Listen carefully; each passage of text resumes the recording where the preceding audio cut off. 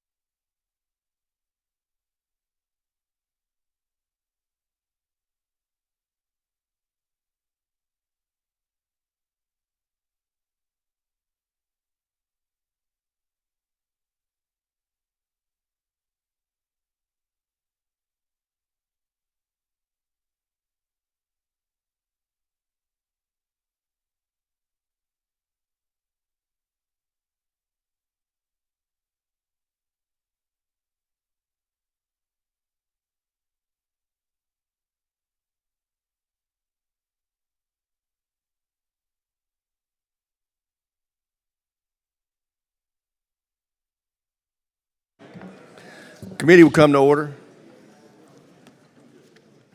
I ask unanimous consent that the chair may declare recess at any point. Without objection, so ordered.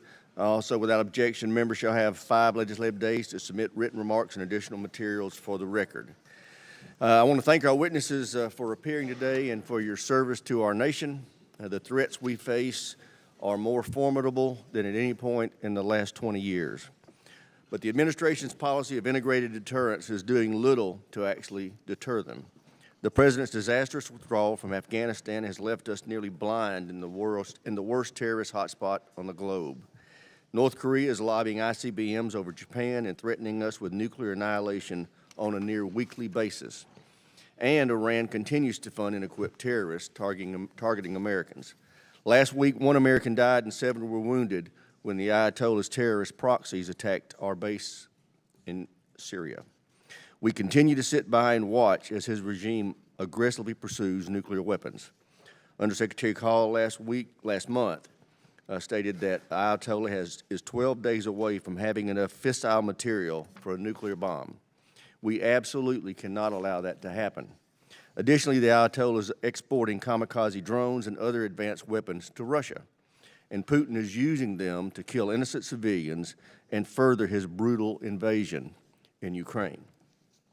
Putin is also threatening our NATO allies by deploying tactical nuclear weapons to Belarus, stepping away from New START and stepping up his harassment of American forces in Eastern Europe and Syria. But most concerning is the strengthening alliance between Putin and Xi.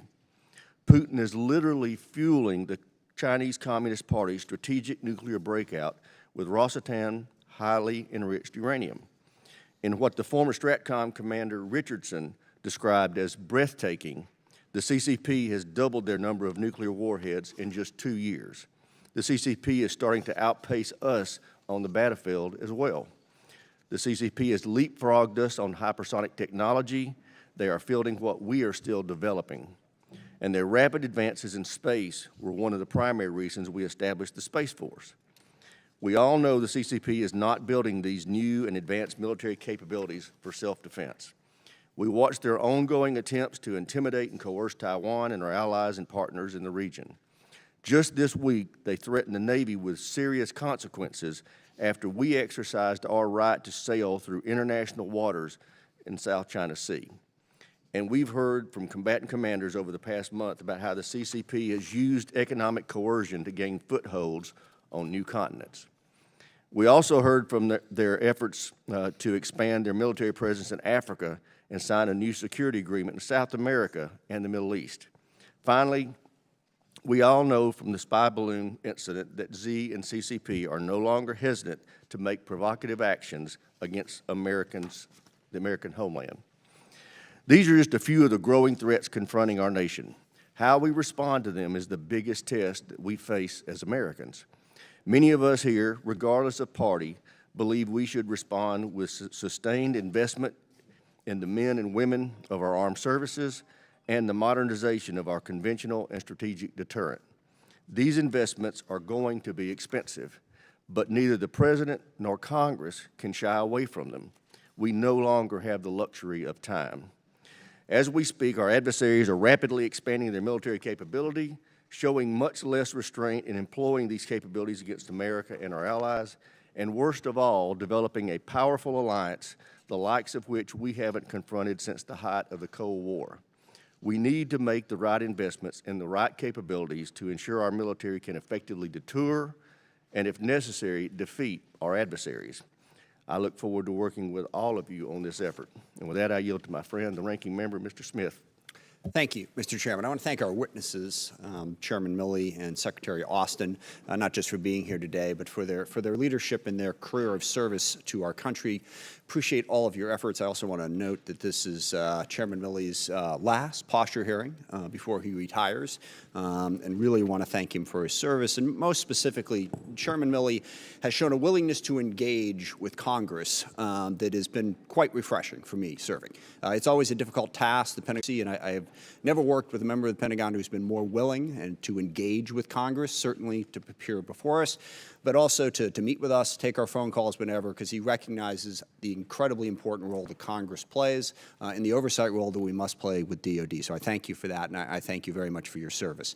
As the chairman laid out, we have an incredibly complicated and dangerous threat environment. There is no question about that. But I do believe that the National Defense Strategy lays out a vision for how to confront that. We can't make China go, we can't make any of those things that the chairman just talked about go away. We have to figure out, how do we deal with them? How do we deter our adversaries, and what is our central goal? Our central goal is a rules-based international order where sovereign nations resolve their differences through international organizations peacefully.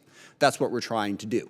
Now we have folks out there in Russia and China and elsewhere, again, as the chairman outlined, that want to blow that up. They want to challenge that. We have to be in a position to deter that. That certainly starts with having a robust and strong military. We've had the largest defense budgets we've ever seen the last 2 years. The president has just proposed, again, the largest defense budget we've ever seen. We are making that investment. I will spare you the long speech that many of you have heard from me before about how I'm more focused on how we're spending the money, making sure that we're spending it efficiently and effectively. It's always the easiest thing to fall back on and say, gosh, we got to have more money. Everything I've ever dealt with, that's been the answer. But again, I will quote, I think it's Winston Churchill, I could be wrong, who said, "Gentlemen, we're out of money, now we have to think." And that's what I really want to focus on. Where are we spending the money and where are we going? What is the objective? Huge part of that objective. We are not going to be able to deter those adversaries that the chairman just laid out on our own. It's an absolute impossibility. We need partnerships and we need allies. And I want to thank Secretary Austin in particular for his outstanding work on helping to build and hold together the coalition that is supporting Ukraine. 54 nations. I think a lot of people accept that as a foregone conclusion. It was not. And it was not easy. It took the leadership of this administration, particularly the leadership of Secretary Austin, to pull it together and help Ukraine. We cannot forget that most people assumed that Ukraine would be taken over by Russia by now. Their incredible will to fight, their courage to stand up has been an inspiration to the world, but it would not have been possible without the support of that international coalition that we helped build. At the same time, we're also building those coalitions to deal with the threat from China that, again, the chairman, I think, did a great job of explaining that threat. But the AUKUS agreement, bringing UK and Australia in, the Quad, where we work with Japan, India, and Australia. We have recently seen Japan step up significantly in terms of the amount of money that they're spending on their defense to be an able partner in that part of the world. We have now an expanded military relationship with the Philippines, a relationship that at the beginning of this administration was very much in question. It was very much in question whether or not the Philippines would go over to China or help us. They're helping us. Building that coalition is a crucial part of how we meet those national security needs that have been laid out before us today. Just a couple of other issues. One is recruitment and retention. A big challenge. I think everyone knows that we are not meeting our goals at the moment, but I think there's a couple important things about that. One, the pandemic had a profound impact on that. We have not been able to recruit effectively for 2 or 3 years. We are now stepping back up and doing that. And also, I've had conversations with Secretary Austin about this. He has experience with this. This is not the first time that the U.S. military has struggled to meet recruitment goals. We have experience in terms of how to make changes and do that. I know that the Secretary is working on that. I look forward to hearing from him about the details of that important issue.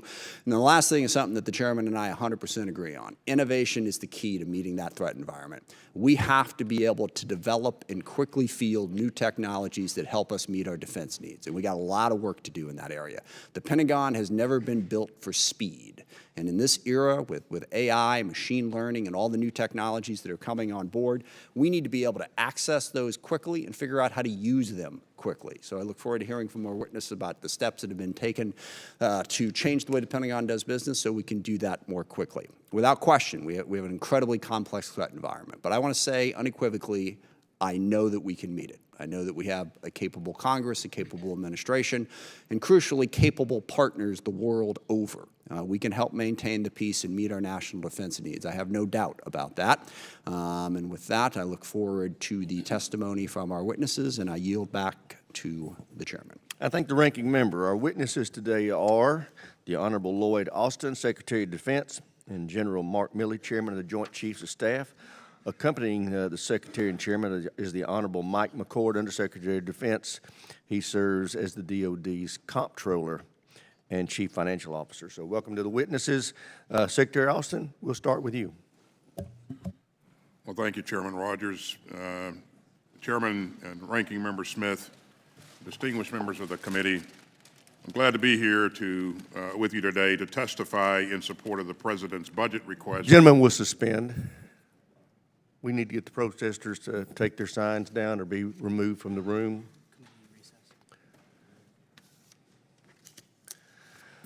The chair notes that the disturbance of the committee's proceedings is taking place. The committee will be in order. I'd like to formally request that those in the audience causing this disruption cease their actions immediately.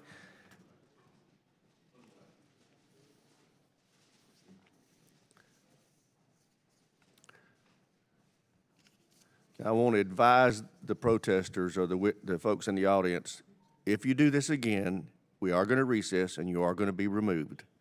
Mr. Secretary, you're recognized.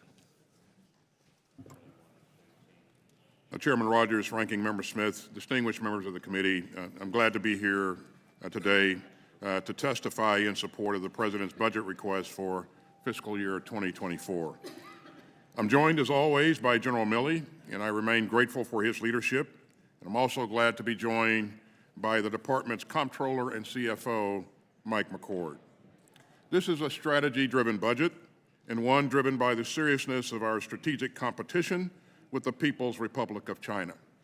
At $842 billion, it is a 3.2% increase over fiscal year 23 enacted, and it is 13.4% higher than fiscal year 22 enacted.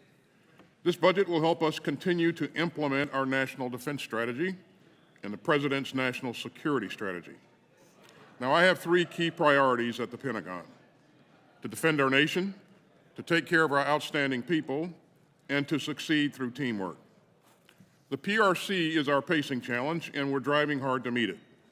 Our budget builds on our previous investments to deter aggression, and we're investing in a more resilient force posture in the Indo-Pacific and increasing the scale and scope of our exercises with our partners. And this budget includes a 40% increase over last year's request for the Pacific Deterrence Initiative. It is an all-time high of $9.1 billion. Now that will fund a stronger force posture, better defenses for Hawaii and Guam, and deeper cooperation with our allies and partners. Now, this budget also makes the department's largest ever investments in both R&D and procurement. We're requesting more than $61 billion to sustain air dominance. And that includes funding for fighters and the extraordinary B-21 strategic bomber that I helped unveil last December. We're also seeking more than $48 billion for sea power, including new construction of 9 Battle Force ships. And we're boosting capacity at America's shipyards to build the ships that our strategy demands. We're investing a total of $1.2 billion in the submarine industrial base. And we're buying 2 Virginia-class attack submarines and 1 Columbia-class ballistic missile submarine. On land, we're investing in air and missile defense and in defenses to counter unmanned aerial vehicles. We're also requesting $11 billion to deliver the right mix of long-range fires, including major investments in hypersonics. We'll also continue to modernize all 3 legs of our nuclear triad and bolster our strategic deterrence. And we put forward the largest space budget in Pentagon history. We've requested $33.3 billion to improve our capabilities and our resilience in space. Now, let me again thank Congress for providing the department with multi-year procurement authorities and appropriations for critical munitions. In this budget, we're requesting more multi-year procurement authorities. And we're asking for more than $30 billion to further invest in the industrial base and to buy the maximum number of munitions that American industry can produce. This budget also moves us away from aging capabilities that aren't relevant to future conflicts, so we can focus on the advances that our warfighters will need. Now, our national defense strategy calls out Putin's highly aggressive Russia as an acute threat. And under President Biden's leadership, the United States has rallied the world to help Ukraine fight Russia's indefensible invasion. We've reinforced NATO's defense and deterrence on its eastern flank. And our allies and partners have provided crucial security assistance coordinated through the Ukraine Defense Contact Group that I lead. And we will support Ukraine's defense for as long as it takes.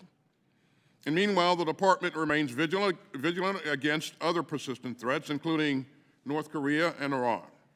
And we will take all necessary measures to defend our troops and our interests overseas, as seen in our recent airstrikes against facilities linked to Iran's Islamic Revolutionary Guard Corps. And we're also investing in over-the-horizon counterterrorism capabilities. And Mr. Chairman, our joint force stands ready to meet any challenge, and you could see the force's readiness after Russia's unprovoked invasion of Ukraine, when we swiftly deployed elements of the 3rd Infantry Division to Poland to shore up NATO's eastern flank. We closely monitor readiness at the unit level and maintain response forces at our highest states of readiness, while the rest of the force, by design, is preparing for future contingencies. So this budget will help us maintain our readiness with $146 billion in funding for operations, training, and maintenance. This budget also invests in improving our readiness and resilience in the face of climate change and other 21st century threats.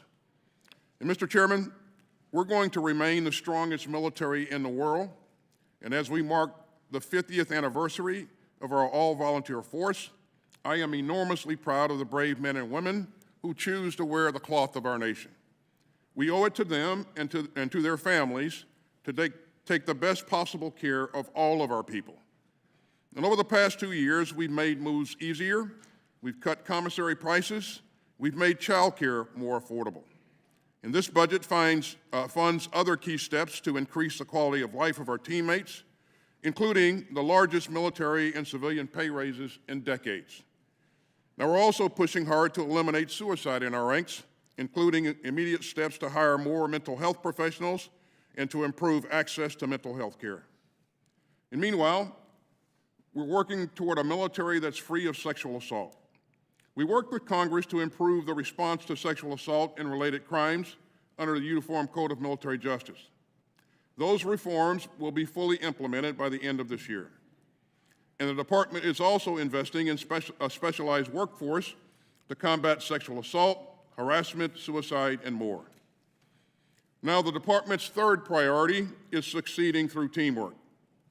Our unrivaled network of allies and partners magnifies our power and expands our security. And in recent months, our friends in the Indo-Pacific have taken major steps forward. The Philippines has agreed to nearly double the number of sites where we can cooperate together. Japan committed to double its defense spending, and through the historic AUKUS partnership, we'll work with our Australian and British allies to build game-changing defense advantages that will deter aggression and boost our defense industrial capacity. In sum, Mr. Chairman, this is the budget that will meet this moment, and I respectfully request your support. The single most effective way that this committee can support the Department and our outstanding troops is with an on-time, full-year appropriation.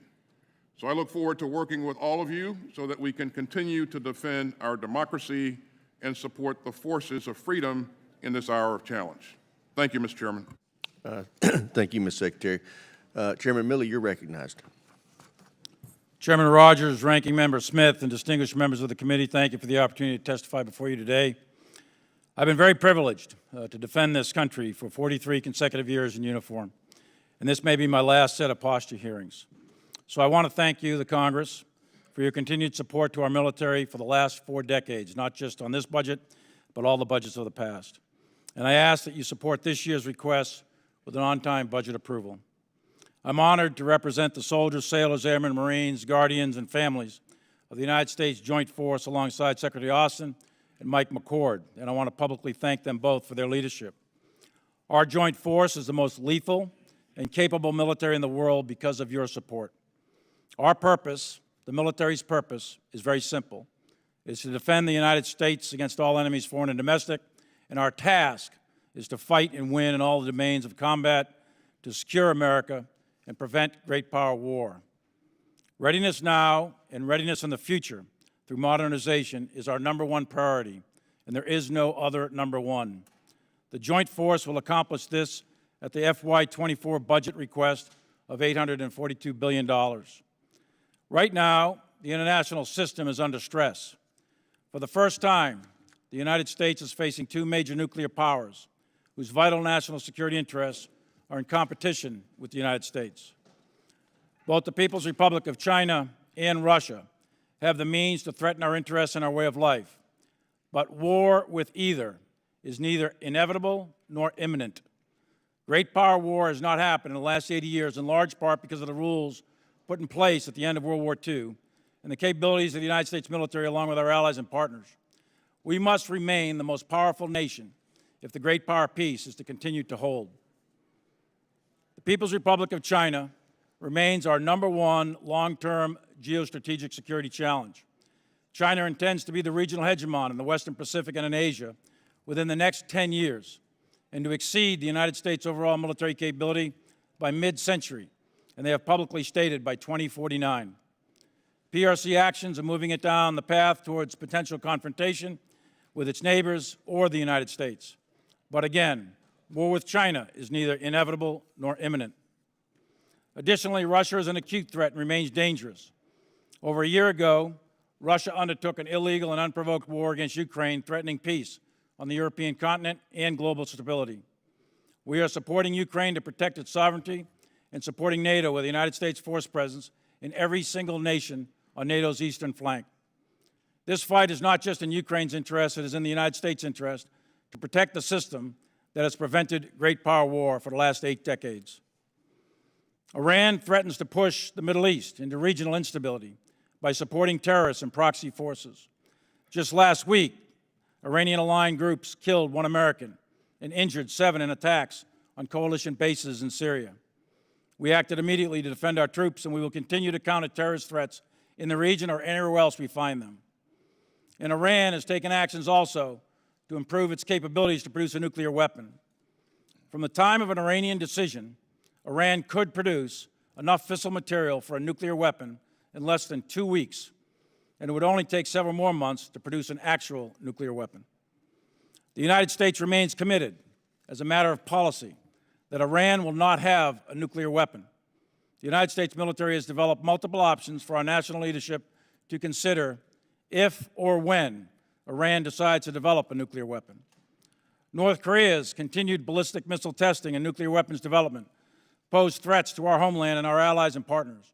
But we stand shoulder to shoulder with the Republic of Korea to continue to deter North Korea aggression as we have for the last 70 years. Terrorists continue to operate around the globe, threatening fear, destruction, and destabilization, and this budget further supports our continued CT efforts, counterterrorism efforts. In short, the United States military stands ready to protect our nation's interests and the American people. We are currently standing watch on freedom's frontier with nearly 250,000 troops in Europe, Asia, Africa, the Middle East, and South America. And the United States never fights alone. A key source of our strength is our large global network of alliances and partnerships. And just this month, we conducted 63 operations and joint and combined exercises globally with our allies and partners. And lastly, our operational readiness rates are higher now than they've been in many years. Currently, 60% of our active force is at the highest states of readiness and could deploy to combat in less than 30 days, well exceeding the minimum of the 1/3 standard that we've always had. 10% of our force could deploy in less than 96 hours. The United States military is ready. The joint force is also at an inflection point, and we must balance current operations, readiness, and modernization. And we must not allow ourselves to create the false trap that we can either modernize our forces for the future or focus only on today. We must do both. We must integrate advanced technologies, including precision long-range fires, hypersonic weapons, quantum computing, artificial intelligence, robotics, and all-domain sensors. The time is now. We have very little margin to wait. And the common thread critical to all of this is our people. We must continue investing in the training, education, and talent management to be prepared for the future operating environment. I urge Congress to support this budget's significant pay raise, health care, housing, and child care initiatives.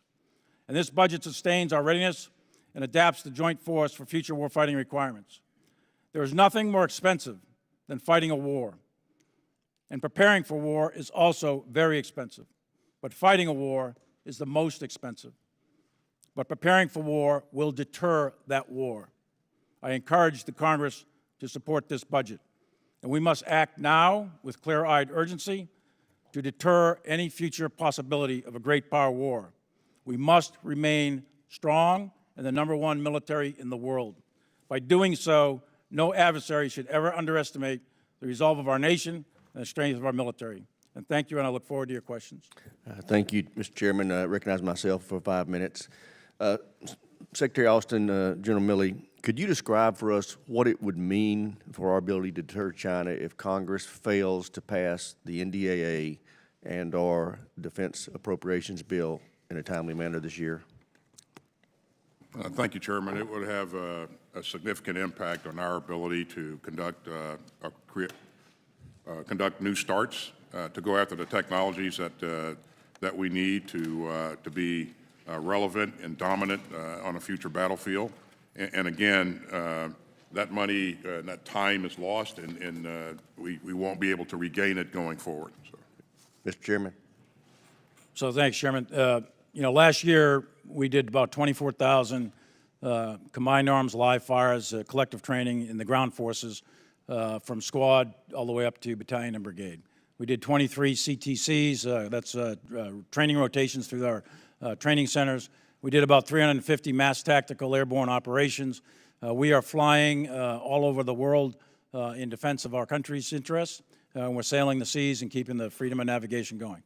If we don't pass an on-time budget, if we go to a continuing resolution, then the readiness levels will drop. We've done the math before. We've done this many, many times in the past years. What will end up happening is all those live fires, a lot of them will go away. We'll end up training basically to squad, platoon, and maybe company level for the ground forces. Our flying hour program, which is averages about 150 hours per pilot for both the Air Force, Marines, and Navy. That will come down considerably, probably by 10 or 20%. That'll have a very negative impact on our readiness. So the bottom line is, in terms of procurement and future, the multi-year starts, all of the things that business needs to continue to supply us with the equipment we need, all of that will be decremented by a significant degree. So the bottom line is our readiness will drop and our future modernization programs will be at risk. Great. To both of you, we're seeing growing cooperation between the militaries of China, Russia, and Iran as well as closer defense and energy supply chain integration. Are we adequately resourced and prepared to deter and, if necessary, defeat this type of alliance? And I start with you, General. The NDS currently is structured so the way it's called is a pacing threat for China and acute threat for Russia. What that really means, and this changed under the former SecDef Mattis, we changed essentially from a two-war strategy, two regional contingency strategy, which was in existence from, I guess, end of World War II all the way up through a few years ago. We switched to a one-war strategy. So we planned to resource, train, man, equip, and force structure our force to be able to fight one major contingency against one great power and to hold in the other theaters. And how long has that policy been in place? At least I know the shift occurred, I guess it was the 2017 NDS, I think it was. Okay. And I was Chief of Staff of the Army. We all participated in it. And it's, now we can surge, and we would have to do that, but that's the reality of it. Our military, capability-wise, can fight in a lot of places with different types of contingencies. But if you're talking about a serious conflict with a major great power war, realistically, putting both China and Russia together is a very, very difficult thing. Well, and that's the thing that the committee needs to take note of in the Congress is that for the first 15 years that I was here, we had a strategy that allowed us to fight two wars simultaneously and successfully defend the homeland. And we have already had to drop that down to just one theater, which is scary enough. And I worry that if we do have a disruption in our funding, our authorization, it could further erode that capability. Let me ask, General, can you tell us a little bit about the intentions of Iran in Syria with the recent attacks that we've had there, and what's the security situation like in that theater in Syria? We've obviously had issues with Iran for many, many years. Iran's, in my view, Iran's strategic objective is to drive the United States out of both Iraq and Syria. They want to do that for their own national security interests.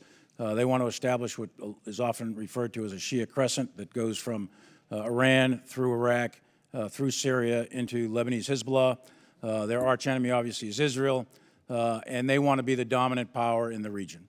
That's what the assessment is from the intelligence community. That's what, and I concur with that. So that's their strategic objective. As you may recall, several years ago, under President Trump, we pulled troops off of the border between Syria and Turkey because Turkey was going to invade. That was in the first month of my time as chairman. Then we pulled back. President Trump approved a security zone, essentially, on the northeast portion of Syria, where we put a little bit less than 1,000 troops. That security belt was put there for a specific purpose at the time, and that purpose was to go ahead and continue the enduring defeat of ISIS, which had been, the caliphate was destroyed, but ISIS itself broke down into small little penny packets, so they were still there. There's also a series of refugee camps and prison camps that are up there with the SDF, the Syrian Democratic Front. So they guard those. So we work with them to do that. If they walk away from those camps, then ISIS is going to resurrect very quickly. So the enduring defeat of ISIS is the primary and fundamental reason why they're still there. I do think, and I applaud members of this committee that have initiated discussions of that. I think that's worthwhile. And I think one of the things that we want, us in uniform, we just want to know the American people are behind us. If we're going to put our lives on the line, we want the American people to support us. So if the American people's support is not there, then we shouldn't be there. It's that simple. So I applaud that effort as well. So, but that's why we're there. Thank you, Minister. I recognize the ranking member. Thank you. First of all, I want to voice my very strong agreement with the chairman's initial line of questioning on the importance of passing the appropriations bills in the NDAA. I would add that each week that we don't raise the debt ceiling also places our budget in jeopardy. And at the end of the day, I mean, we can argue back and forth about whether we should add $10, $20 billion to the defense budget, but vastly more important is just being able to pass it, being able to put it in place, and also to not introduce the economic insecurity that's involved with not raising the debt ceiling, let alone getting to the point where we breach that ceiling and stop paying. But that would just be devastating to our national security and everything we're talking about here. Mr. Secretary, can you talk a little bit about your goals and your objectives on recruitment? We've talked about this before to meet that challenge. Understanding, of course, that we still have the best military force in the world. I don't think anybody should ever forget that. But what are your goals as you look forward to meet those challenges going forward? Well, obviously each service has outlined what their requirements, what their goals are going forward. And as you know, last year, the service that fell short by the largest margin was the Army. But all of the services have recognized the challenges that we're currently facing, the headwinds that were created by a couple of years of COVID, the inability to get into high schools, the inability to engage centers of influence, and so that's 2 years worth of headwinds that we are now working to counter, to improve our efforts here. I think the services are doing the right thing in terms of investing in marketing, investing in the right kinds of recruiters, making sure that our recruiting stations are in the right places, going to where, in terms of where the applicants are, going to where they are, in the media, and also reestablishing, the connectivity that's really, really important. As you mentioned earlier, Chairman, this is not the first time that the military has been faced with challenges in recruiting. And, I was assigned to recruiting command because we had challenges in the past as a young captain. I learned a lot about recruiting. We overcame the challenges that we were faced with by doing the right things. I am confident that our secretaries, our chiefs are doing the right things, and they are putting the right leaders in place to make sure that we turn things around. And again, each service will have different goals and objectives based upon what their requirements are, but we see the trends begin to move in the right directions. And it will take, this was a challenge that was brought on by a couple of years of COVID and other things, probably the lowest unemployment rate that we've seen in a very, very long time.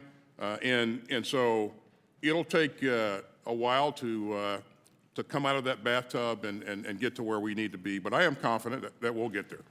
Thank you. Chairman Milley, looking at the threat from China and our partners in the region, I mentioned Japan stepping up the defense budget. We've building other partnerships with Australia, now the Philippines and elsewhere.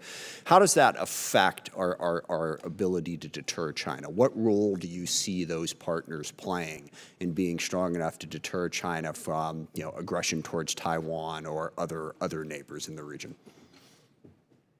Well, not only in Asia, but one of our key advantages as a nation is our network of allies and partners around the world. And in Asia, of course, we have bilateral defense treaties. In Europe, you have NATO, but in Asia, we have bilateral defense treaties with Japan, South Korea, Thailand, Philippines, and Australia. And that is a network of alliances that is really strong. It's very powerful. You mentioned AUKUS in your opening comments.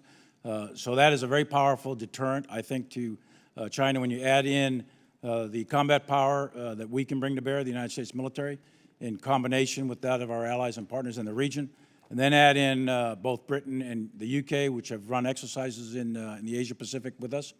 And then there's a whole string of other countries that are very, very close to us, but not official Senate-ratified partners. In combination, they bring a tremendous wealth of capability both on the land, sea, and air. So in combination, that's a very significant amount of military power. Okay. Thank you very much. I yield back, Mr. Chairman. Thank the gentleman. The chair now recognizes the gentleman from South Carolina, Mr. Wilson, for 5 minutes.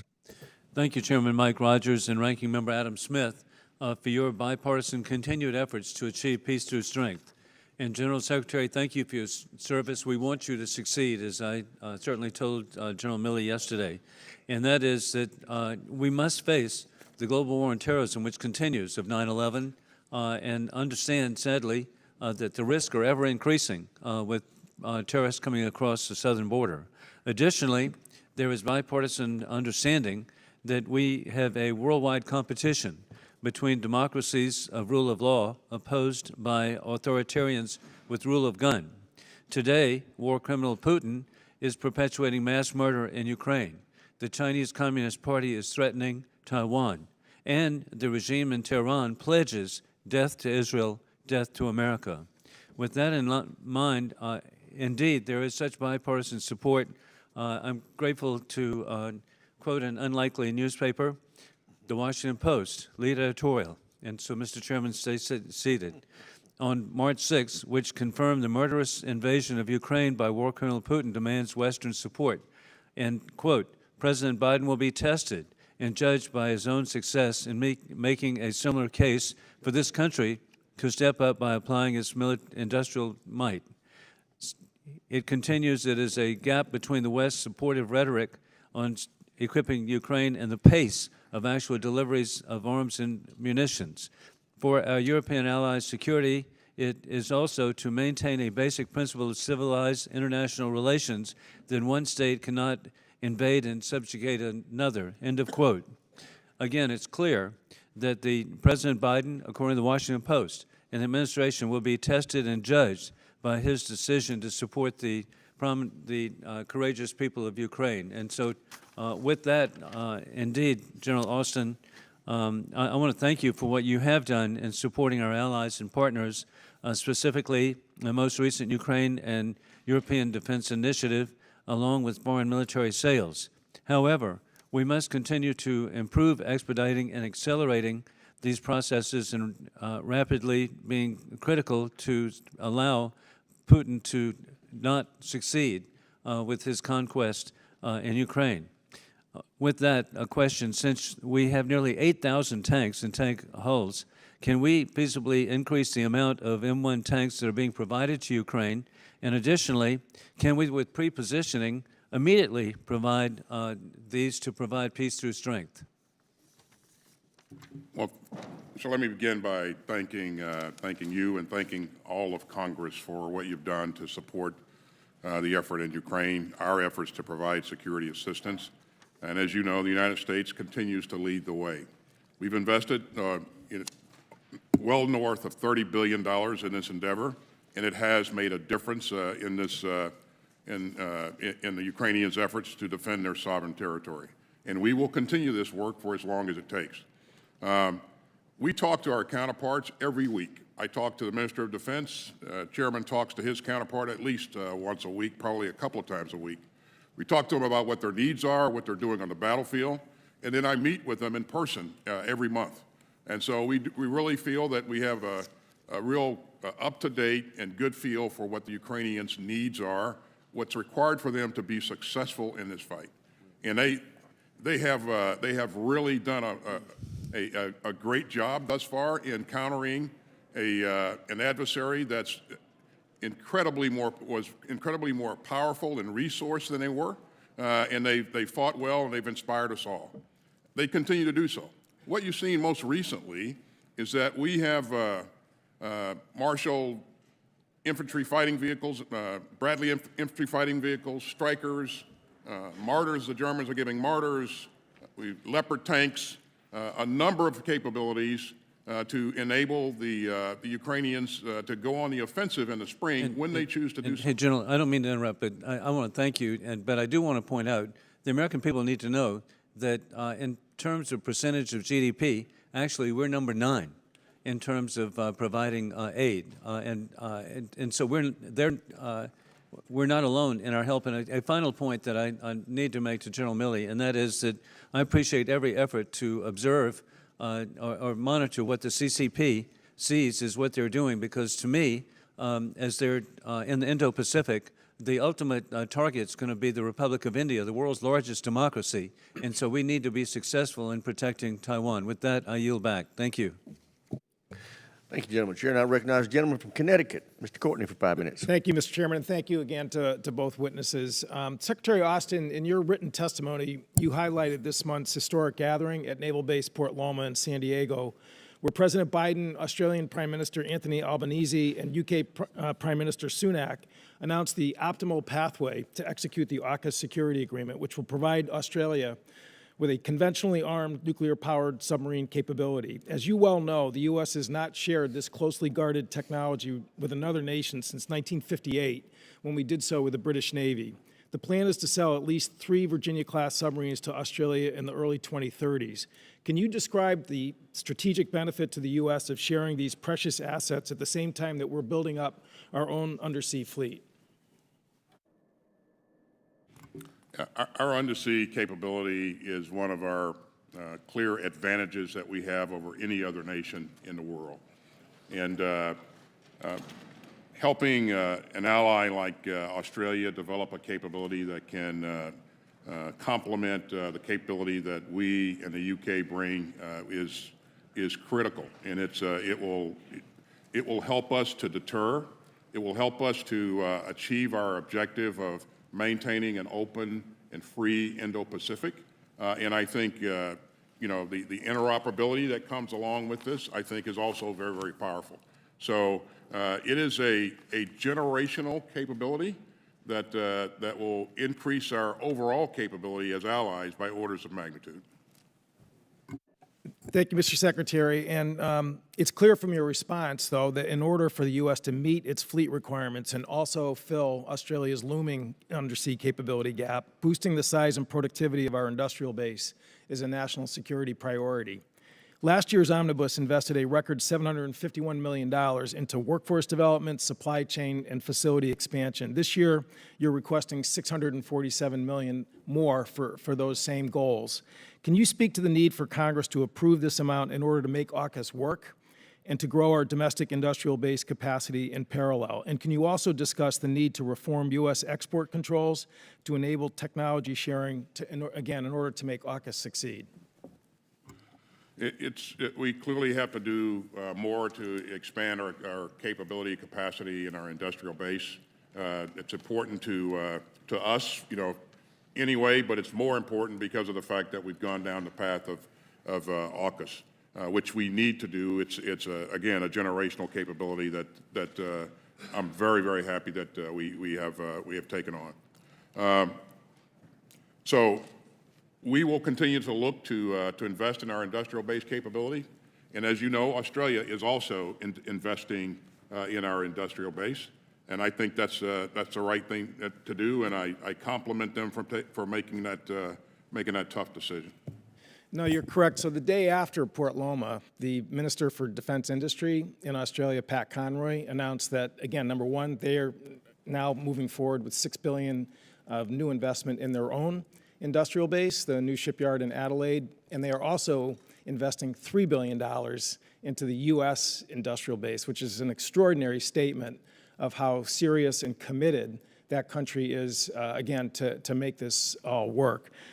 There's another issue that, again, has been sort of in the internet, atmosphere, I think somewhat aided by China, who's not very pleased about the AUKUS arrangement, claiming that this somehow is going to affect the sovereignty of Australia's Navy, that they're basically sacrificing sovereignty by going into this arrangement. Can you just clarify that, again, this is a sale, so title in the deed to the subs will be in the ownership of the Royal Australian Navy, and they, again, will operate, again, within their own sovereign authority? I couldn't explain it any better than you just did. That's exactly right. It does not infringe on the sovereignty of Australia at all. And again, they are a great ally, and we welcome their decision to invest in this capability. And lastly, as I mentioned, this is a submarines that will have conventional armaments, not nuclear armaments. And again, that is critical in terms of making sure that it complies with the International Nuclear Non-Proliferation Treaty. Is that correct? That's absolutely correct. Thank you. I yield back. Chair now recognizes the gentleman from Ohio, Mr. Turner, for 5 minutes. Thank you, Mr. Chairman. Secretary Austin, I want to congratulate you on the leadership that you provided in the effort of just the unbelievable logistics that have had to be undertaken to support Ukraine. Thank you for doing that. This Congress, of course, has been a lead in pushing the administration for the weapon systems that have been provided, but your response has been extraordinary. My questions today are for General Milley. General Milley, when we were all gathered together to talk about the budget document for 2023, we had a discussion concerning SLCM, the Sea-Launched Cruise Missile. It is a low-yield nuclear weapon. It was a capability that we had previously that was retired in 2010. The decision had been made to redeploy the SLCM capability. In our budget hearings in 2023, you stated that redeploying SLCM was important for U.S. Credible deterrence. Specifically, you said, the president deserves to have multiple options to deal with national security situations, recognizing the change that has occurred in Russia's posture. Does that remain your position today? It does. There's alternative views, but that's my position. That's correct. Thank you. Turning to the issue of spectrum, that is radio frequency spectrum. As you know, DOD is not just a user of radio frequency. You're a part of the federal government. The federal government is an owner of radio frequency. You don't operate in those frequency areas as a licensee or pursuant to a lease. You are part of the use of the federal government of reserving to itself for its own use radio frequency spectrum. There have been attempts to diminish or limit the access of the Department of Defense to radio frequency spectrum. I believe it's in the 3.1 to 3.45 gigahertz spectrum. I know you'd know more about this than I would. Could you please give us some information about what would that mean if we require DOD to move from the spectrum that you're currently in, or if we allow others into the spectrum? How would that affect your operations? It would be significant. I don't want to go into great detail in an unclassified session, but it would be significant in terms of our ability to sense the environment and respond to threats in the environment, things like radars, et cetera. So I think— I think you need to turn your microphone on. Okay. So let me just say that again. It would be significant impact, I think, on national security if we were compelled to vacate that portion of the spectrum. There's an ongoing study. My recommendation has been to the Secretary and to don't make any final decisions until that study is complete, which is estimated to be in September. When that study is complete, then we can make some fully informed recommendations, and then the President can make appropriately informed decisions on what to do with that spectrum. Ultimately, a lot of people want to share it, and I understand that, and I understand the principle behind it, and And I think the economy is really important, and there's trillions of dollars at stake here. All of that's true. But there's also significant national security interests in that particular portion of the spectrum. So we've got to do it right, and if we make a mistake at it, we're going to be paying for it for years, not only in dollars, but in risk down for a decade or two. So it would affect our capabilities, I'm correct, sorry? General? It would affect our It capabilities. would absolutely affect And our it would capabilities. cost us trillions of dollars, not just trillions of dollars in the economy, trillions of dollars in defense spending to try to adjust, to move you from your spectrum. To be honest, I'd have to get you some numbers off to Mike McCord, but it'll be a lot. It'll be a lot of money. Excellent. Turning to, sorry, Secretary, my question's for General Milley. General Milley, turning to missile defense, Russia has changed its posture with respect to nuclear weapons, now claiming that they might put nuclear weapons in Belarus.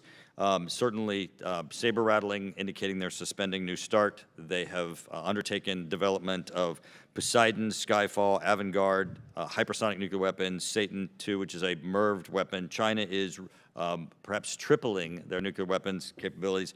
Do you think it's time that we revisit missile defense as we are sitting without real capabilities to respond if there is an attack upon the United States? Well, to be clear, strategic stability depends on an assured second strike capability, which we have, and we can guarantee it without question. So the United States, from a nuclear deterrent posture, we are very secure because we have an exceptional nuclear system enterprise consisting of the triad that you're well aware of and the NC3, and we're trying to recapitalize that for the out years. But so the stability of the nuclear system is an assured second strike. That's the fundamental underpinning of deterrence between us and Russia. But there are other countries out there that are advancing. North Korea, for example, maybe not with Iran, who knows? So with smaller numbers. And I think an integrated air and missile defense system is critical. We have that in the Pacific. We have a layered defensive system that comes all the way from Japan all the way back with radars and sensors. And we have a number of capabilities that can shoot down incoming threats.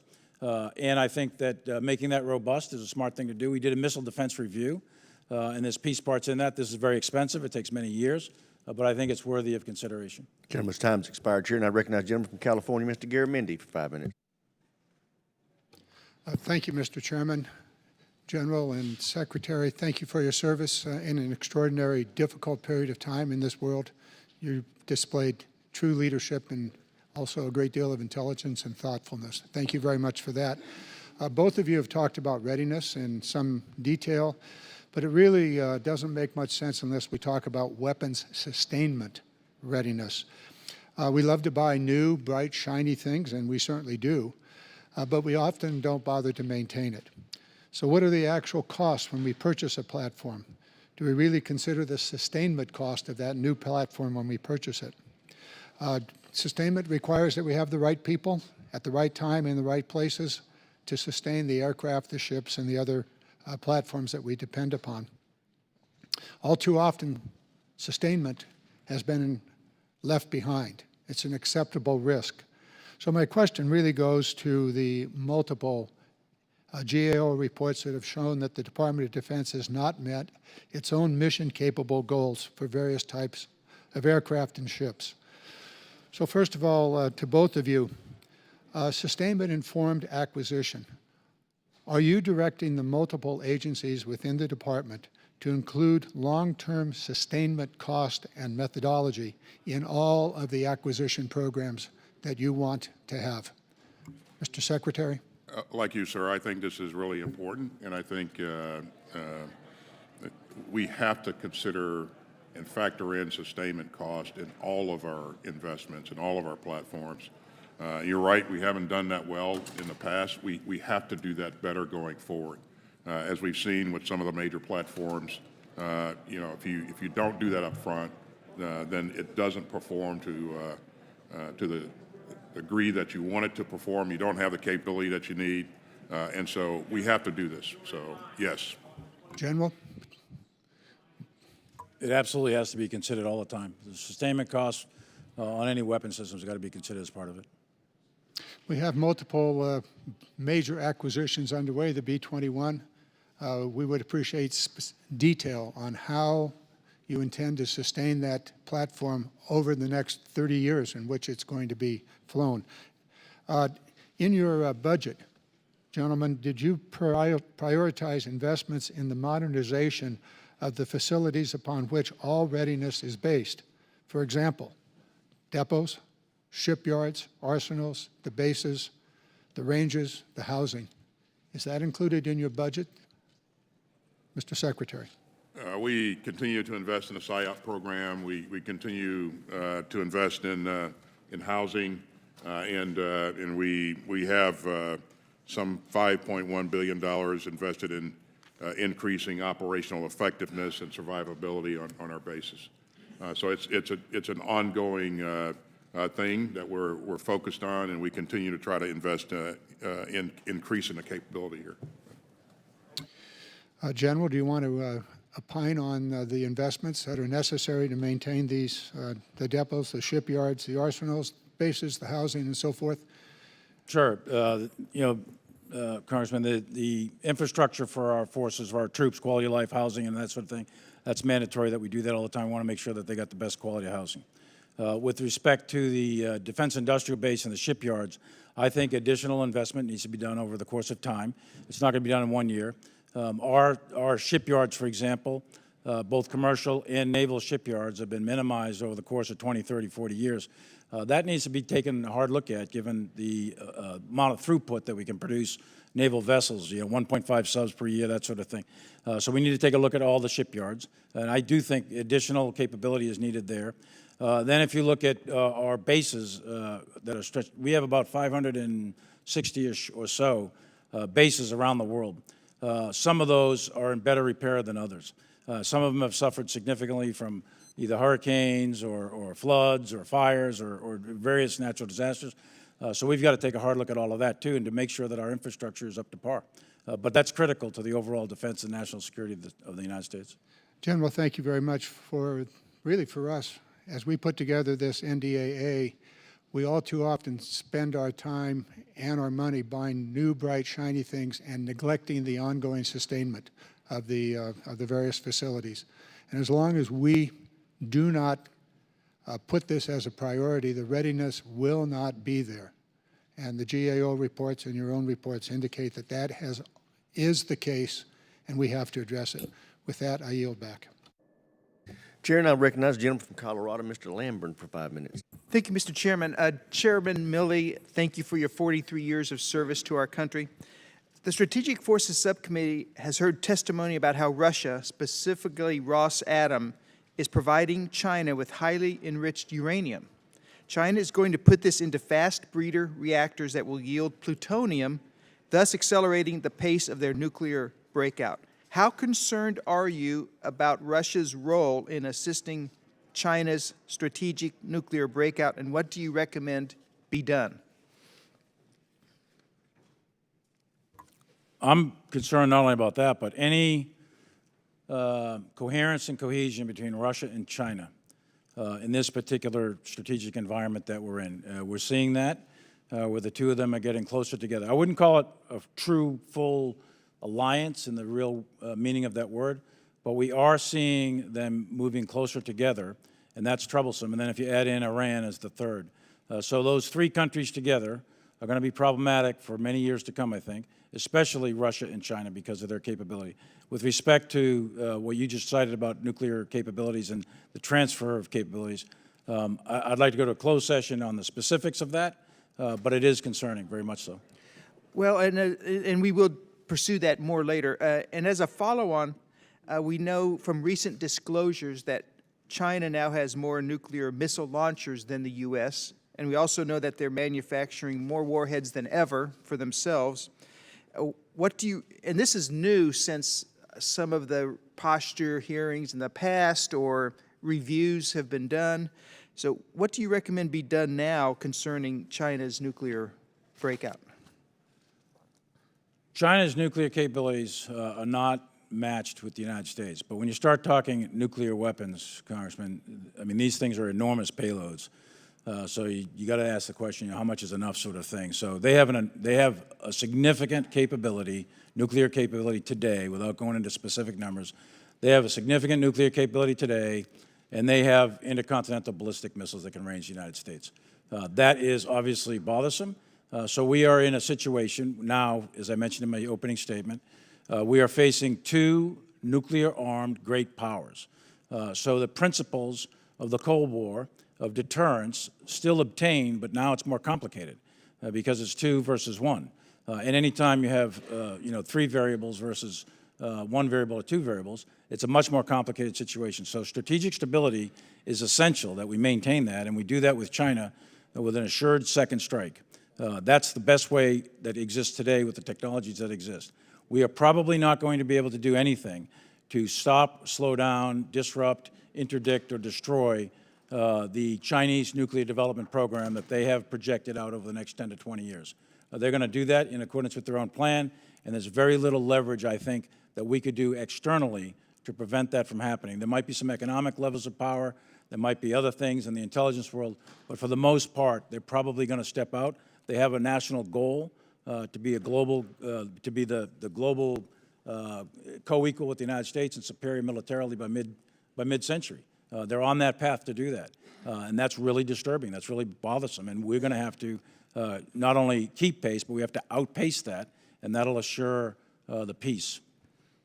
Well, and a lot of us are concerned that the New START treaty was negotiated with the Russians in mind, and China was a minor, That's right. relatively minor player at the time. That's right. So- That's correct. And I mean, there are arms control agreements and regimes, et cetera. But at the end of the day, all of those are good, and I support all of those. But at the end of the day, military power matters. And our military power has to always exceed that of China in all of the domains. And if we do that, then we have a better chance at deterring any kind of conflict with China. Thank you, thank you. And we need to continue that debate on what comes after New START. That's right. For both of you, my subcommittee and the whole committee wants to make sure that hypersonics development proceeds as rapidly as possible. If we can identify ways to accelerate their development, whether through pinpointed funding increases beyond the president's budget, expanded testing capabilities, or just overcoming bottlenecks in general, would you both be supportive of that? I am, sir, and we're doing all of that. We're investing some $11 billion in long-range fires in this budget, and hypersonics is a part of that. We invested in hypersonics last year. 2 years ago, or 18 months ago, we pulled CEOs together to talk about things that we could do to speed up our efforts here in hypersonics. And they identified some of the things that you're talking about, a greater range access, better ranges, and so we're working all of that. So I think if I look at what we're doing recently, we had 12 successful tests, hypersonic tests here in the last year. Not every one of them is going to work, but we had 12 successful tests, and we'll continue that work going forward. Gentleman's time's expired. Chair, and I recognize the gentleman from New Jersey, Mr. Norcross. Thank you, Chairman. I want to thank the witnesses for being here today, and certainly to you, General Milley, for your service, and echo the comments of the Chairman and Ranking Member.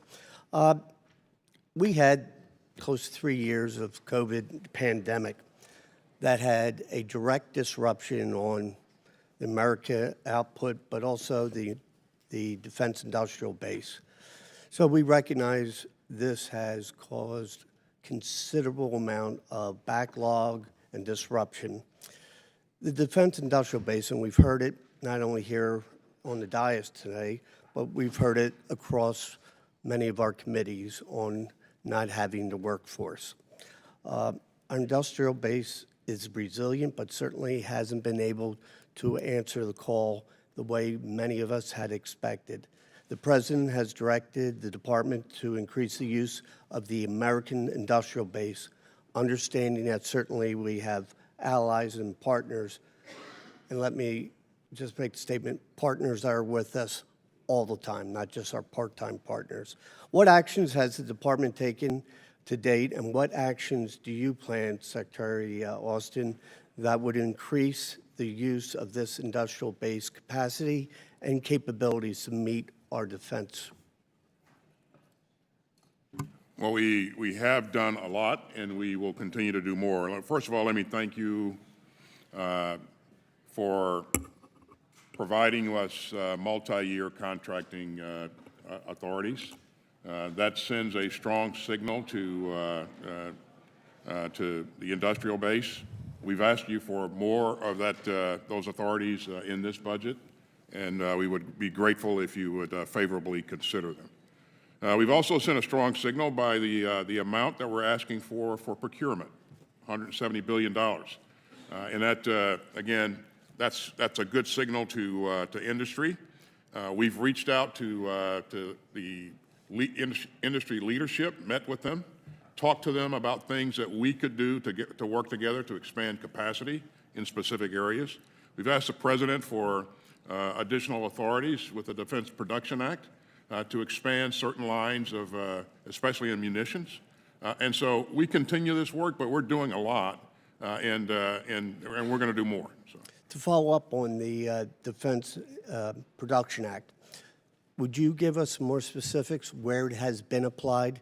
And you had just mentioned you're looking for the White House to expand it, not only where, but where we want to apply it. We can certainly follow up with additional details in writing, but a good example is what we've been trying to do with acquiring and purchasing 155 munitions. We've asked for extra authorities to lean into that, and the President certainly gave us the help with that, and he continues to help in other areas as well. So. We certainly appreciate that, and almost 3 years ago, we started to invest very heavily in the armaments and explosives, or we would be even in worse condition. Any authorities that is not available to you now that you would need to help expedite this? Quite frankly, no. I think that, again, we've asked you for additional authorities to do multi-year contracting. That would help us if you would give us additional authorities in this budget. But Congress has been very, very responsive and helpful, and the President has as well. So we're not only working with our industrial base, but we're working with allies and partners to work with them, to talk to them about how they can expand as well and increase their productivity. Thank you.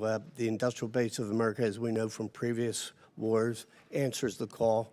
We just need to make sure that America is asked to do it and bring home some of that incredibly important work that has been offshored from years past. With that, I yield back.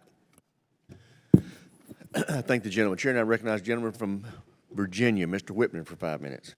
Thank you, Mr. Chairman. I ask unanimous consent to submit the 3 charts I'm about to present for the record. Without objection, so ordered. Thank you. Secretary Austin, General Milley, thank you so much for joining us today. General Milley, thank you so much for your 43 years of service to our nation. Incredibly, incredibly contributive to the overall effort. Gentlemen, today we face the threat of our lifetime. The CCP is indeed that. And to go back to 2004, when Secretary Rumsfeld said, you go to war with the army you have, not the army you might want or wish to have at a later time. We see the expansionist efforts by the Chinese Communist Party. I'd like to point to this first chart. This is where we were in 1999.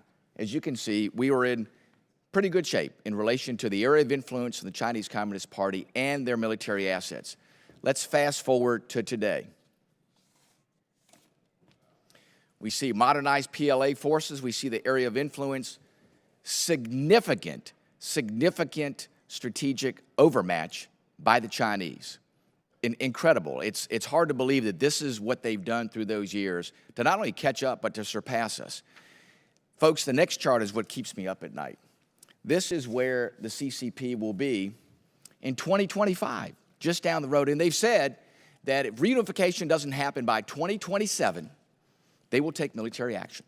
We know what is in store. We know where this disparity exists. We see this. This should be a sobering effect for all of us. Secretary Austin, the Biden administration proposes a defense budget that allows the Air Force to divest 801 fighter aircraft from FY23 to 28, while buying 345 new fighter aircraft over the same period of time. It disregards Congress's direction to the Navy to maintain a minimum of 31 ships in our amphibious force. It also builds 9 ships, that's great, but it retires 11 ships. And I just have a hard time seeing where we're going. I'm not a mathematician, but I want to know, how do we do addition by subtraction? How does this budget create the capacity and capability to close this gap? How does this send a message to the Chinese that this is a deterrent effect for what we know is coming? Please tell us what we're going to do with this threat that's at our doorstep. Please tell the American people what we are going to do to mitigate this threat. Well, thank you, sir. Well, first of all, on the budget, the way that we constructed this budget and the way that we constructed our last budget is that we linked our budget directly to our strategy. And we not only view the threat as we see it today, but we look over the years and where the threat will be in several years from now. We're interested in investing in the right capabilities that will support the warfighting concepts that we know that we will need to employ in order to be successful. And so it is about the quality, the capability of the platforms, and not necessarily the number. We talked about fighting as a member of a coalition.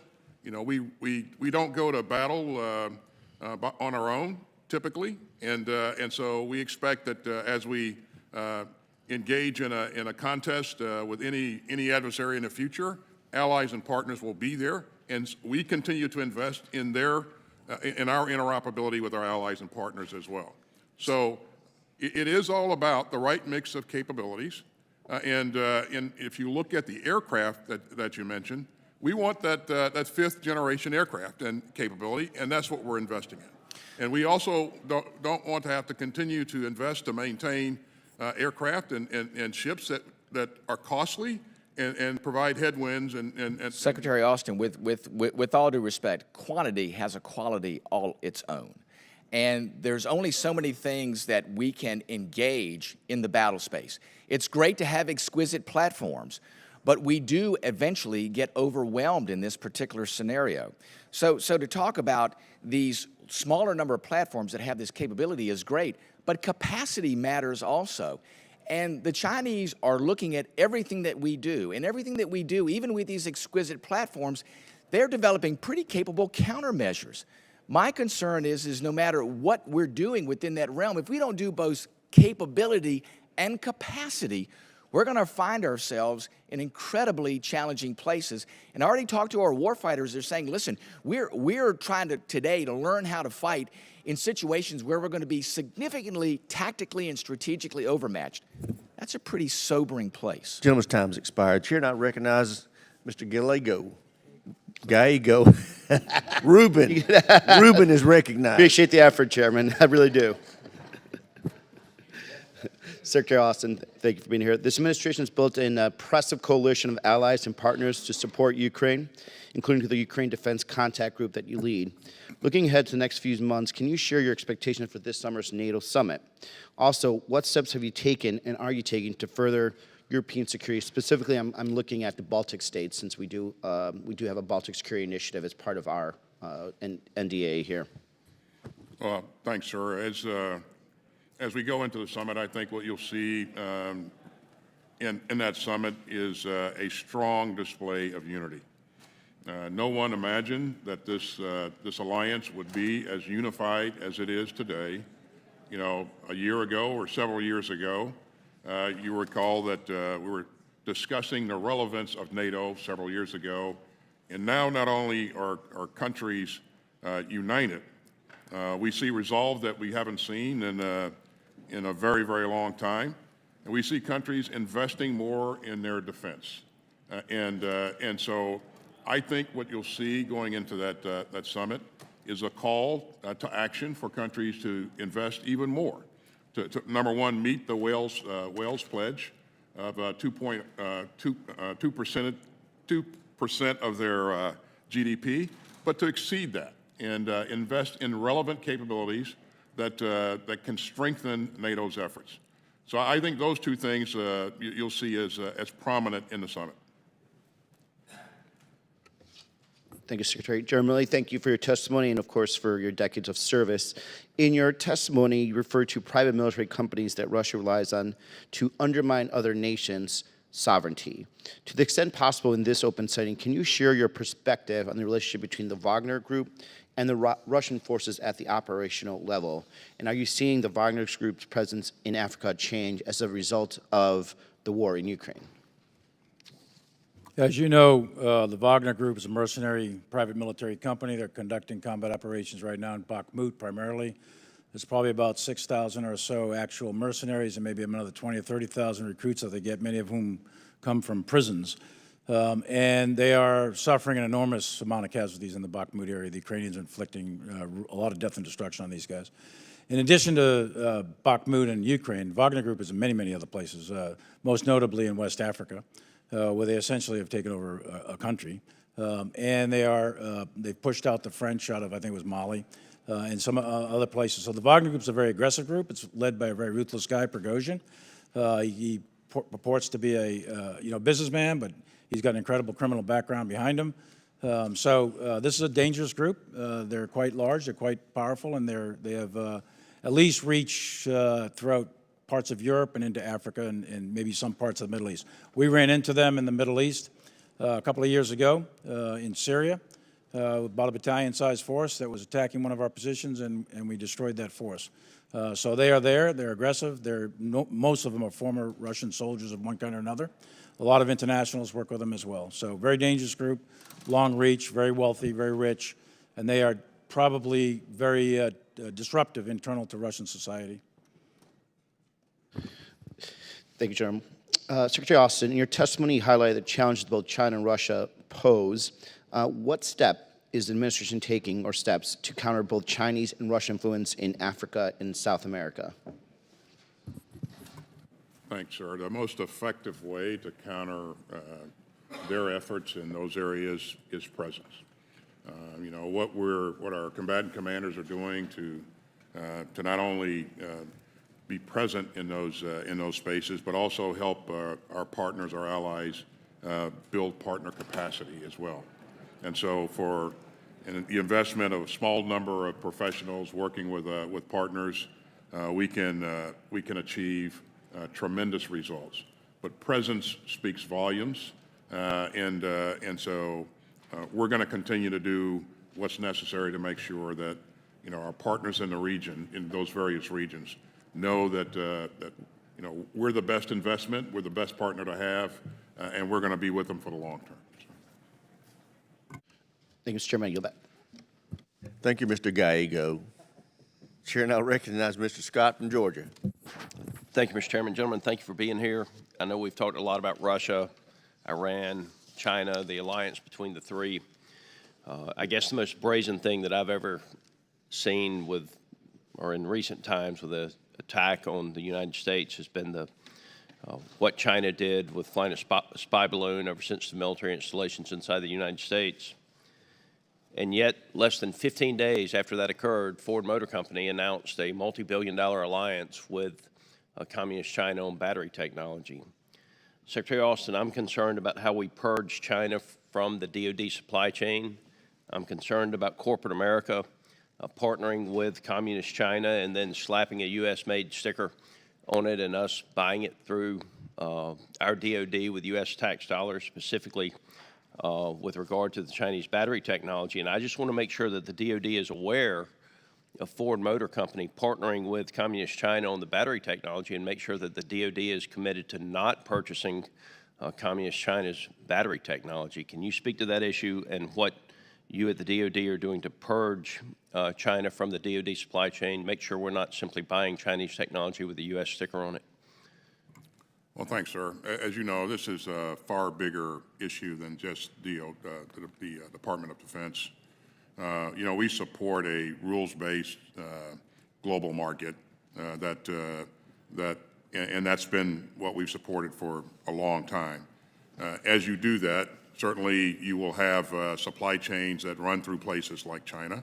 But what you've seen our leadership do recently is move to, as best we can, begin to onshore some of those capabilities that are represented in those supply chains and limit our liabilities there and limit our exposure. Secretary Austin, if I could, would you agree that if you send money to one person and that person sends money then to Communist China and Communist China then uses that money against the United States, that, I mean, that's a circle where our dollars are being used against us? Yeah, I think the best thing that we can do and are doing is to continue to invest in our industrial base, continue to invest in our... I agree with that 100%. Yeah. I don't mean to interrupt you. I'm getting short on time, and I want to move to another question, but I would just tell you that I think it's counterproductive for the Department of Defense to purchase technology developed by the PLC and Chinese corporations. I think there's better technology available, and corporate America does not need to be allowed to sell, stick an American sticker on Communist China's technology and sell it to us, especially at the DOD. Moving to another question, General Milley, there are a lot of activity in our own backyard just south of our border. I've been there a couple of times. The drug cartels' activity and capabilities have increased drastically over the last few years. We're seeing larger influxes from a lot of countries, including China.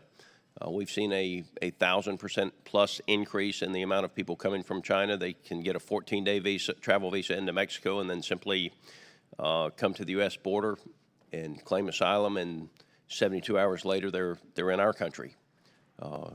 Is Southcom, and I realize Southcom operates south of Mexico, Southcom and Northcom, are they getting adequate resources to target the illegal immigration, whether it be from China or the transnational criminal organizations coming from south of there and the drug cartels? Given our global commitments, I think they've got adequate resources. However, I would say that there's no COCOM out there at all who would tell you that they get all the resources that they need. So they always need more. But I've talked very frequently with Laura Richardson and Glenn Van Herk. There's no question that there's a vulnerability on our southern border. It doesn't take a rocket scientist to figure it out. You've got thousands of people coming across every single day. There's a lot of drugs coming across every single day. You've got a major league fentanyl crisis. So there is clearly a vulnerability there. And, of course, the precursor chemicals for the fentanyl, et cetera, come from China and so on. So, yes, there's a vulnerability there. Could they use more assets? Sure, they could use more assets. But this is fundamentally, in my view, at this point in time, until this policy changes, if there's ever going to be a policy change. Right now, this is fundamentally a law enforcement and intelligence operation to work with our host nations of either Mexico or some of the Central American nations to stem the flow of the illegal migration and to stem the flow of the drug trade. I've spent a lot of time in Latin America. It's a very complex problem. I've been involved in the drug war for years. Very complex, not easy. My time is expiring. Yeah. It is a complex problem, but we are being taken advantage of. And when you can get a 14-day travel visa to Mexico, and then you can simply present yourself to the Border Patrol, and then you're released into this country less than 72 hours, that's a pretty easy way for someone who wants to hurt Americans to get into this country. I don't disagree with that. Gentleman's time has expired. Chair, and I recognize the gentleman from Massachusetts, Mr. Moulton, for 5 minutes. Thank you, Mr. Chairman. Mr. Secretary and Mr. Chairman, both of you set an example of service that should inspire every American across the globe, and it's an honor to have you here this morning. Thank you. Mr. Secretary, I'm grateful to hear that the Brandon Act, which would ensure service members have a way to request mental health assistance in an emergency, is going to be rolled out to active duty service members by mid-April. I'll be keeping close tabs on this rollout. It's taken over 15 months for the Department of Defense to simply implement this policy since we passed it into law. Over 500 service members have died by suicide during that delay. So I'm grateful it's happening now, but I know a lot of the families who lost a loved one want to know why it wasn't done sooner. Mr. Secretary, you've outlined the impressive investments we need to make in the coming year, but we can't make all of these critical investments if we don't divest of some things that aren't worth the cost to sustain them. What are some of the most important cuts you have made in this budget that you're concerned Congress will overrule for parochial political concerns? Well, thanks, and let me thank you personally for what you did with the Brandon Act, and I know that you'll stay focused on it. And I want to assure you that the issue of suicide is enormously important to me, and I know it's important to the chairman as well. So we really appreciate what you've done there, and we'll continue to press.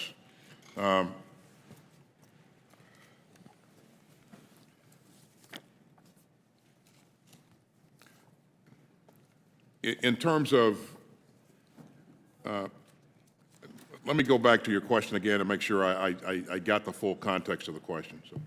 Look, what are you worried? What cuts are you making in this budget that you're worried that parochial political concerns in Congress will overrule?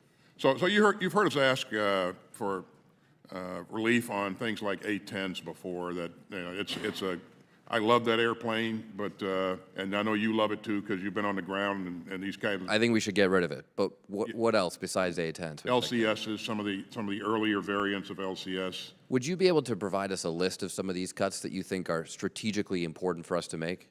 Right.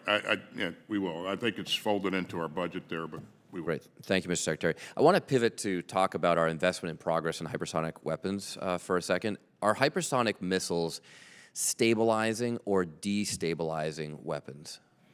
They're potentially destabilizing, and the issue is, the development of an effective defensive mechanism to guard against.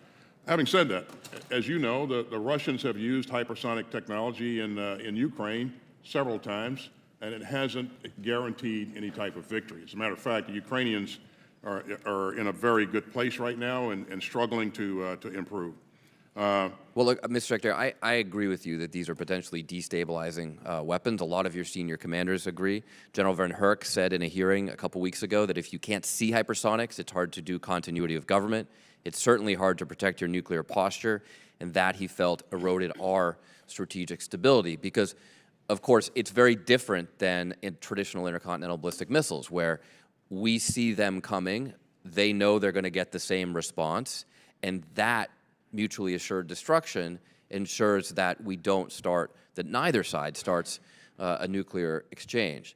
I will note that your STRATCOM commander argued that they were stabilizing as long as we get as many as the Russians and the Chinese. But of course, the Russians and Chinese are developing nuclear-capable hypersonic missiles. What is our deterrent against them? Well, first of all, I am confident in our nuclear triad. It is the bedrock of our deterrent capability. In terms of hypersonics, we're interested in investing in the quantities that support our warfighting concept. So we need some hypersonic capability, but we also need a number of subsonic, highly survivable. Mr.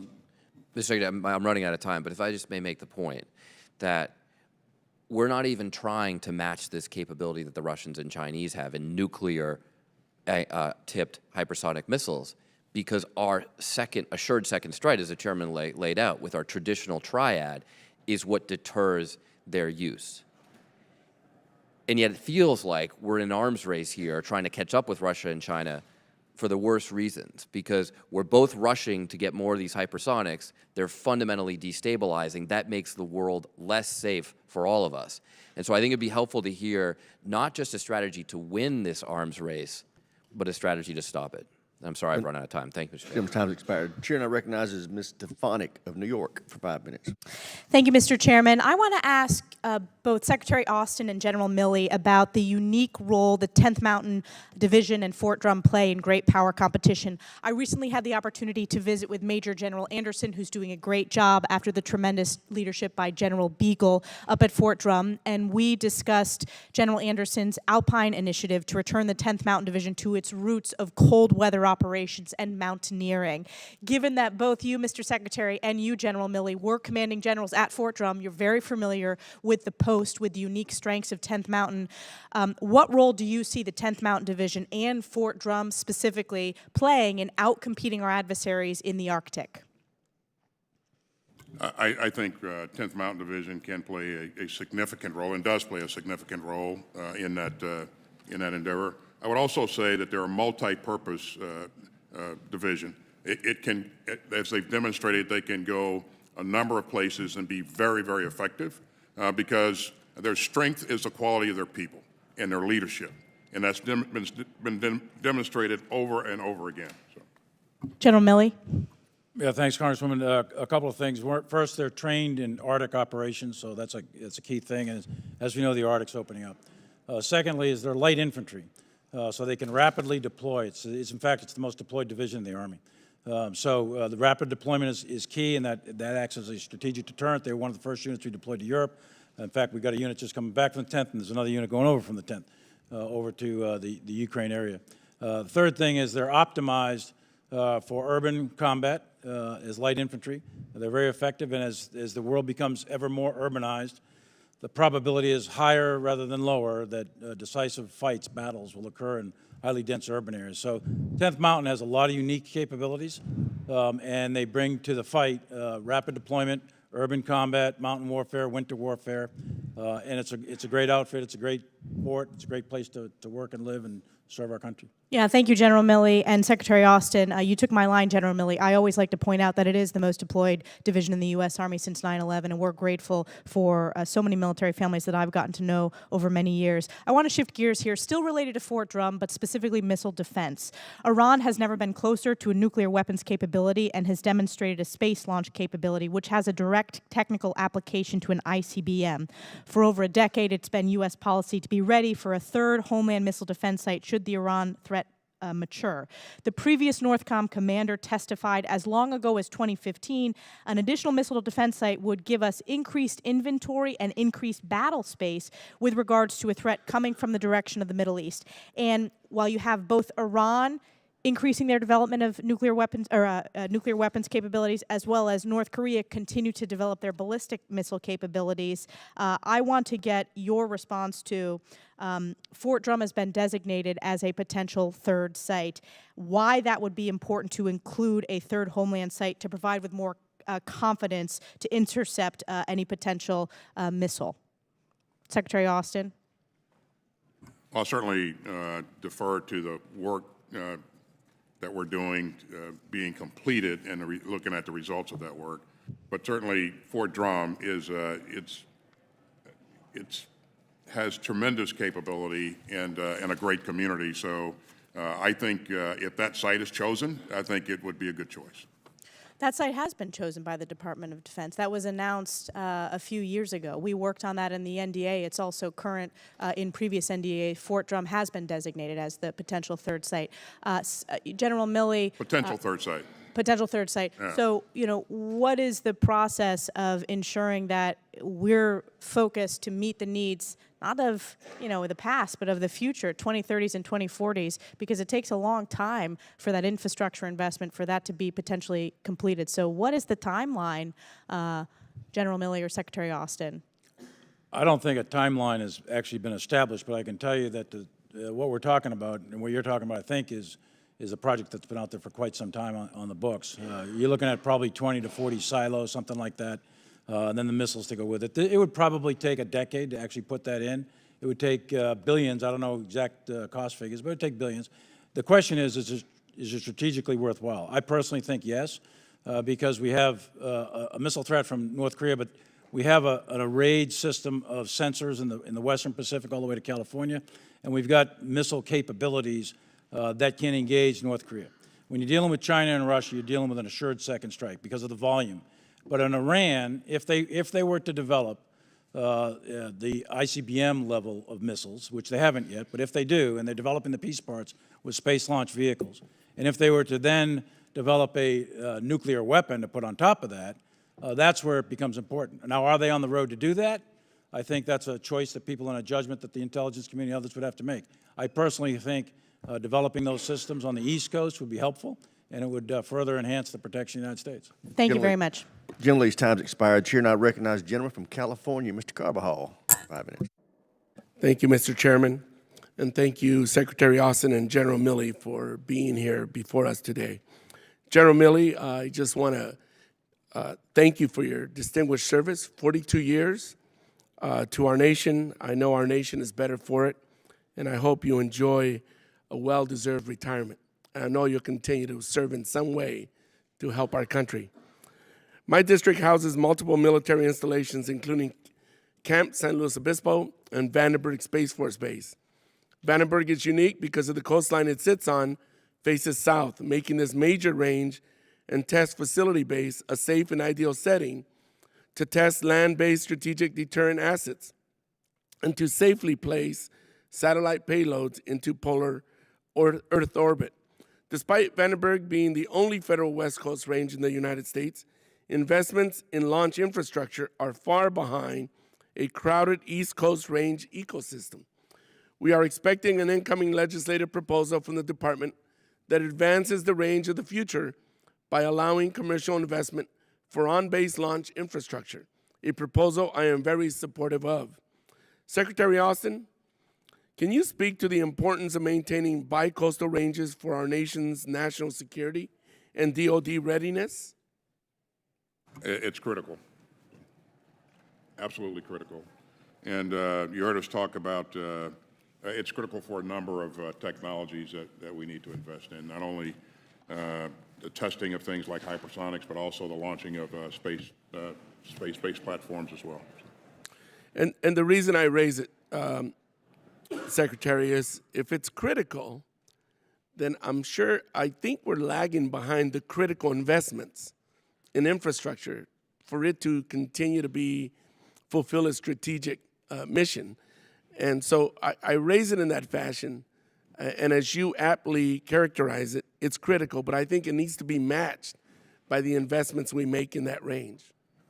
I agree, and I think you may have heard me say earlier that one of the things that we did early on is, we reached out to industry and talked to them about what they needed to be able to speed up the development of certain capabilities.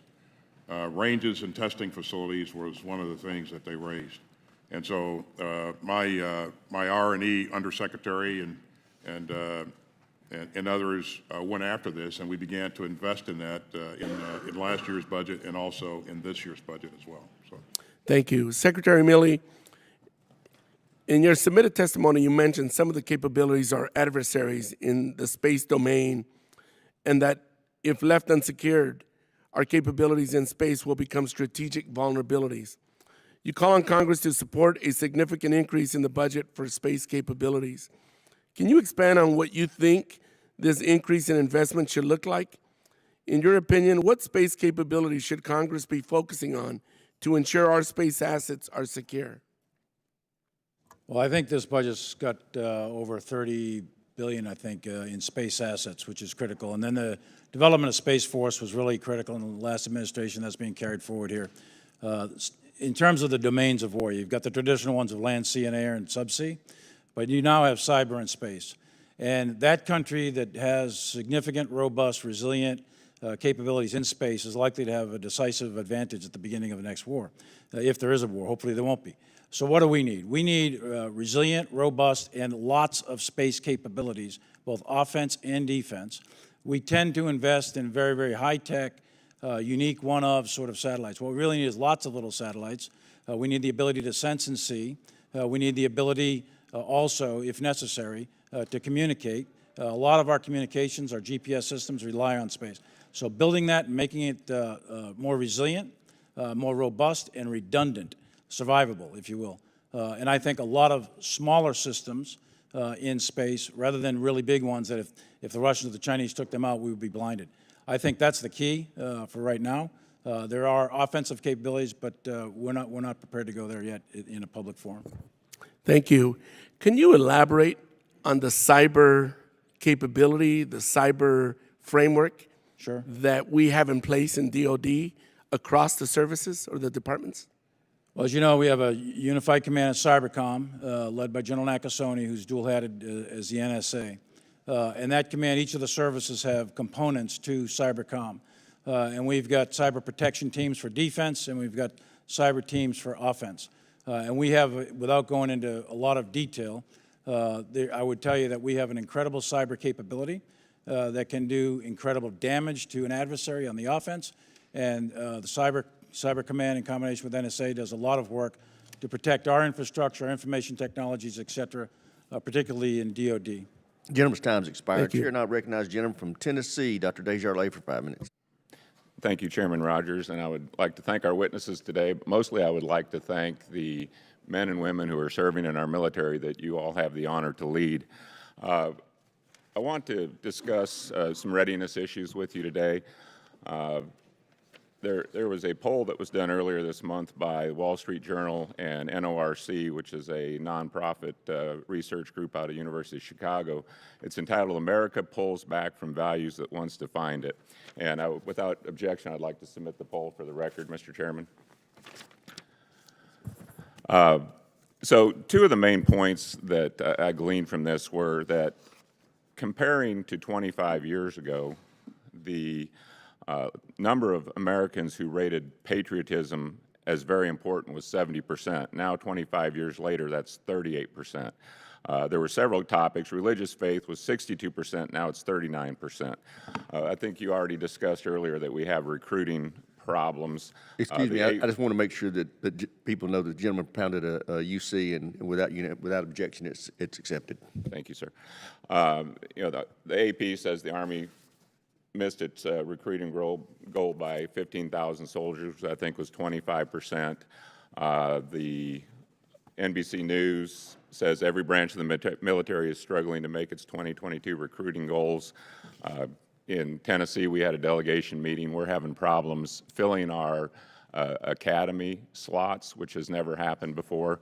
We used to have way too many good applications to deal with, and we had to disappoint people. But all of that is very concerning. So I guess I think you both acknowledge that there is a problem, and COVID seems to be the most likely scapegoat that's going to get brought up today, and certainly it caused some issues. The administration made a call during COVID that probably exacerbated the problem, and it became more about following orders than keeping people healthy. But at some point, maybe it would be expedient to admit that maybe we were wrong and that we should reinstate people and rebuild the force that we lost from there.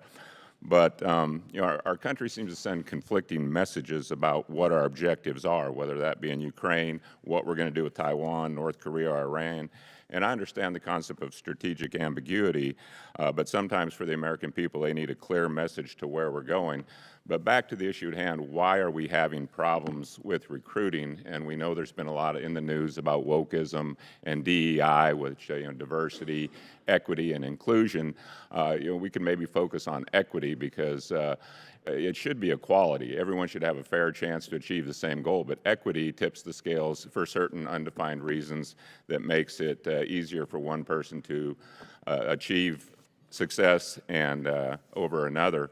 And I think that affects morale, and I think it's affecting recruitment. And I do want to get your opinion. I did want to reference a study commissioned by Congressman Gallagher where he asked Navy personnel what they thought the problem was. And here's a quote from one officer: "Sometimes I think we care more about whether we have enough diversity officers than if we survive a fight with China," a Navy lieutenant on active duty told the authors. "They think my only value as a black woman they think that is my only value, but if you cut our ship open with a missile, we'll all bleed the same color." The report also found that almost 94% of sailors being interviewed believe the Navy suffers from a crisis of leadership and culture. Sailors told the authors that the fleet suffered critical loss of focus from primary purpose, and this is pretty critical considering the threats we face. So, General Milley, I guess I'll start with you. You've served us for 43 years. You mentioned this may be your last hearing, so when you're retired and you're sitting there with your fellow patriots who served and watched great changes occur in our military over 40 years, can you look them in the eye, can you look us in the eye today and say that the DEI and wokeness strengthened our military or weakened it?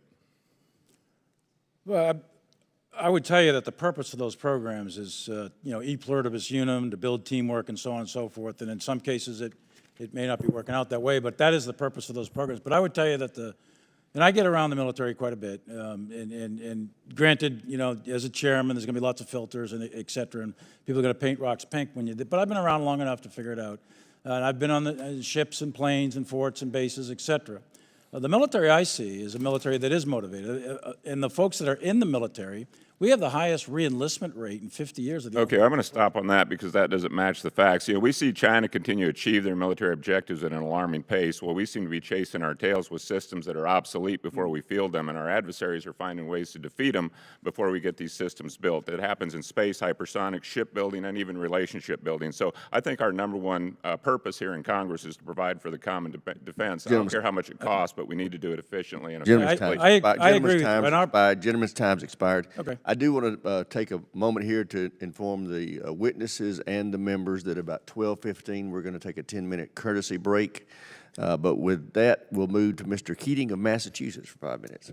Thank you, Mr. Chairman. Thank the ranking member. And Secretary Austin, Ms. McCord, thank you for your service. General Milley, all the best in the next chapter. Those of us in Massachusetts like to take a little pride in where you came from originally, and as well as your predecessor. And thank you for that service. Now, Putin has, clearly made some of the most outrageous miscalculations of any leader in modern times. He miscalculated the will and commitment of the Ukrainian people. He made a major miscalculation in not understanding the leadership of the U.S. and the commitment of the U.S. to lead.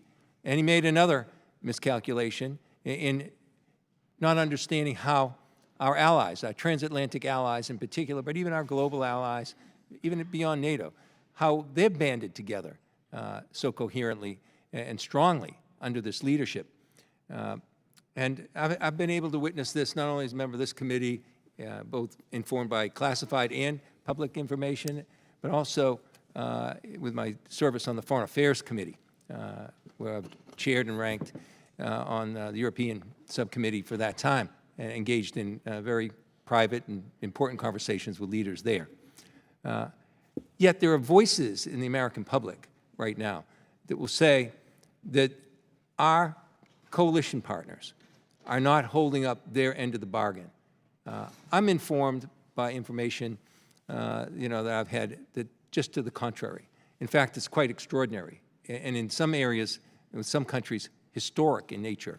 But can you take this opportunity to inform, from your perspectives, the American public that they're wrong? Because we have people voicing those concerns and using that as a justification to say the U.S. shouldn't be committed to Ukraine because these other countries aren't holding up their end of the bargain, when I've been informed that they clearly are. But can you take this moment here in front of this committee to just inform the American public that level of commitment that exists there, and how strong it is, how important it is, and how they are carrying great weight?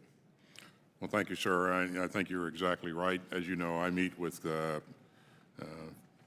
50-plus nations, the ministers of defense of those nations every month.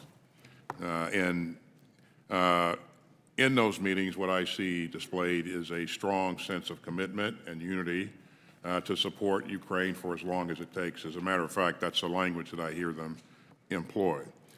Some of those countries, especially the smaller ones, have given a lot in terms of the percentage of their GDP, and they're looking for ways to do more. And when they've run out of stuff, they invest money in things like helping other countries expand their product lines as we look to acquire additional munitions and weapons.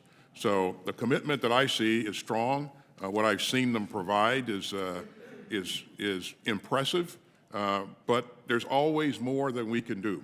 And you hear me consistently beating the drum for more air defense and other things in support of Ukraine. But what I've seen thus far, I've seen tremendous support for Ukraine and helping it defend its sovereignty. General Milley? Yeah, exactly the same thing. The 54 countries, and obviously there's only 30 in NATO, so those come from all around the globe. Britain, France, Germany, Finland, Norway, Sweden, Estonia, Latvia, Poland. These countries are Romania. These countries are pouring their heart and soul in this, and they realize that this threat is proximate to them. So they, you look at Poland, how many refugees they've taken, look how many tanks they've done, or they've provided, how many BMPs they've provided, all the training that they've done, and they are a major throughput for all the logistics, and it's not without risk. So these countries are putting in as one team, and they understand the threat that's facing them. We're going to talk about inefficiencies and waste, and not maximizing our efforts here, but I want to just raise one issue with the little time that's remaining. Secretary Austin mentioned aging assets being phased out.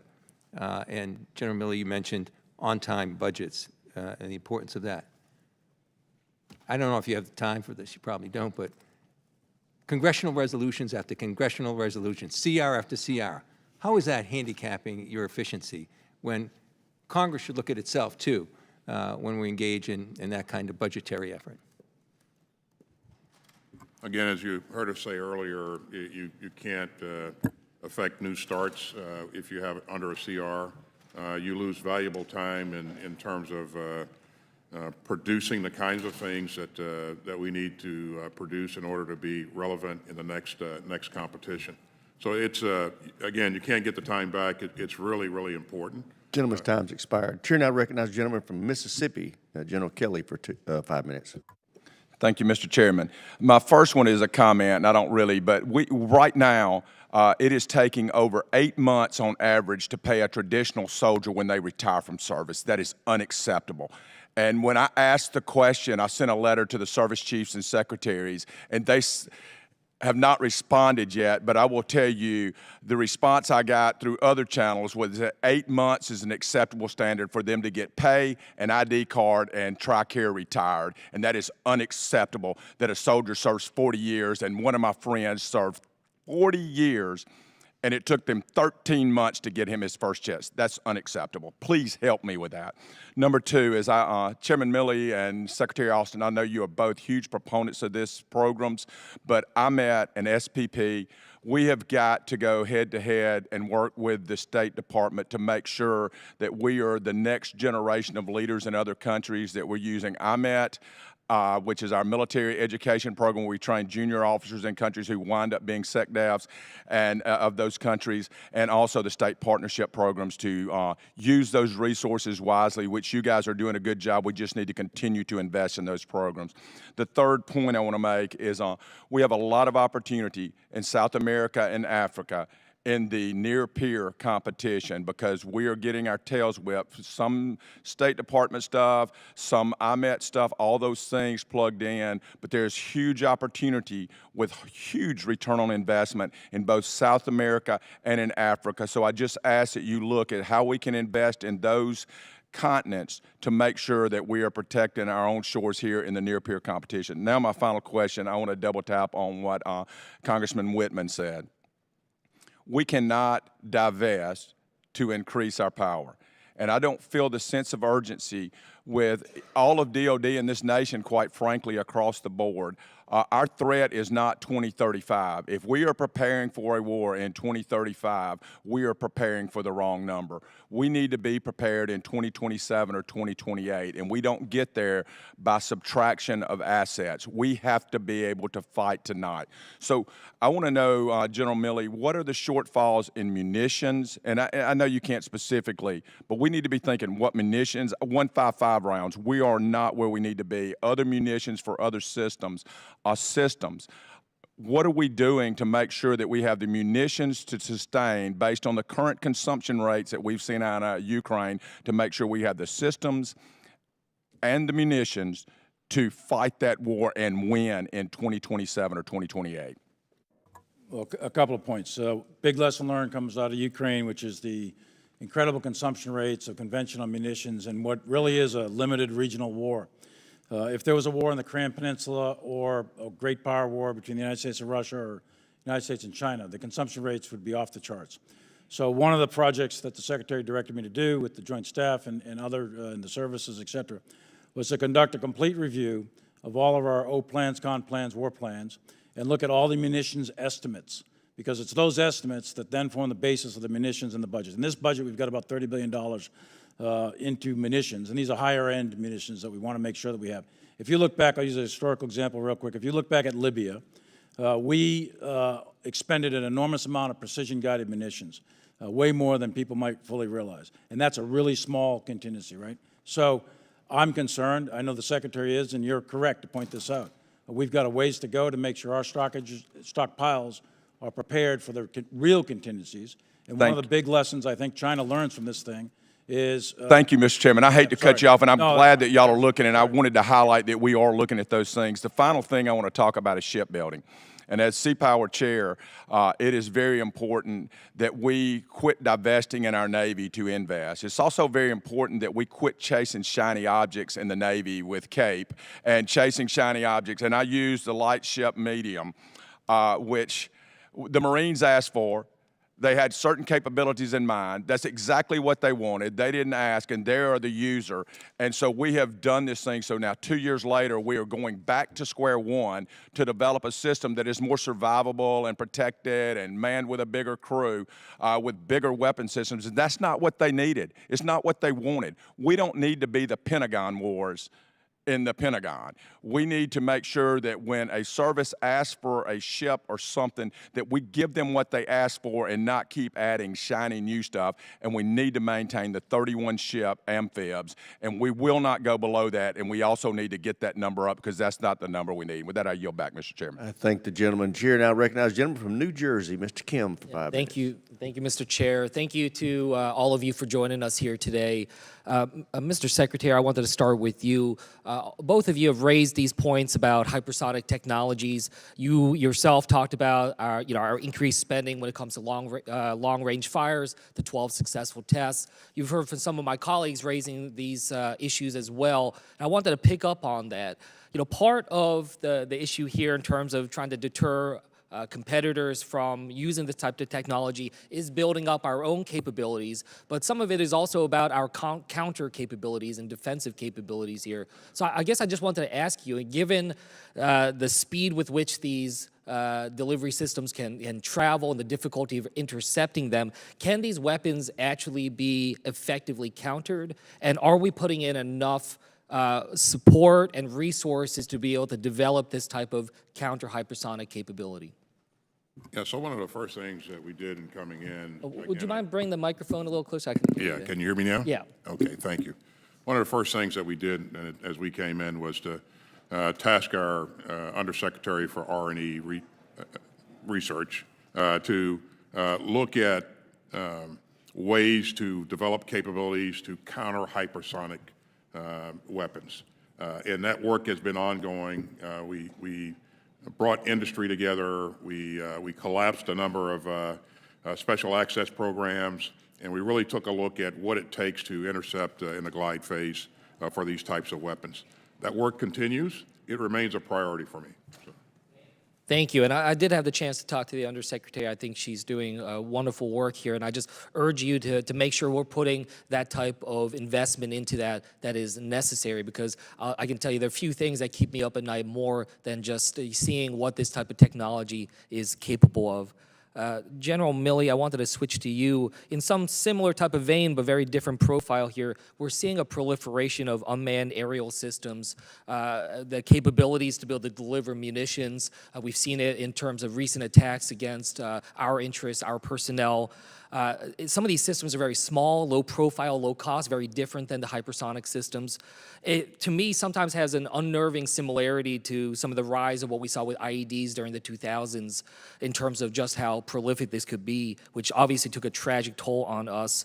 I wanted to ask you how you would grade and assess our current capabilities to identify and intercept these types of UAS aerial systems. Well, as you know, there's a lot of different types of UAS systems. Small, little off-the-shelf stuff you can get out of Radio Shack, all the way up to very sophisticated MQ-9s that we have, for example. So, but one of the typical characteristics are they're relatively low and slow, and they can be intercepted. They can be intercepted through a hard shoot down with a kinetic action, or they can be intercepted through non-kinetics, like you break the electronic link between that and the control station. So a couple of different ways to do that. We have a wide variety of kind of UAS systems that are in the field today, many of them in Syria and Iraq and elsewhere. So it's an area for sure of concern. What it is, though, it's a subset of a much broader phenomena that's happening, which I would call a change in the fundamental character of war. And you're seeing the rapid introduction of robotics across the spectrum. The UAVs are just part of that. And very shortly, you're going to see the world's advanced militaries, United States, China, Russia, et cetera. You're going to see shifts to robotic systems in a big way, in land, sea, and air. So at some point in the future, you'll see maybe a third or more of the United States Navy or the Chinese Navy or the Russian Navy. Those will be unmanned maritime vessels, unmanned sub-vessels, and so on and so forth. So what you're seeing in Is that the shift in UAVs that kind of direction? is a much broader shift to robotics in the conduct of war. Yeah, This is an area that I was very concerned about 2 years ago. As I saw this continue to develop, I asked our folks to take a hard look at making sure that we have the best capability to defend our troops in the inventory, and we do. It's not good enough, and we'll continue that work. But I also wanted the team to get upstream and go after the lines, the chains that enable this kind of activity, and we tasked our special operations forces to really bear down on this and pull together an interagency process, for lack of a better term, to go after this. And just here, as I close here, I mean, the technology that you all are developing, I mean, I worry about the proliferation of this even into the civilian space, not just in terms of military targets. So your technology, your advancement there can help keep us safe everywhere here at the homeland as well. So thank you. Chair, I recognize the gentleman from Wisconsin, Mr. Gallagher, for 5 minutes. Secretary Austin, one of your predecessors, Secretary Gates, described his greatest success as a, quote, war on the Pentagon that involved really cutting through the bureaucracy and spending $45 billion to develop and field the MRAP program, which is responsible for saving thousands of lives in Iraq. As you look at the problem we face across the Taiwan Strait, what do you see as your version of that? What is your version of the MRAP success? The thing that you are personally bird-dogging to ensure the bureaucracy is not slowing down our efforts to enhance deterrence across the Taiwan Strait? Yeah, so in accordance with the Taiwan Relations Act, as you know, we are absolutely focused on making sure that Taiwan has what it needs to defend itself, the right kinds of capabilities. So pulling together what it takes to get those capabilities to Taiwan at relevant speed is the challenge. And you see us, and I think we may have talked to you about this the other day, pulling together a number of entities to work at this on this problem set. More work to be done for sure, but we're moving out. So. But what is in simple terms that even I could understand, what would be sort of the thrust of that effort? Well, you want on the one hand, there's always this focus on going after the big platforms, the shiny objects that are very attractive. But what does it really take to be able to defend yourself in the most effective fashion if you're a smaller nation? And we saw some of that we're seeing some of that in Ukraine. Things like cruise missile coastal defense capabilities, defense against armor, and those kinds of things, and the training that goes along with that. So, but that's what we're focused on, and we are making progress. But we'll move it up faster. So. And I think there's a lot of bipartisan support for this idea of turning Taiwan into a porcupine. Can the members of this committee have confidence that the Secretary of Defense is personally engaged in that effort and pushing the Pentagon bureaucracy to deliver a deterrence by denial capability west of the international date line in the next 2 years? Absolutely. There's not a week that goes by that I am not talking to commanders and staff on the problem set, the challenges that we face with China, and me personally. And so that is a part of our battle rhythm, for lack of a better term. And again, I think that's what it's going to take to do the kinds of things that you just described. And do you think, would the appropriate metrics for us to look back on or just look at periodically to figure out how well we're doing and how well the building's doing? What you mentioned, coastal defense, cruise missiles, what are the things we should look at that we can actually count and measure over the next 2 years? Well, I think in terms of their overall readiness, how their reserve forces are trained and their readiness levels, the kinds of training that the average kinds of capabilities that the average troop has, and things that units are able to do. I think there are readiness issues, readiness indicators that we can point to directly to show that we are making progress. But those kinds of things that you just described, I think, are critical. In the minute and 6 seconds I have left, I want to draw your attention to an article by John Pomfret and Matt Pottinger called Xi Jinping Says He's Preparing China for War, and talks about 4 speeches that Xi, the General Secretary of the Chinese Communist Party, the Supreme Leader of China, has given this month, which have as one of their major themes preparing the party and the country for war, including reducing food imports down to 0. They currently rely on the world for 40% of food imports, military mobilization offices across the country, combat casualty hospitals in the province closest to Taiwan. What do you make of this? Do you take Xi Jinping seriously when he says he's preparing his country for war? We take, certainly we take Mr. Xi seriously. But I will say that I don't think that an attack on Taiwan is imminent nor inevitable. Having said that, we need to make sure that we maintain a combat credible force that can deter any adversary from making a bad decision on any given day. Gentleman's time's expired. Chair now once again visits the great state of New Jersey. Ms. Sherrill's recognized for 5 minutes. Thank you, Mr. Chairman. And I do want to express my thanks as well to General Milley for his over 40 years of service. And as we know, when someone serves, their whole family serves. So I'd also like to express my sincere appreciation to your wife, Holly Ann, and your 2 children for their service. We do owe you and your family a huge debt of gratitude. So thank you very much.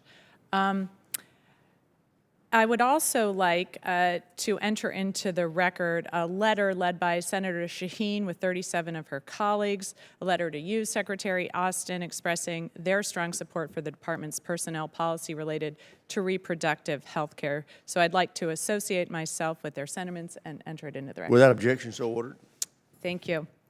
You know, as we know, about 1 in 5 service members are women now. About 40% of them don't have access to full reproductive health services. So I'd certainly like to thank you, Secretary Austin, for your commitment to support for these women, for our service women and their families. I will tell you that we have seen in my own state women making decisions about job opportunities and where they may go for educational opportunities based on reproductive rights. So I do think this is an issue that impacts recruiting as well. And I'll say that in my own service, I served in Texas, a state where now women don't have access to basic reproductive services, basic services for even going through miscarriages right now, which has been devastating for so many families. So thank you for that. I would like to applaud your support for that. Unfortunately, as we have seen, a member of our Senate is now threatening to withhold nominations for flag ranks, and we know that I think over about 80 3- and 4-stars are being withheld, not to mention numerous commands where we see upcoming retirements or movements. Can you talk a little bit about the practical impact on readiness this will have for our forces? Well, we spent the better part of the morning talking about the challenges that we face in this complex environment that we see currently. Without the leadership at the senior levels to help us maintain our readiness, I think this will place our readiness, our overall readiness at risk. And it will also impact families in a major way. Permanent change of station moves won't happen. Kids will be won't enter school on time, and it goes on. And the problem will compound very quickly. And so I think it's important for those troops, those officers that have worked hard and earned those promotions to be able to move up to the next level and command or do whatever they're going to do. But we need their services at the appropriate level. Thank you, Mr. Secretary. And then Secretary Austin and General Milley, as you may know, I now sit on the new Committee on Strategic Competition with the CCP, and I would echo Mr. Gallagher's remarks on the need for deterrence, and I appreciate your understanding and support for that as well. But we also have to confront now the CCP's stranglehold on the global rare earth mineral supply, their human rights abuses, the genocide against the Uyghurs and the impact that might have on our supply chains, the unpredictable COVID policies on the global supply chain. So can you both provide an update on how the department's working to ensure our supply chains in the Defense Department are not only resilient but sourced, extracted, processed, and manufactured in a way that is both robust enough for our defense needs but consistent with our democratic values? Well, I want to thank Congress up front for your support of the CHIPS and Science Act that really, I think, will allow us to generate pretty significant capability eventually here at home in the United States. In this budget, we're asking you for $253 million to invest in critical minerals. You see $177 million that we're asking for casting and forging. $125 million to invest in battery technology and energy sources. So we are doing a lot to make sure that we have the requisite materials to continue to produce the weapons and munitions that we need to maintain our edge. Gentlelady's time's expired. Chair, and I recognize the gentleman from Florida, Mr. Gates, for 5 minutes. Mr. Secretary, you told Senator Schmidt yesterday that if the 8,000 plus service members who've been separated from the military due to the vaccine mandate want to reapply, that they're welcome to do so, but that you would do nothing to solicit their reapplication or to incentivize it. Why is that? I think it's incumbent upon the individual to make that decision and reapply. The mechanisms are there. Yeah, but why don't, I mean, you're overseeing a recruiting nightmare in our military right now. These are 8,000 patriots. And by the way, your department broke the law in administering the vaccine mandate. And that's not me saying so. That's the Inspector General for the Department of Defense who wrote on June 2nd of 2022, we found a trend of generalized assessments rather than the individualized assessment that is required by federal law. The department did not break the law. So the DOD, so wait, you mean the IG is wrong? You think the IG is wrong? Mandate He says he broke the law. The lives of a number of well, it ruined the lives of a number of people too. And it ruined the lives of people who love our country and want to re-enlist. Let me ask you this question. If we direct you by force of law to re-engage and incentivize the re-enlistment of these folks with full back pay and rank, do you have the capability to follow that instruction? You put provisions in the law to enable those people those former service members to reapply in accordance with the service. Good. Well, we will do that just like we had to put the repeal of the vax mandate in the law. And I get the sense that the only reason you're not reaching out to these folks is pride, because otherwise they would be totally able to serve. And it seems that your personal pride is getting in the way. So going from the deeply serious things that we're not doing, re-engaging these 8,000 folks, to the deeply unserious things that we are doing, go ahead and put up the first slide. I guess my question is, how much taxpayer money should go to fund drag queen story hours on military bases? You know, drag queen story hours is not something that the department funds. Well, wait a second. That's actually not what the record seems to suggest. You were going to fund one at Ramstein Air Force Base. That one got canceled, but that's DOD insignia. That's a drag queen story hour for children. Then also at Malmstrom Air Force Base outside of Great Falls, Montana, you had a drag queen story hour for kids. At the Joint Base Langley Eustis, you put on a drag queen story hour on a Saturday for the first ever kid-friendly diversity, equity, inclusion summer festival. And at Nellis Air Force Base, you had the Drag You Nellis on June 17th. Who funded these things, Mr. Secretary? Listen, drag shows are not something that the Department of Defense supports or funds. So. But wait, why are they happening on military bases? I just showed you the evidence. Why are they happening? I will say again, this is not something that we support or fund. Well, so you think hosting a drag queen story hour on a military base isn't supporting the Drag Queen Story Hour? I stand by what I just said. But you may stand by it, but it's belied by the evidence over and over again. I mean, are you aware of the piece? Biden's military, Air Force Base in Montana holds drag show, Drag Queen Story Hour for kids in the Western Journal. Are you aware of that? Again, I will say what I've said Yeah, before. you're saying what you're saying, but I guess it just doesn't comport with the facts. General Milley, this will be my last time to question you. You mentioned 2 years ago that you wanted to better understand white rage. And so my question is this: did you read this book?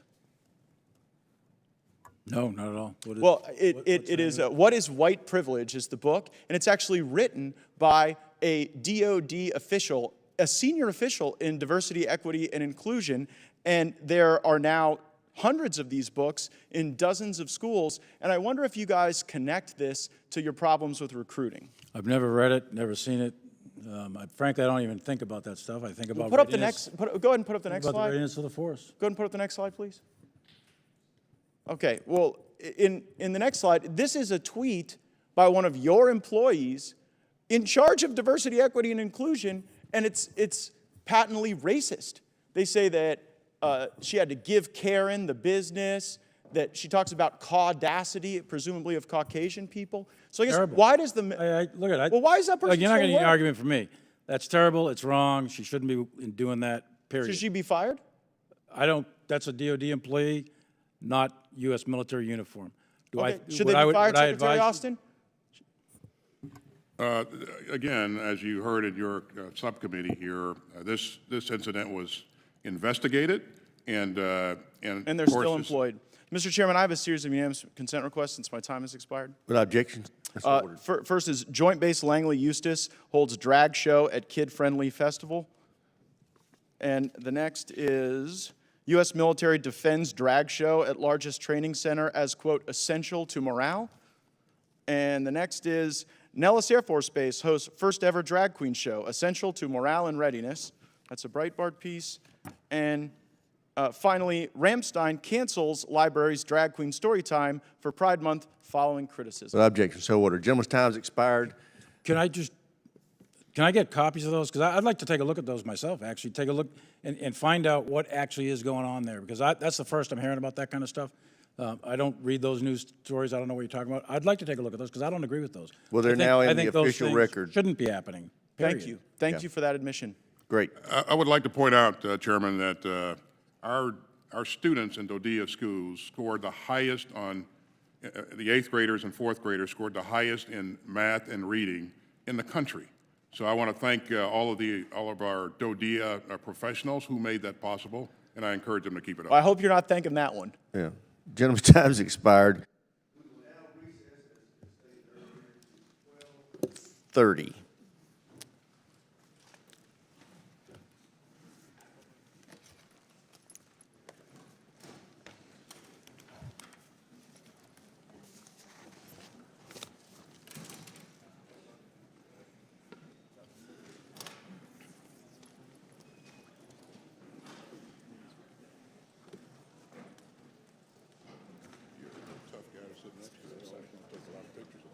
Mm.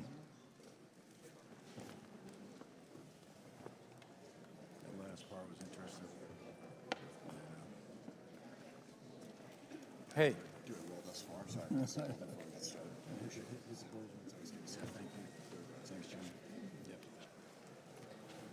Just leave all this stuff here. Watch over you. Just leave it over here.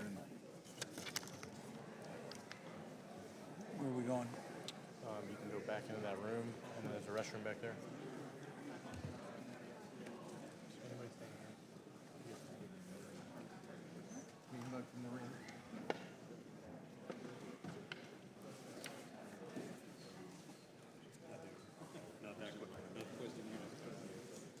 Can you guys,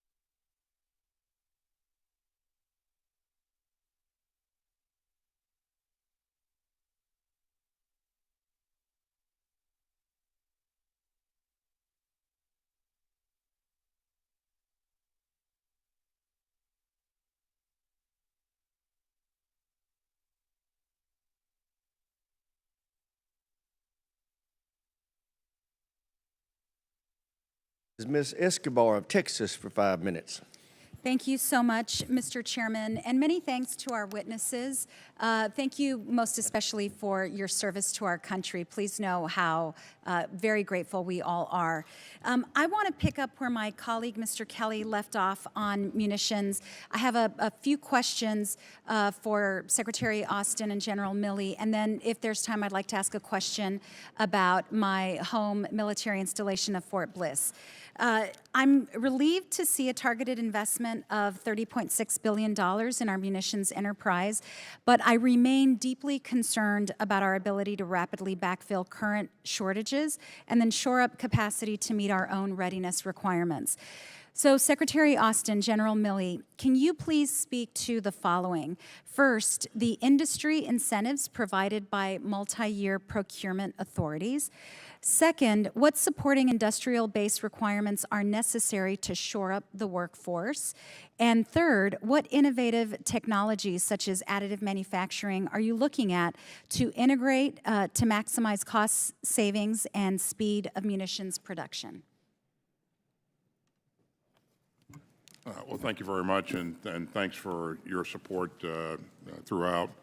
Let me just say, up top that as we provide security assistance to Ukraine, the chairman and I go through a weekly routine of looking at the requests, making sure that we have the right things to provide to Ukraine that are going to be relevant to this fight. And I think we've seen that Ukrainians have been provided the right things, and they're putting the things that we're providing to good use. We also are very mindful of our requirements, and there are certain requirements that, certain capabilities that we know that we have to maintain to support our warfighting plans, and so that is an ongoing process, and I can assure you that that is foremost in our minds. In terms of providing incentives to industry or the industrial base, what you've done to support our multi-year contracting authority request last year was very, very helpful. What we're going to ask you again for in this budget is the same thing. We would want more of that so that we can signal to industry that the demand's going to be there. But the other strong signal, as you've heard me say before, is the amount that we've allocated to procurement. $170 billion is probably the biggest procurement budget that we've seen. You add that to $145 billion that we're asking for RDT&E, and I think it is a strong signal that we are going to need a lot from industry going forward. Now, we continue to reach out to the captains of industry to make sure that we're doing everything we can to help them help us. So that's. I appreciate that. General Milley, maybe you can respond to the question about innovative technologies such as additive manufacturing and how much you are leaning in on that front. So thanks. I've mentioned several times before about what I think is a change in the character of warfare. And there's a whole set of technologies. Additive manufacturing is one of them. We mentioned artificial intelligence. We mentioned robotics, precision munitions, the ability to sense at distances that have never been before done in human history. All of these things in combination are going to fundamentally change, in my view, the very character of war, probably inside of a decade, for sure inside of 15 years. And every nation, Russia, China, the United States, Britain, every country around the world has access to some of these technologies. And the country that optimizes those technologies for the conduct of war are likely to have decisive advantage, and that country needs to be us. So I would strongly recommend that we execute all those innovative technologies. I appreciate that. In my closing, you're not going to have time to answer this, but I do want to, as I did last year, just bring to your attention the issues, the needs for barracks at Fort Bliss. The base budget request identified MILCON requests for barracks across several Army installations as quality of life projects, part of the Army's 10-year, $10 billion investment plan, but they did not include Fort Bliss, and so I just want to continue to put that on your radar, that installation and the need for those barracks, please. Thank you, Mr. Chairman. I yield back. I thank the gentlelady, the chair, and I recognize the gentleman from Nebraska, General Bacon, for 5 minutes. Thank you, Secretary Austin, General Milley, Mr. McCord. We appreciate you being here. I want to thank you for being accessible to myself and our office with your staffs. I'm grateful. I want to congratulate General Milley on retirement. I've been retired now 8 years, looking for another job. I hope you find a good calling when you get out. Okay. I have two statements, then a couple questions. The first one, more of a thank you statement. My second one's a little more critical. I want to thank you for your candor when it came to Afghanistan. When you were here in the previous Congress, you made clear that you had advised against the decision of this rapid withdrawal and that you were overruled, that this administration or the president overruled his top two senior leaders, and I think it was a mistake. We're paying for it. I know so many veterans who served who are still maybe depressed, I don't know if that's the best word, but they're upset to the core that they lost loved ones in Afghanistan and saw what eventually resulted. But I want to thank you for at least giving your best military advice to the president early on, and the fact I think the American people need to remember that he overruled your judgment. Sir, if Yes. I may, I have never disclosed what my recommendation to the president was, and I just want to make sure that I'm on a record for saying that, because that's what I said the last time I was here. Okay, that was General Milley that did, and you were there. Yeah, well, first of all, I would like to interject also, General McKenzie made it clear he objected, so both he and General Milley did. Sorry, go ahead, General Milley. Yeah, what I was going to say, I wouldn't say presidents overrule us. Presidents make decisions, and they take advice from all kinds of people, and they take information, and it's their job to make the decision. All we do is render our military advice, and the scope of decisions by the president is much wider. 2 consecutive presidents in a row essentially made the same decision. It was just a matter of timing. So I disagreed with the first guy that did it too. I'm just saying, but what I'm saying is my job and the job of a chairman is to be an advisor on the matters concerning military operations, to express cost, risk, and benefits. The president takes that in, any president takes that in, and then makes decisions. And we support those decisions, and we execute them. As long as they're lawful and legal, we execute them. So I would hesitate to use the word overrule, number one. Number two is, I, like the Secretary, and I think if we go back to the actual language of the testimony, it is a matter of tradition that we do not disclose the actual advice given to an actual president at the time. I think what I said was my thoughts at the time were, or my analysis was, as opposed to the specific advice given to a given president. It was pretty clear to me that you did not agree with the policy when I heard this. In the Well, last Congress. I would say that my thoughts at the time were that I thought, given cost, risk, and benefit, that we could keep a modest amount, 2,500 was the range of troops, that we could keep a modest amount there to continue to advise the Afghan National Security Forces. However, 80% of the United States people at that time wanted to pull out of Afghanistan. We'd been there for 20 years. It was an endless war. There was a lot of money going into it. So this is not an easy call. This is a very difficult decision to make. I personally, even today, have to come to grips with reconciling what occurred in that war, along with every other veteran. Secretary Austin spent many years in Afghanistan. I spent many years. I buried 242 kids coming out of that country in Iraq. These wars are personal.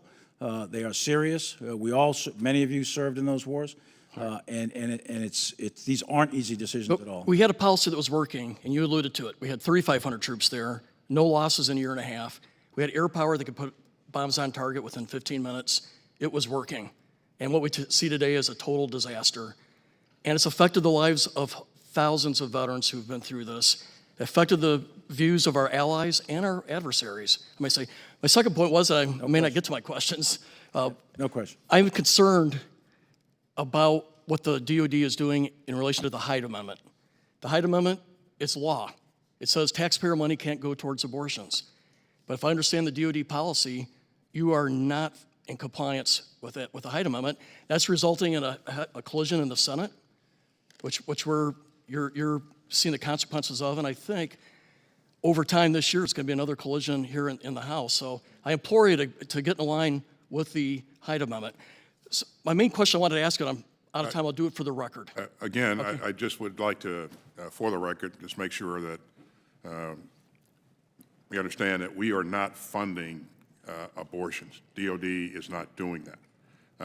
And again, what this policy does, you got to remember that almost one in five of our troops are women.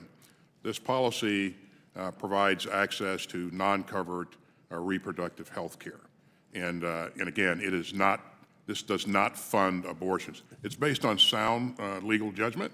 And again, if you want to see the DOJ's input to this issue, it's posted on their public-facing website. Gentleman's time's expired. Chair, and I recognize the gentlelady from California, Ms. Jacobs, for 5 minutes. Thank you, Mr. Chairman. Thank you, General Milley and Secretary Austin, for your service to our country and for your candor with us here today and in all of our times with you. As you know, I represent San Diego, one of the largest and proudest military communities in our country. And I assure you, when I'm getting phone calls from our military families, and I do get many, many phone calls from our military families, they're not calling about drag queen happy hours or the books their kids are being taught in school. They're calling about the fact that there's a 4,000 person childcare wait list. They're calling about the fact that some families are waiting up to 24 months for affordable housing on base. They're calling about the fact that more than 45,000 members of military families have to go to our food bank every single month in San Diego. And, you know, as we've talked about here today, recruitment and retention continue to be a problem. For example, GAO found that U.S. Navy surface warfare officers separate from the SWO community earlier and at higher rates compared with officers in similar U.S. Navy communities. And from 2017 to 2022, we've had almost a 2,000 person increase in the number of empty billets on Navy vessels. So, Secretary Austin, I wanted to ask you, how do you view the connection between things like basic needs allowance, childcare, and housing, and the recruitment and retention of service members? These are all important things, and for sure, and thank you for engaging with our troops and our family members. I do the same thing, and what I hear from them are the same kinds of things that you hear. That's why last year we took measures to increase the number of resources that we were providing our families and our troops, and do some things to decrease the amount of strain that was being placed on them. So we asked you last year to support a 4.6% pay raise. You did that. We are grateful for that. We're asking this year for a 5.2% pay raise, which I think is the largest pay raise in decades. We raised the BAH. We raised the basic allowance for housing, basic allowance for subsistence, and I think it's those kinds of things that will help to alleviate some of the pressure. By the same token, you know, in this budget, you know that we're asking you for support for universal pre-K daycare. So I think it's those kinds of things that are really important. We're trying to increase the number of people that we have working in our centers, our child care centers, and we're doing that by offering incentives to people who work there. And we're seeing some returns on investment there. We will continue to do those kinds of things going forward. So. Well, thank you, and I want to thank you for this current budget request that has so much to improve quality of life in ways we haven't seen addressed before. And I know we agree we need to invest in our service members, and we need to ensure that we're investing in our service members, including our LGBTQ+ and female service members and their families, just as much as we're investing in new weapon systems. Moving on, I want to talk a little bit about the recent strike in Syria. The administration previously told Congress that our engagements with the Iran-backed militias are too episodic to constitute the kind of ongoing and continuous hostilities that would trigger Congress's constitutional war powers. General Milley, you said if the American people don't support us, we shouldn't be there. That's exactly our job here in Congress as the people's representatives. It's why we are supposed to vote. Could you talk about why you think the tempo of conflict, including the 83 separate times that U.S. forces in Iraq and Syria have been attacked by Iran-backed militias since 2021, doesn't, in your view, constitute ongoing and continuous hostilities, and why these recurring hostilities don't require congressional authorization? Yeah, I'm not a constitutional lawyer on those issues. I'd refer you to the lawyers who can answer those specific questions. I would tell you that Iran has a strategic purpose. That's to drive the United States out of the region, to drive the United States out of Iraq, to drive the United States out of Syria, and then to break down all the alliances that are happening along the Gulf. You do see some outreach that's occurring in various quarters by Iran, and you see a general sense of anxiety by many of the countries in the Middle East of a general withdrawal of the United States. So from a strategic standpoint, the question to ask is the United States posture in the Middle East about right? And do we, the American people, as represented by their elected representatives, to include the president, is our strategic purpose and our strategic task in Syria and Iraq, is that still worthwhile, and is it still worth risking American lives? And I agree with you, and that's our job as Congress. I think it is. In my last few seconds, but sorry, it's a I just debate. want to make sure I bring up General's that- time's expired. that Congress Chair now authorized- recognizes the gentleman from Indiana, Mr. Banks, for 5 minutes. Secretary Austin, last week, General McKenzie repeated that he has many regrets about the botched, deadly, and embarrassing withdrawal from Afghanistan, and that he supports investigations into that withdrawal. A moment ago, you said you executed the president's order. You didn't tell us what you advised the president to do. But do you have regrets about the withdrawal from Afghanistan? I support the president's decision. Do you have regrets about the withdrawal or how the withdrawal occurred from Afghanistan that cost the lives of 13 of our service members? I don't have any regrets. You don't have any regrets. Secretary Austin, it's very telling. Secretary Austin, has there ever been any accountability for anyone within the Department of Defense for the deadly, botched, and embarrassing withdrawal from Afghanistan? Any accountability? Hey, listen, our troops evacuated 124,000 people off of that airfield. Has anyone been held accountable? If a Navy captain grounded a ship, what happens immediately? Typically, that captain is removed. That captain is removed. Has anyone been held accountable for what happened in Afghanistan? To my knowledge, no. You don't regret it. No one's ever been held accountable. Mr. Chairman, this is why this Republican majority must provide the accountability that this administration wants to sweep under the rug with what happened in Afghanistan. General Milley. To be clear, I don't General Milley, regret the great General work that Milley, our a few troops weeks did. ago, Northcom Commander Van Herk sat before us and testified about the situation at the southern border. You commented a little bit ago, you agree there's a crisis at the southern border. It's a national security threat to this country. Every 7.5 minutes, an American dies from fentanyl poisoning because the drugs that are flowing over the southern border. And since we've been in this hearing, that means 20 Americans have died of fentanyl poisoning. 99% of it comes over the southern border. General Van Herk told us that President Biden has never requested a single hearing from him, the Northcom commander, about the southern border. Has the president ever asked you for a briefing about the southern border and the national security threats? I have been in several meetings and briefings, principals committees and other forums, specifically about the southern border, and there's no question. With the president? A couple of them were with Vice President and some discussions with the president, that's correct. Now, if I could, look at the southern border situation is a very serious situation, and you know it as well as I do, and that there's some, I think it's in the range, the reports I get is about 5,000 a day. You're talking about 35,000 people a week. That's an Army Corps that come across that border. And then with the fentanyl issue that you're talking about, look at, I don't know what the exact numbers are, but the ranges that have been reported to me is something where between 70 and 100,000. That's an enormous amount of casualties and people dying, young kids that are dying in our communities. So there is a crisis at that border. Now, the question is, what do you do about it? And we have to work much closer, I think anyway, with Mexico.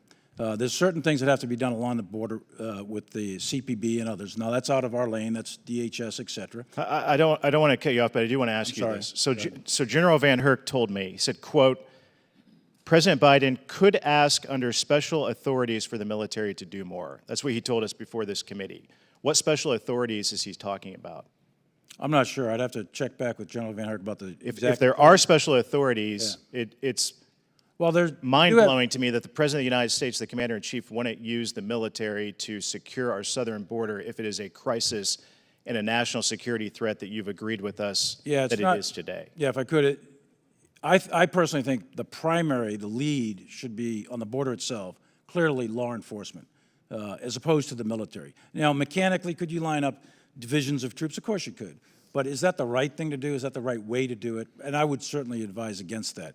We'll execute whatever decisions are made. But lining up... You would advise against the military doing more at the southern border? No, what I said was lining up troops and like securing the southern border with divisions of troops. Now, we are supporting the southern border with several thousand troops and logistic support. And I think the lead agency along the border itself should be the police. Now, this Sir, I don't want to cut you off. I got to move on. Okay, But if sorry. General Van Herk said there are special authorities the president's not using to secure the border, I'll find out about we the should be special- digging into that. I'll find and out doing about everything that we can. I'll get Secretary back to you. Austin, Yep. last year in your budget request, you asked for $114.7 million for diversity and inclusion activities. This year, you asked for $27 million more. Does that mean that what you did last year didn't work, and that's why you need $27 million more?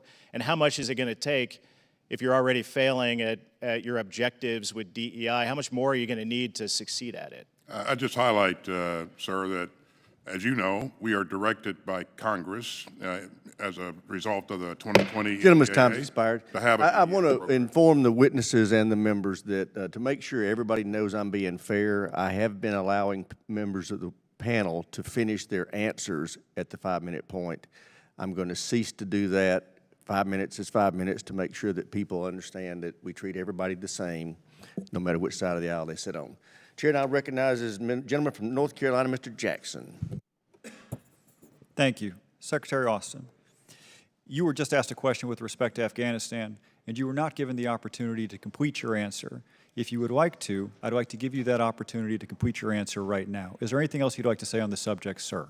Only to say that I remain very proud of the tremendous work and the sacrifices that our troops made and throughout our efforts in Afghanistan, but especially at the end as they worked hard to evacuate over 124,000 people from there. And work continues to ensure that the people that have helped us in Afghanistan, and if they want to repatriate to the United States or someplace else, we can help them. So. As someone who served in Afghanistan, I appreciate your remarks, sir. Chairman Milley, with respect to Bakhmut, which you mentioned earlier, it appears that Russia is still unable to accomplish core strategic objectives. It is frankly remarkable to me that Bakhmut still stands and is still owned by the Ukrainians.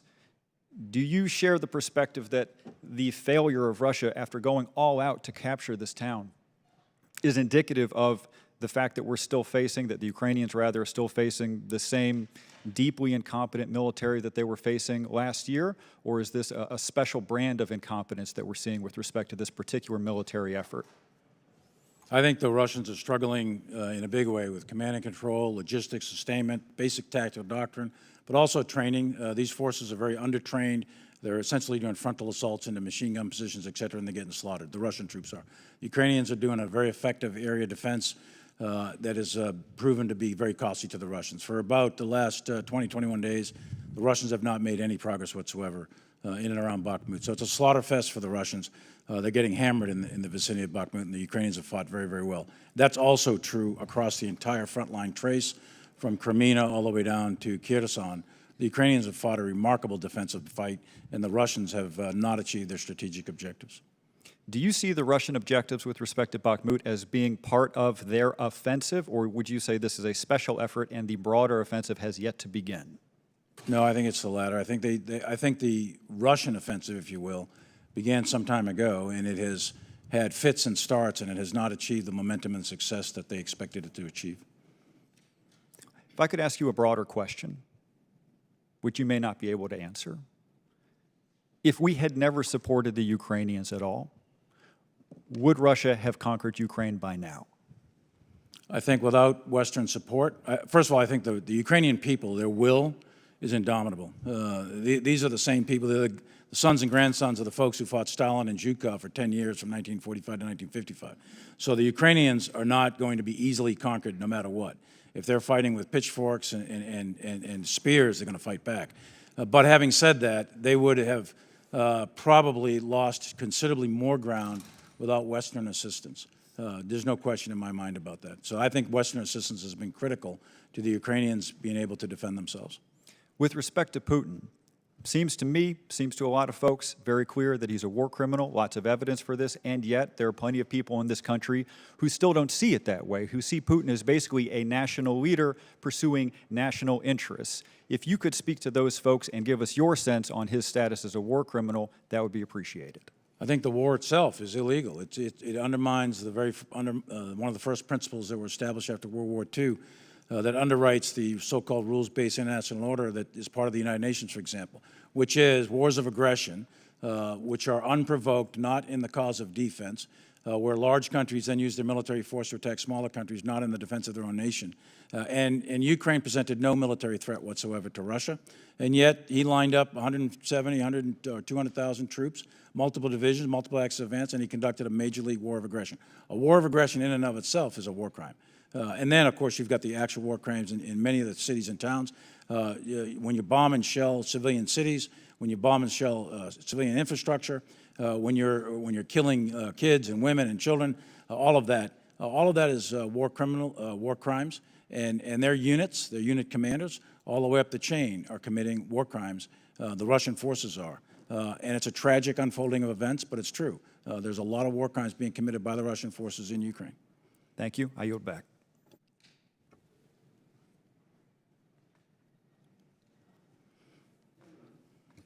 Gentleman from Alabama, Mr. Strong, is recognized for 5 minutes. Thank you, Mr. Chairman. General Milley, Secretary Austin, also want to thank you for coming before this committee. Before I begin my questions today, I want to make a comment regarding the President's budget. You were sitting here today to ask for our support and say you'll make do with what you have, and that's your job. But what I want to be clear about is I'm going to do everything I can to get you more. Because as you well know, the threats facing the United States are greater than ever. A 1.2 or 2.3% increase is not enough. We've got to see real growth over inflation. While there are cuts that we should be looking at, national security is not one of them. Secretary Austin, General Milley, neither of you need a reminder of the vast impact Huntsville, Alabama has on the defense industrial base. We were listed as one of the best places to live in the United States by U.S. News and World Report, the highest concentration of engineers per capita, and the nation's only public high school solely dedicated to cyber and engineering. Combined all of this with over 45,000 civilian and military personnel at Redstone Arsenal, which houses several major departments of defense equities, plus the FBI, Department of Homeland Security, and NASA's Marshall Space Flight Center. And based on what is best for national security, we're looking forward to a near-term decision for Air Force for the base U.S. Space Command headquarters. Right now, Huntsville has 25% of the nation's top defense contractors, the best and brightest of our small and medium mid-sized businesses. One DoD agency at Redstone is the DIA's Missile and Space Intelligence Agency, also known as MISIC. We've seen reports that MISIC is receiving some unexpected and valuable Russian weapons from the battlefield in Ukraine.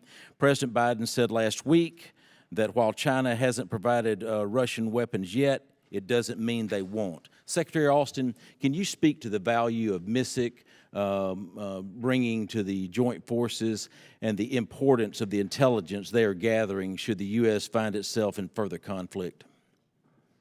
They bring a lot of value. Obviously, our ability to learn more about what our adversaries are using and how they're using it is critical to us being successful in the future. Thank you. General Milley, when you took over as the Army's Chief of Staff back in 2015, the modernization plan you inherited was, well, let's just say it's not the most robust as people would like. Almost 8 years later, we have Army Futures Command and the 6 key modernization priorities. Hypersonics is one of the highest priority modernization areas of the Defense Department, and is pursuing and falls under the Army's top priority, long-range precision fires. It also happens to be one of Huntsville's many areas of expertise. I know you've been able to see it all yourself several times. What do you believe the services have done well when it comes to hypersonic weapons and target development? As the Secretary said, I think a little bit earlier, we had 12 successful hypersonic weapons tests. And hypersonics, it's not a magic weapon. There are no magic weapons in warfare. But it has a significant capability, and it travels at such speeds that there's no known defense right now. And depending on the level of warhead, it can do a lot of damage. So the development of hypersonics for us, and it was asked earlier by one of the previous congressmen, I'm not going to opine whether it's strategically stable or unstable. All I want to do is make sure that we get there firstest with the mostest, and I don't want the enemy to have a whole bunch of hypersonics and us not. So I think it's important that we have that, and I think it's a significant capability. Long-range precision fires is the #1 Army priority. and all of the services are working on long-range precision fires. And the Futures Command and the initiatives that went into what the Army did have led to, in the last 36 months, 40 months or so, the most successful set of Army modernization programs in the last 4 decades. And that's because of that command, the innovation that the troops are putting into it, the commanders that have done that. Obviously, Huntsville's part of that. There's a whole series of those that spread throughout different locations. There's 6 of those priorities that are the top 6. But they're carrying the way forward for the Army, and the Army's in pretty good shape going forward. Thank you, General. Hypersonics are critical. Based on your best military recommendation, are we moving fast enough to be able to field this technology in a near-term conflict? I would argue that we're never moving fast enough. I'd always want to move faster, but you have to move faster within the bounds of, first of all, physics with some of these things and the testing regimes that are applied, but also the money. You can't have everything all the time. Thank you, So General it's Milley. And balanced. Secretary Austin, I yield my time back, Mr. Chairman. I thank the gentleman. Chair, and I recognize the gentlelady from Washington, Ms. Strickland, for 5 minutes. Thank you, Chairman. This is for Secretary Austin. I continue to be concerned about housing costs for service members and their families. And serving Joint Base Lewis McChord, which is in the metropolitan Seattle-Tacoma area, it's one of the fastest growing regions in the entire United States, and housing is at a premium. The department currently gives service members 95% of their calculated housing allowance. Last year, I was pleased to introduce the Basic Allowance for Housing Restoration Act, which will ensure that service members receive their full BAH. I'm encouraged by your recent memo to strengthen our support to service members and their families. As you know, they have to have their basic needs met at a minimum because this is directly tied to readiness. So can you please discuss your current thinking on how we fully restore BAH to 100% and your work to support service members and their families?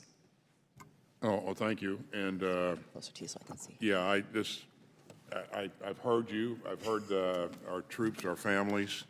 And I know this is important, and this is a thing I've asked for, the panel that will do the review of military compensation to look further into to see what's in the realm of the possible. But I know that this is a concern, and I would say that we'll do everything we can to make sure that we're taking additional stress off our families and off our troops. Great, thank you very much. And I have one more question to talk about the role of diversity and inclusion in readiness. So I grew up as an Army brat. My father joined a military, an Army that was segregated. And when President Truman desegregated the troops in 1946, that was controversial at the time. People met it with a lot of skepticism. And given some of the language that I've heard around this conversation in the military, some people would call that woke. But we also know that there was a very strategic and specific reason that President Truman did that. So can you talk specifically about how DEI is good for the military, recognizing that 40% of those who are enlisted are people of color, but making sure that we are doing what we can to help them with promotion, with military justice, and to make sure that they are treated fairly, just like my father wanted to be? We remain grateful for your father's service. We are a diverse nation. Our military should look like the nation that it defends, and it does. And I think, I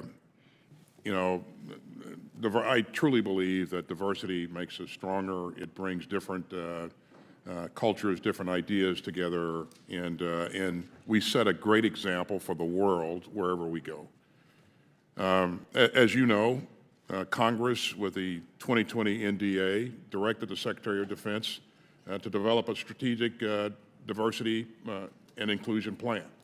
And that was done in 2020. We're following that plan. And again, as we follow that plan, we allocate resources to make sure that we're doing the right thing. In terms of promotions, we promote best qualified. The question is always whether or not we have the processes and procedures in place to ensure that we have a competitive space remains just that, competitive. If you have the talents, if you're willing to work, then you will achieve your goal, and you should understand what that pathway is to success as well. So we not only have to provide opportunity, but leaders should be mentoring and coaching along the way. So. Well, thank you very much, Secretary Austin. And for me, when I talk about diversity and inclusion in promotion opportunity, it goes without saying that the people who are seeking those promotions are in fact qualified. Thank you, sir. I yield back. Thank the gentlelady. Chair, and I recognize the gentleman from Louisiana, Mr. Johnson, for 5 minutes. Thank you, Mr. Chairman. Secretary Austin, my constituents, and I know millions of other Americans remain extremely concerned about the politicization of the Department of Defense. We've talked about this before. The policies that you've implemented have led to what we believe is the worst recruiting crisis in the history of the DoD, become a distraction to our service members when they should be focused on maintaining the most lethal fighting force in the history of the world at this critical time, and third, have caused public perception of the military to crater over the last couple of years. These are objective facts. I want to focus on that third point because in November of last year, the Reagan Foundation conducted a survey of thousands of Americans that spanned the spectrum of demographic criteria. Just 5 years ago, everybody needs to understand this, 5 years ago, that same survey found that 70% of Americans had a great deal of trust and confidence in the military. But last year, that number plummeted to 48%. So we got to let that sink in. Less than half of the American public has a great deal of trust and confidence in our military. Secretary Austin, do you know what the top response was when the surveyors asked the people why their trust in the military has eroded? I don't. I want to enter that report into the record, if that's okay. Without objection, so ordered. And I'd commit it to your reading because 62% of the respondents in that nationwide poll said that military leadership has become overly politicized, and that has decreased their confidence. So we know that confidence in the military is eroded. We know that the top reason for that erosion is the military leadership is just too political, and that brings us to the decisions you've made. Last year, we talked about the COVID vaccine mandate, and we knew at that time that was going to lead to a recruiting shortfall. It already had. You reiterated here your unwillingness to repeal the policy, and thankfully, we intervened in the NDAA to repeal it ourselves. But our lingering concern here is that the damage done by that mandate is still being realized. It's probably irreparable, and I think the Reagan Foundation survey is proving some evidence of that. But now, the issue of the day now is your next crusade, and it appears to be abortion policy. On February 23rd, dozens of members of this committee wrote to you asking very important information relating to the department's new abortion travel policy. Are you familiar with the letter we sent you and or the response that we received just last week, finally, from Undersecretary Cisneros? I am familiar with the letter. Well, did you see the response? Did you review it before it went out? I've seen the response, yes. It was a non-response. It answered none of our important questions, and the most important of which was the legal justification, because here again, you're not only causing division, you're exceeding your legal authority. Abortion travel policy that's here provides the basis for reimbursing service members for travel costs associated with obtaining an abortion, but the law is very clear, the law and the legislative intent behind it. Title 10, Section 1093 explicitly prohibits funds available to the DoD from being used in abortion services. I get that you're trying to find a crafty workaround, but it's a blatant violation of the intent behind the statute. Are you aware of the applicable statute here? I tell you what I am aware of, and that is that this policy is based on sound legal basis. And if you go to the Department of Justice's public-facing website, you'll see what their opinion of this is as well. And again, I would emphasize that 1 in 5 of our troops are women. 80,000 of them now live in places where they don't have access to non-covered reproductive health care. So this is important to our force. I've heard from our force, I heard from our leaders, our senior enlisted leaders, I heard from our chiefs, our secretaries. This is something that's very important to the force. What's more important is adherence to the rule of law, sir. And in our system, it is the United States Congress that makes those decisions, not you. This is a statute that was created by the people's elected representatives, and the last time I checked, not a single person in this country voted for you. You're not an elected official. You don't get to make this policy. And this insistence upon diving into issues outside of simply maintaining a lethal and capable fighting force is tearing our military apart. This is the most combat credible force on the planet. Then why is the trust of the American people eroded so much? Why do all these surveys over and over confirm what we know intuitively, that they don't trust the leadership of the military? You're diving into issues that you should not be involved in. There's a process in our constitutional system. We expect for you to respect that. The And troops, you're not when you're the making troops trust the re-enlistment rates are higher than they've ever been in 50 years. Listen, our troops like what they're doing. They like the fact that their leadership cares about them. and we're going to continue to care about I it. have 15 seconds left. I'm going to ask you to repeal this unlawful policy. It will be challenged in court, I'm certain. You will certainly lose it. But save us all the hassle and follow the law. That's what I'm asking. I yield back. Chair now recognizes the gentleman from New York, Mr. Ryan. Thank you, Mr. Chair. Thank you all for being here for so long, for answering our questions, for your service to our country, both in uniform and as well as Secretary now in that fine suit that you're wearing today.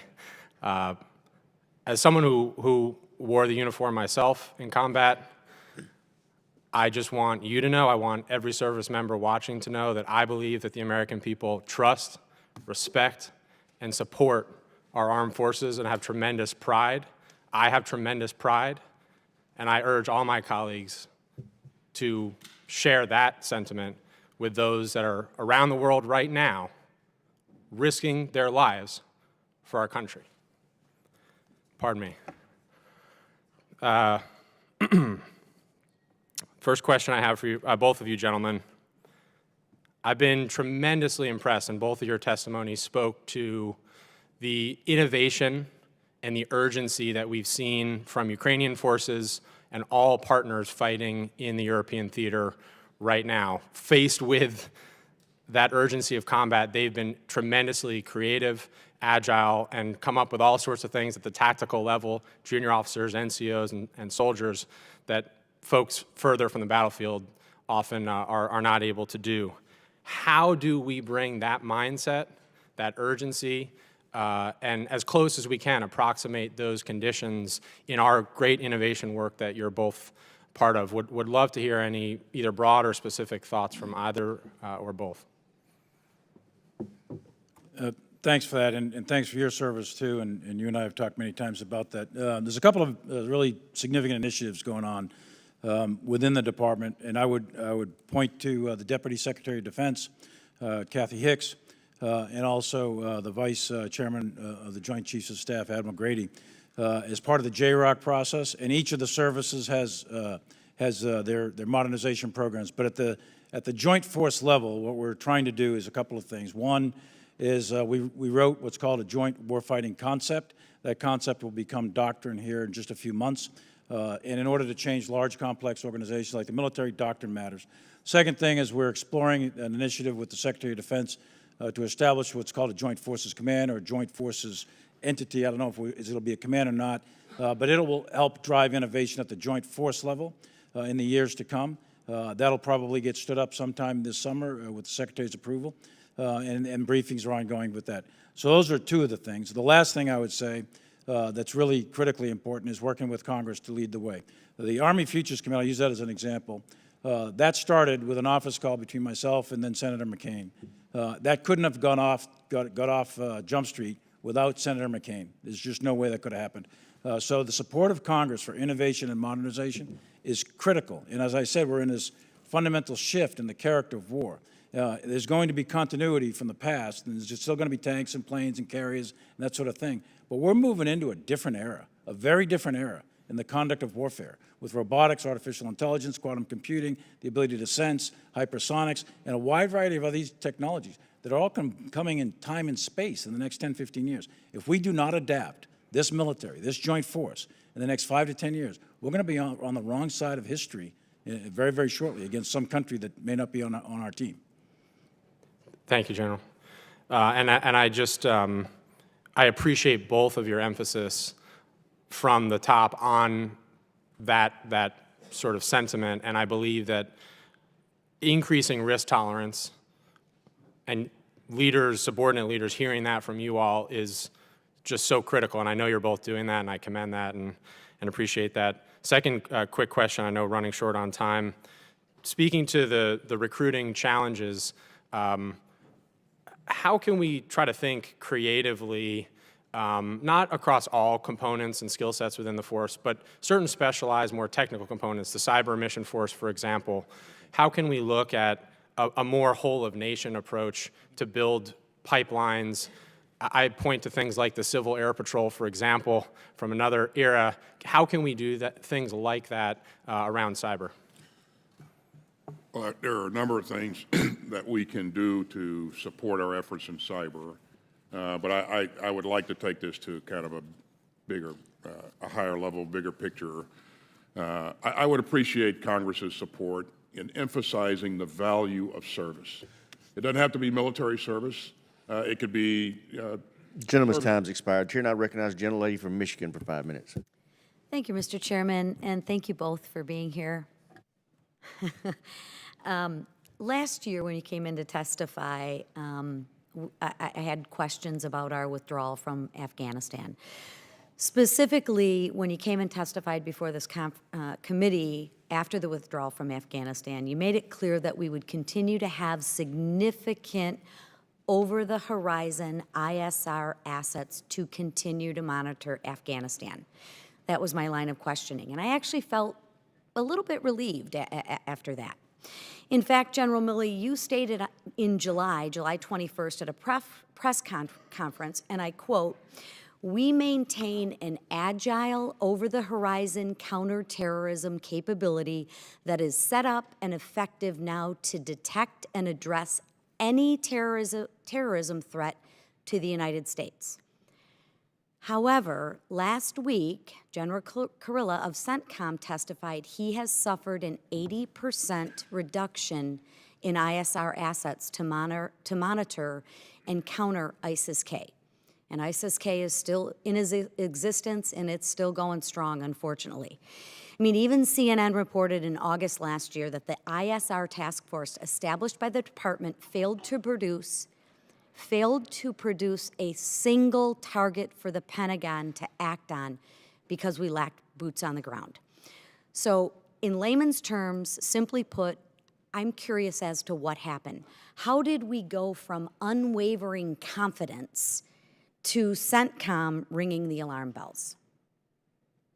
Well, I'll circle back with General Kurilla on the alarm bells part of this. A couple of things. First of all, there's human intelligence. That's people on the ground.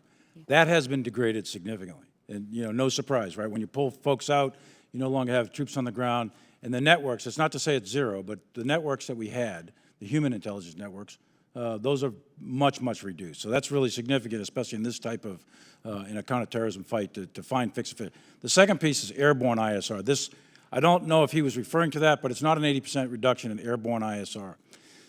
We are no longer collecting on the Taliban. Most of the ISR assets that were being used were against the Taliban. Some were against ISIS-K and al-Qaeda, and I grouped those two together. There has been a degradation in airborne ISR against al-Qaeda and ISIS-K. It's certainly not 80%, though. We have, and I'm here to tell you, and I'll talk to General Kurilla, we have the ability to see, we have the ability to find, and where we find, we can fix and we can finish. But don't you think it's interesting we couldn't provide one target? I don't understand what you mean. We have provided a target, and that target's dead. CNN reported last August that the ISR task force established by the department failed to produce a single target for the Pentagon to act upon. Is that incorrect as well? We killed Zawahiri. I'm sorry? We killed Zawahiri. He's dead. That didn't happen by magic. So the report was incorrect by CNN? I don't know what report you're referring to. All I know is that we targeted the emir of al-Qaeda, Zawahiri, in Kabul, and he's dead. That didn't happen by accident. That happened through exquisite intelligence and action, direct action, in combination with the intelligence community. So in your... We have the ability to track ISIS-K. We know they're growing, and if necessary, if we determine that there's going to be what we call an XOP, an external operation, if we detect that, we will strike it, I'm assuming, with the presidential approval. We'll develop contingency operation to do that. So we can't see. I don't want you to walk out of here to think that we can't see into ISIS-K. We can. It's just confusing for me as... I understand. And I want to know which one is right. And what I'm hearing is from you today, you still have the utmost confidence in our over-the-horizon capabilities. It is. I don't want to fool you here. It's not what it was. Nothing's going to replace having troops and Afghan security forces and the amount of infrastructure that we had.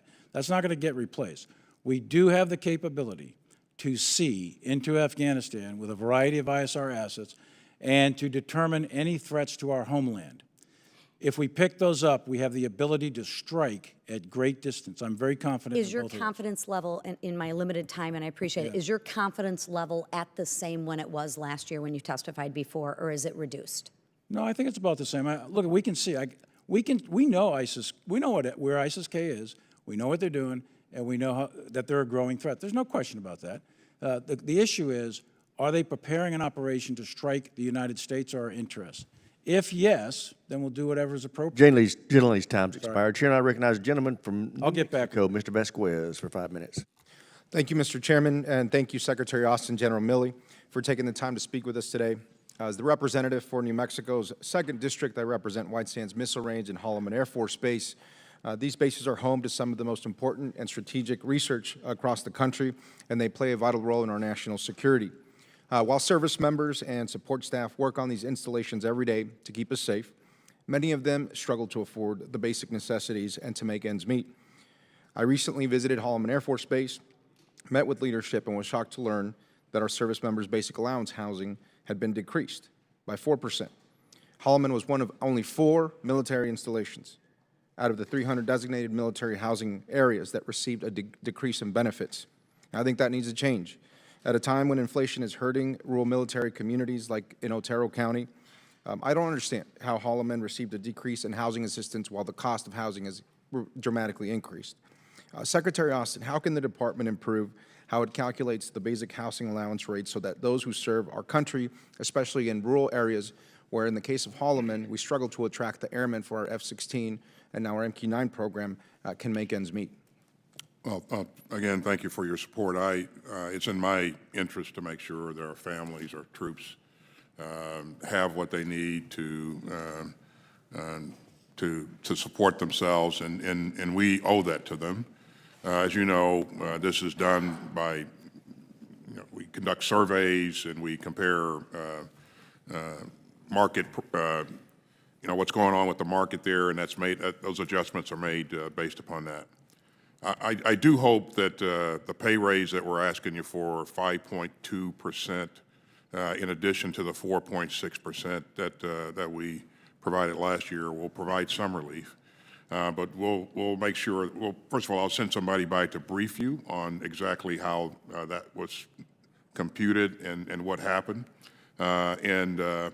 Again, everything that we can do, including reducing the cost of child care, lowering the prices in the commissaries, and those kinds of things, we will continue to work at. As you know, we've driven the prices in the commissaries down to where they should be, 25% discount from what you get out in the outside market. So. Thank you, Secretary. And that's very important, especially in the recruitment of really important military installations like White Sands and like Holloman, is to incentivize those airmen, those researchers, those engineers, everybody who's part of the defense system to be able to have a good quality of life.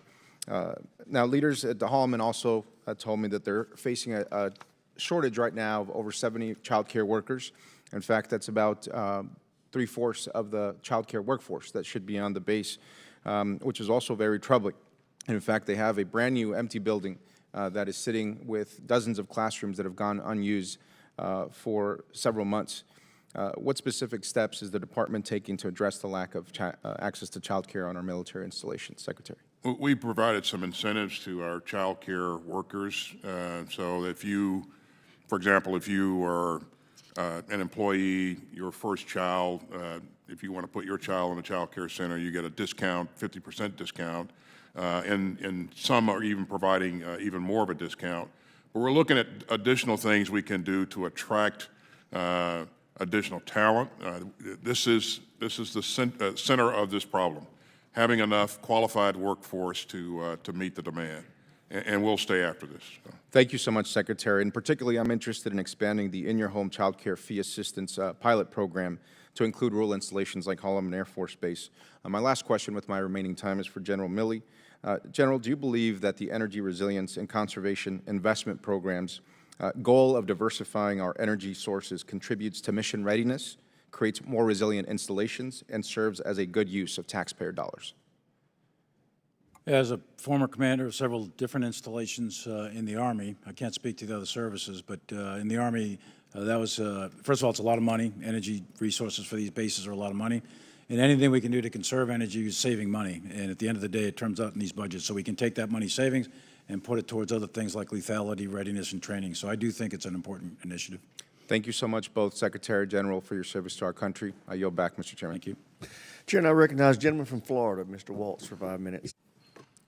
Thank you, Mr. Chairman. And I want to caveat my question to say, look, if the Ukrainians are bravely willing to do the fighting and dying and asking us for the beans and bullets, that's a policy we should support. We should have done it much faster and before the war to actually establish deterrence, and that our smaller European allies are truly stepping up, the Baltics and Poland in particular. However, when you look at this chart, and when the American people see the disparity in how much the United States is providing, and then how much large economies, 46 billion versus Germany, 2.5 billion, versus Italy, 700 million, less than $1 billion, France, which is 4 times the size in terms of their economy of Poland, even less than that. Mr. Secretary, I know you've had a lot of meetings, a lot of engagement. We can dispense with that. What are we doing to actually have burden sharing with our European allies? This war is on their doorstep. The Germans have already backed away from their 2% commitment.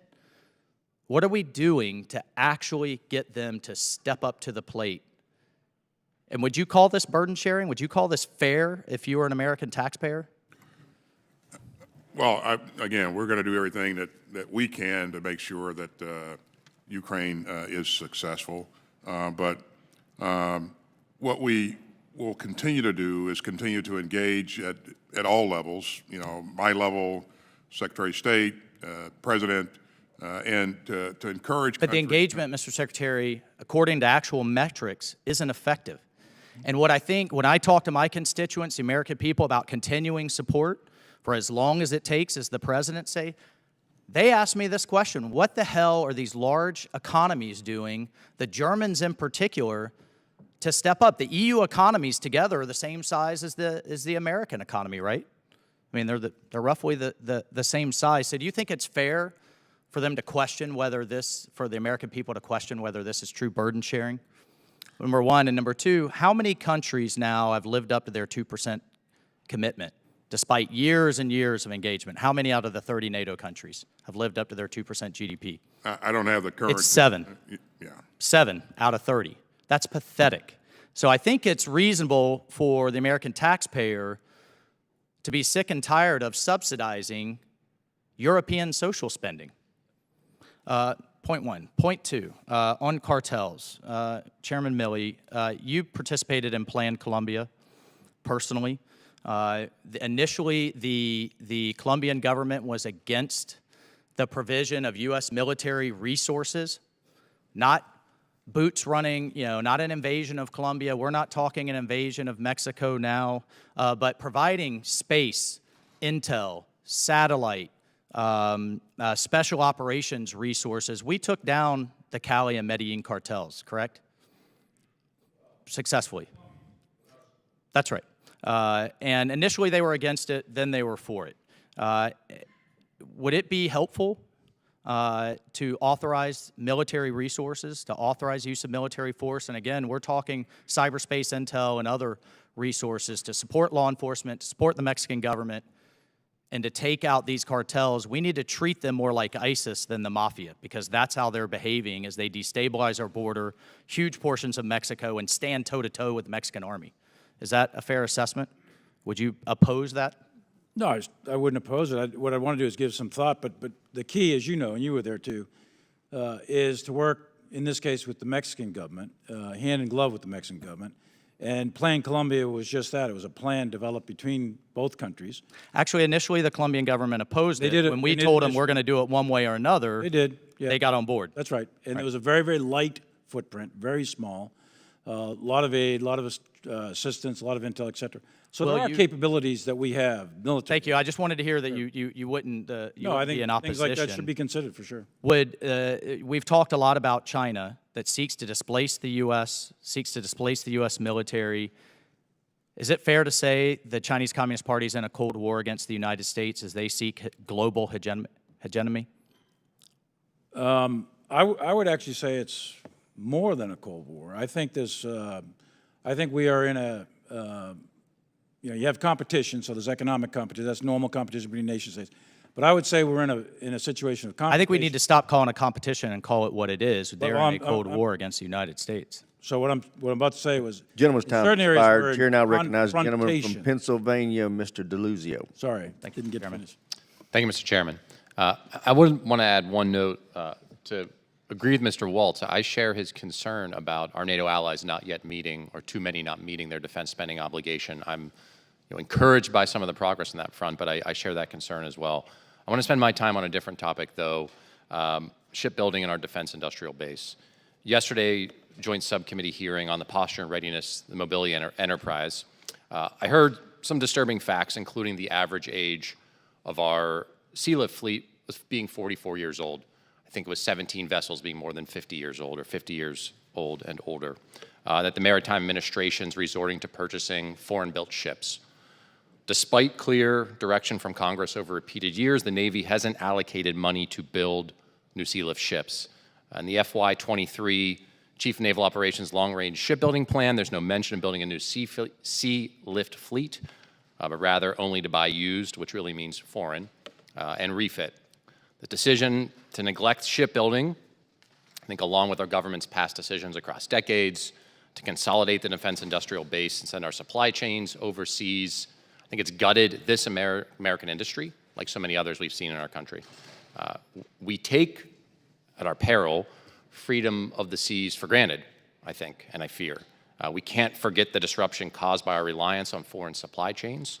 As ships stacked up outside harbors and ports during the worst of the pandemic, I think we'd be foolish to overlook the Chinese Communist Party's buildup in the east of and south of China seas and their growing potential to restrict shipping and access to those sea lanes in international waters. But simply, I think we have to build ships here, not just our naval vessels, our military ships, but others. A good example of this is the success of the national security multi-vision vessel in Philadelphia's shipyard. I think that investment in our shipbuilding infrastructure is critical and certainly part of deterring communist China.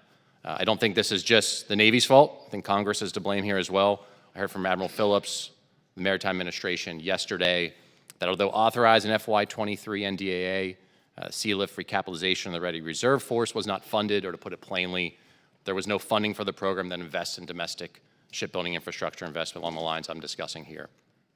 General Milley, I'll start with you, sir. Please explain as clearly as you can, how does this reliance on foreign-built ships impact our national security, our readiness? I think you're talking commercial ships? Yes, sir. Yeah, so look at the United States over decades upon decades have outsourced our commercial shipbuilding programs, and that impacts our ability to conduct sea lift. And one of the fundamental characteristics of the U.S. military is power projection. We do that through airlift and sea lift, primarily by sea lift. 80% of the world's commerce goes over the ocean. So sea lift, the ability to produce ships, commercial shipping for sea lift, is fundamental, I think, to our national security. Unfortunately, we've outsourced it over many, many decades, and it probably needs a corrective over time. Look, I think there are investment decisions this committee and this Congress has to make that reflect that we care about this. I certainly do. Secretary Austin, I'll ask you a little different question. It's related. I've worried about the consolidation in the defense industrial base, something like a 90% reduction in the prime contractors since the 90s. How has that overly consolidated, and I think at times inadequate, defense industrial base impact our national security? I share your concern that what we've seen over the years as the number of companies that we have participating competitively in this space has decreased. In some cases, it's provided advantage because we've been able to do things more efficiently. In other cases, it's taken away that competition that has kept us healthy. So I want to make sure that small businesses have a voice and they feel that they can compete, and we're working to provide the means for them to compete in this space. We've made a little progress, but there's a lot more to be done. But to answer your question, this is an area of concern.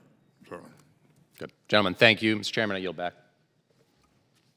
Thank the gentleman, Chair, and I recognize the gentleman from Texas, Mr. Jackson, for 5 minutes. Thank you, Mr. Chairman. Thank you, Secretary, and thank you, General Milley, for being here today. I appreciate it. I have a couple of district-specific questions for you here. My district is the 13th Congressional District. It's the home of the Pantex plant, the United States' only nuclear assembly and disassembly plant that we have. For the past few decades, DoD has stressed that it's placing a renewed emphasis on the strategic deterrence enterprise, and the Pantex plant is an absolute key component of that effort. There's no doubt about that. While DoD has been committing resources and seemingly doing its part, there doesn't seem to be concert or unity of effort between DoD and the Department of Energy on updating Pantex plant's severely aging infrastructure, which is actually, I think, having an impact on the mission right now.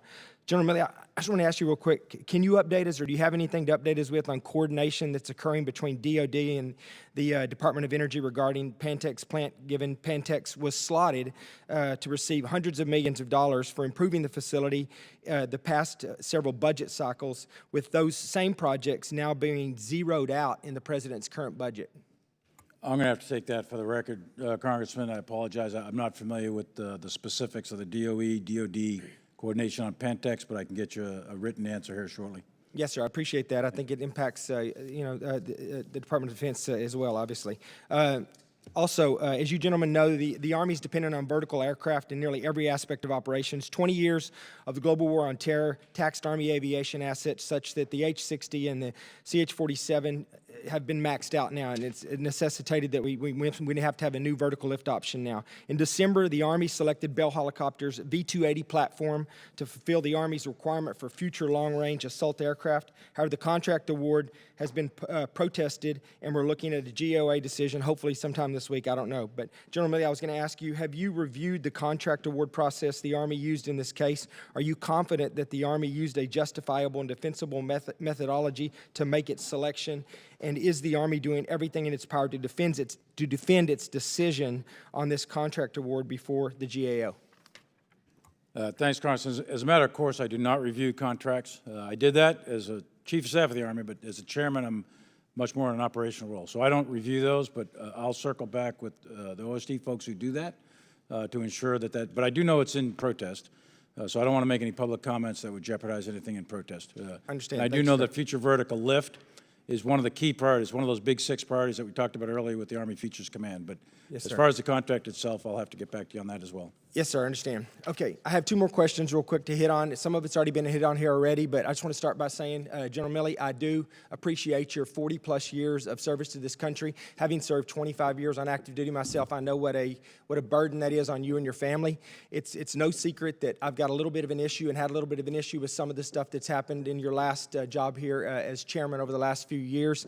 We've talked about that before, but I do want to say that I do think that politicization of our general and flag officers has become a real issue in our military. I think that it does have a big impact on the forces in general. You know, mentioned by Congressman Johnson here, some of the polls that were out there on just the public's opinion of what that matters. And General Milley, I'll just say, whether it's real or whether it's perception, I think it matters. And I just want to point out, it's not just me saying it. There's an article that came out in Politico here on the 24th of March, just a few days ago, 5 days ago, and the title of the article is "The Surreal Post-Trump Embrace of Mark Milley.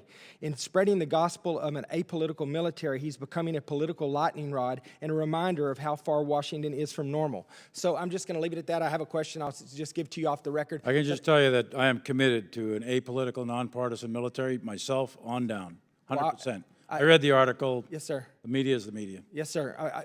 And I understand, and sometimes perception is not reality. But I think you will agree with me that perception has a big impact on your ability to lead. Military's got no role in politics. Yes, sir. So I appreciate that. With the last few minutes I have here, Secretary Austin, I just wanted to ask you. We've talked about the DEI initiative going on in DoD right now. I think that we've heard I've heard lots of times in lots of different conversations about the potential positives impact of that. But I think that there is a negative negative impact of that as well. I think that it has an impact on readiness, and it has an impact on recruitment and retention. I think it creates in some circles an environment of hate and discontent when you're pitting one group against another. It's identity politics to some extent. I think it's damaging. I just want to know, were there any studies that were done before this was rolled out, unbiased, scientific-based studies that showed that this was a good idea? Gentleman's time's expired. Chair, and I recognize the gentlelady from Hawaii, Ms. Takuda, for 5 minutes. Thank you, Mr. Chairman. Mr. Secretary, I first just want to thank you for your decision last year to safely shut down, defuel, and close the Red Hill bulk fuel storage facility on the island of Oahu. What you said then continues to be true now. This was the right decision to make for our people, for our environment, public health, and overall national security. I'm also grateful for your continued engagement with and oversight of the department's lines of effort on Red Hill, including your own personal visits during September of 2022 and your recent meeting with senior department leadership on March 16th. That being said, you and I both know there's still a lot of work that needs to be done in Hawaii with regard to Red Hill and rebuilding lost trust, a broken trust with the military and our communities, and how this crisis was handled.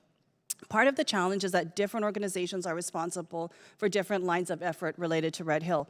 Joint Task Force Red Hill is focused on just the defueling, while Navy Facilities Engineering Command oversees environmental remediation and aquifer restoration. The Navy is largely responsible for facility closure, and separate from all of that, you've got the Defense Health Agency that handles the medical care for impacted individuals. Now, to most Hawaii residents, this is very, very confusing, and quite frankly, this should not fall upon them to have to navigate the complexities of our military bureaucracy when it really comes down to ensuring them transparency and accountability.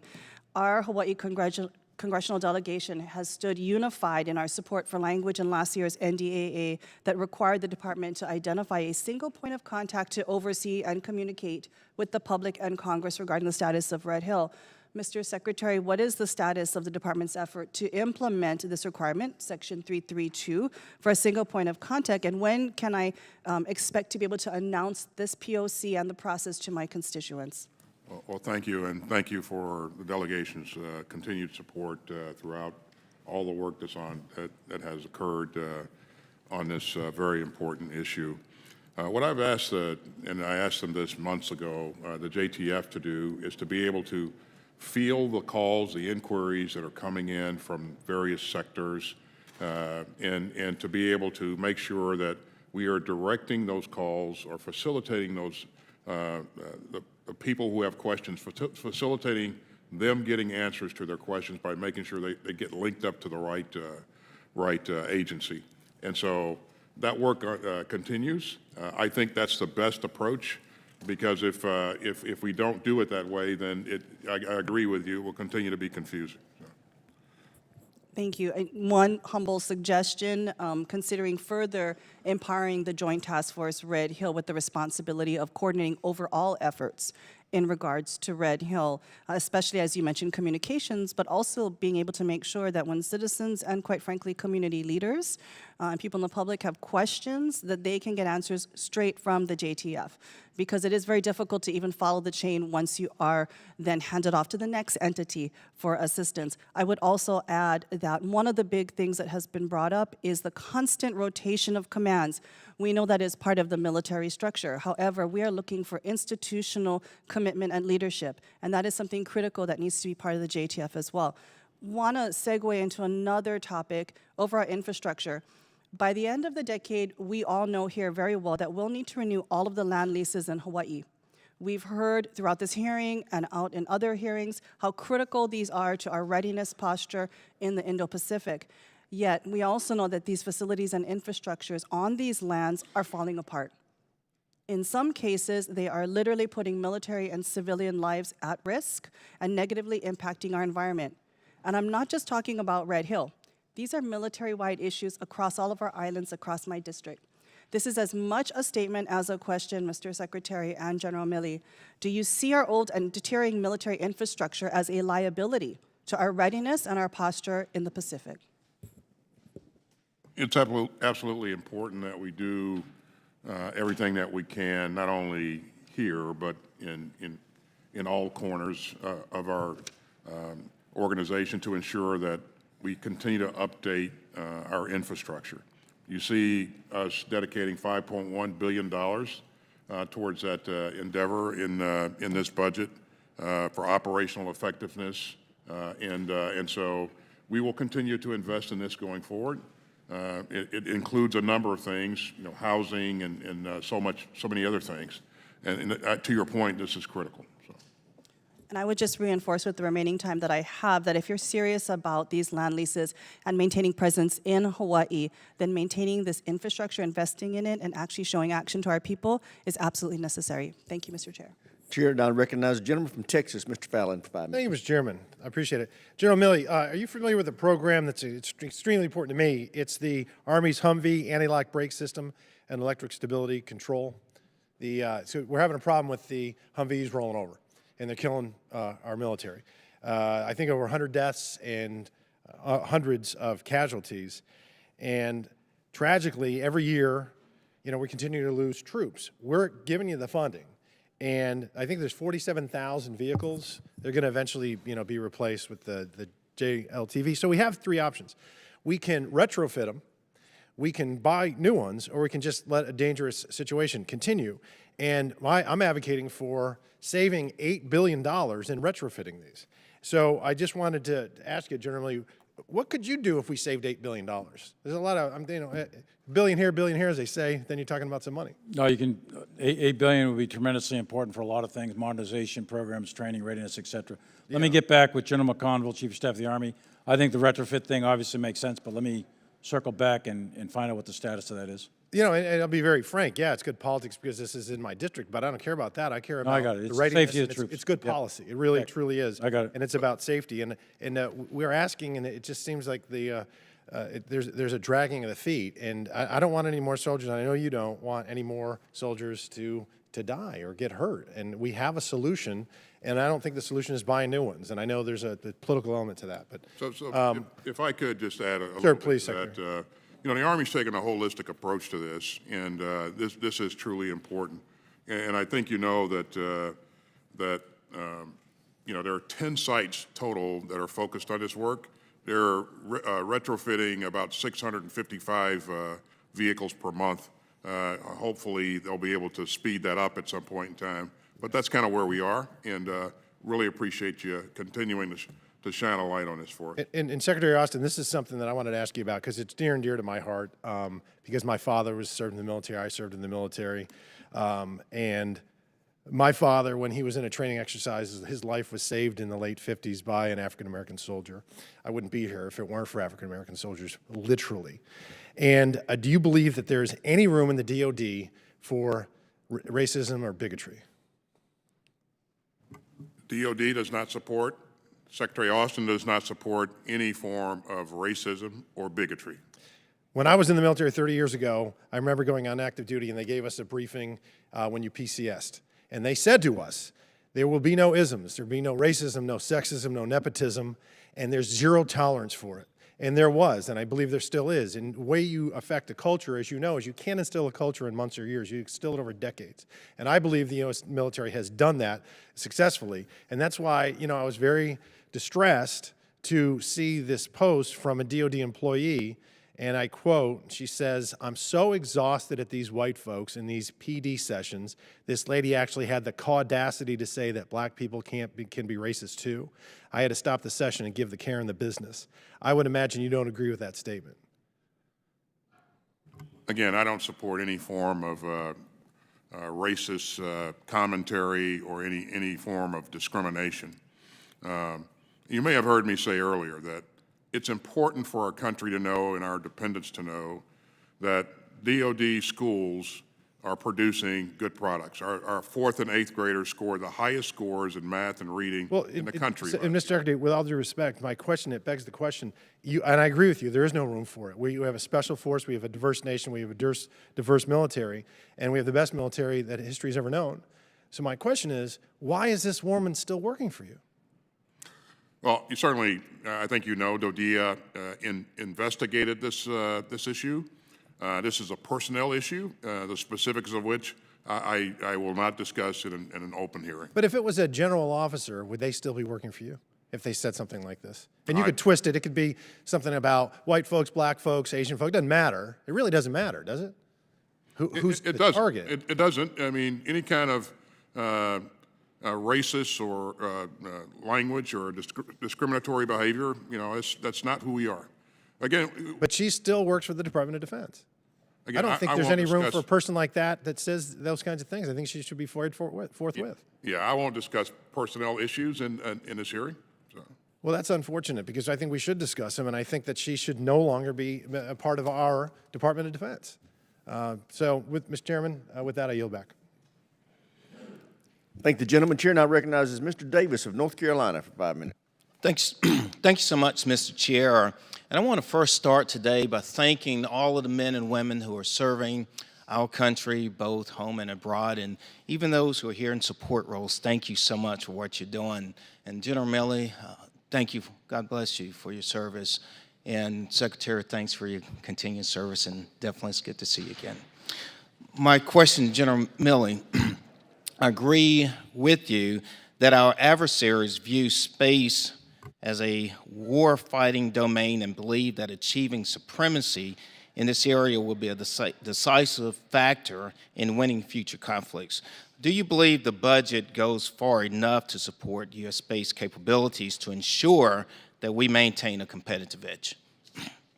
As with any budget, it's all about balance. You're really balancing resources to make sure that you're advancing along a wide variety of programs. This budget puts about $33 billion, I think it is, into space. I think that's an adequate amount of money given the totality of the budget. What is key here is how do you apply that $33 billion?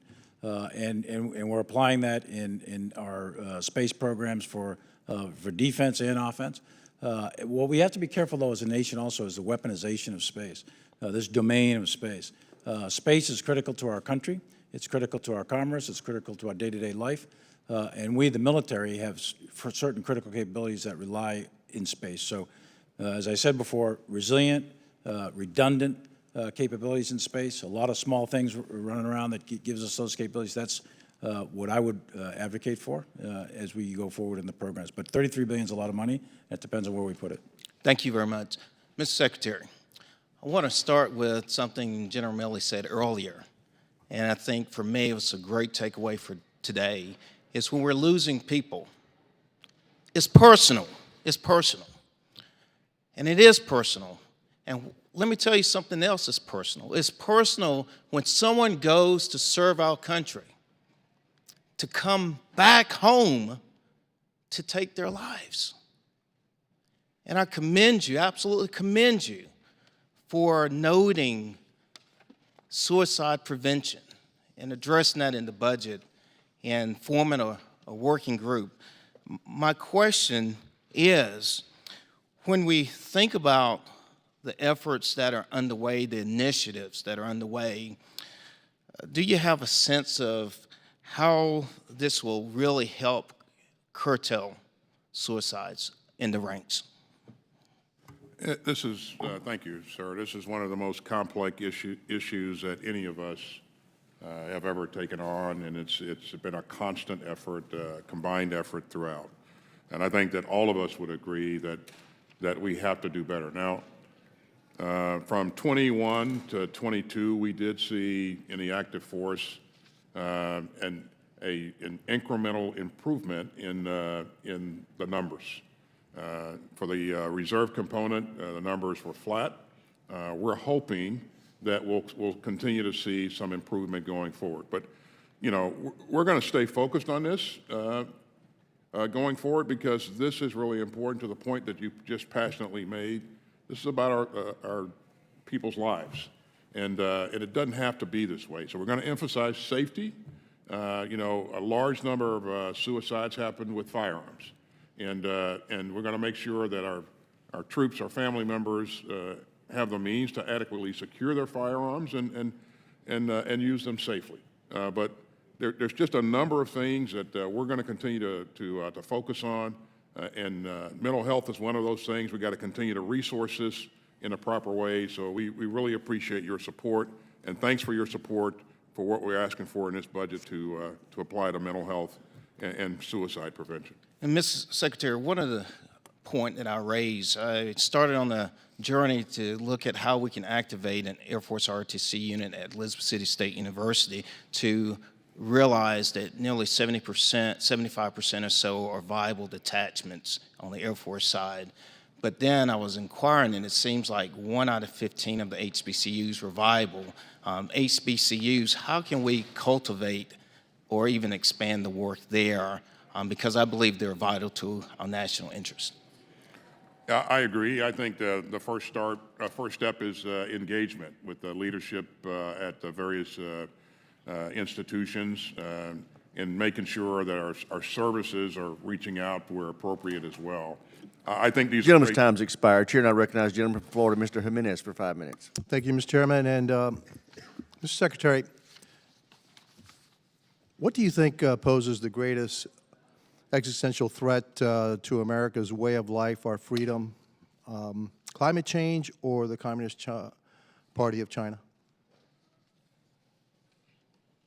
Well, I think they both pose threats to us going forward. I think climate is an issue that shapes the environment that we live and work in. It certainly shapes It's a pretty simple question. Which one poses the greater threat, climate change or the Chinese Communist Party?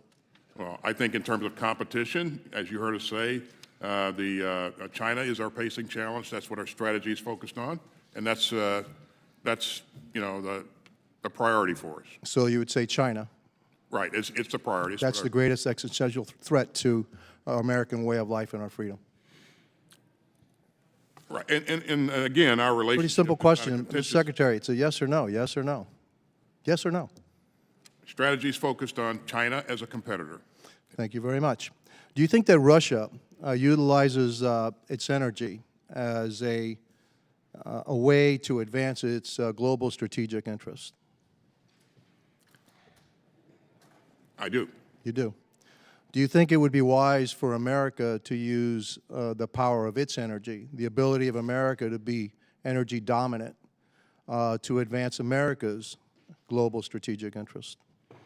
Well, I think America advances its interest in a number of ways. That is a component, but I certainly wouldn't sit here and say that that's the element that we need to lead all conversations with.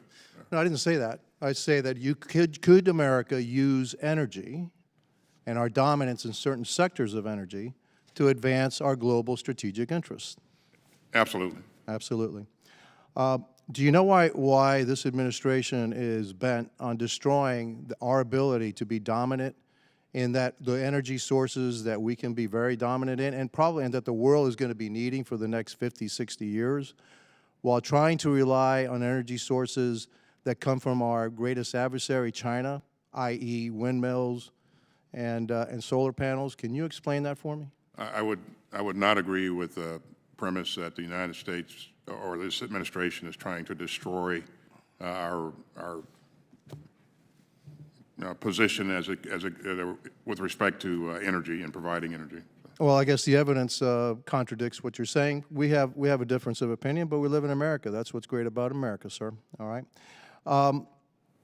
Secretary, the Defense Department budget that has been introduced by this administration has an increase of 3%, which when you factor in inflation is actually a 3% reduction because inflation is at 6%. You have an increase of 3% for defense, and we know that we need to start to build up our defense capabilities in light of the fact that our greatest adversary is the Communist Party of China, and yet they've increased EPA by 19%, which is 13% above inflation. That to me says everything about what this administration is all about. And so the reason I asked you those questions is that I believe that this administration thinks that climate change is the greatest threat to America and not the Chinese Communist Party.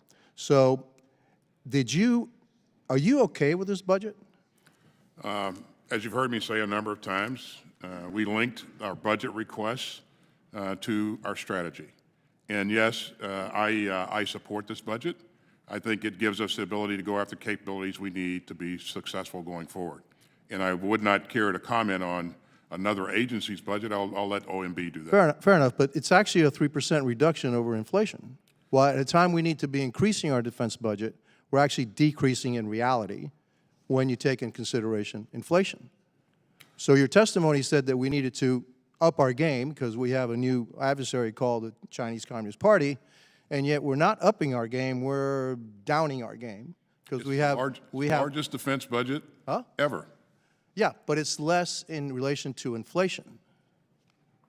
So yeah, but it is the largest, but it's actually, in actual terms, you have less money to spend because inflation is at 6%. One final thing one final comment for the General.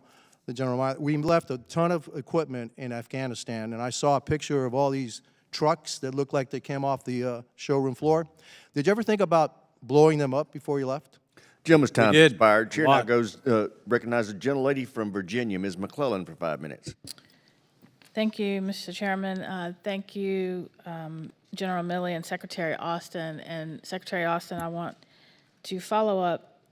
First of all, I appreciate your commitment to meeting the comprehensive health care needs of all our servicemen and women. And I want to follow up on the line of question from Mr. Davis around mental health and suicide. And I agree with you, mental health in the military has been a constant struggle. And while we've seen some improvement, the suicide rate remains nearly 60% higher than the civilian suicide rate. Can you tell us specifically how the DoD is mobilizing resources within the budget to address mental health needs and bring this number down? Yeah, so we're asking for $1.2 billion, excuse me,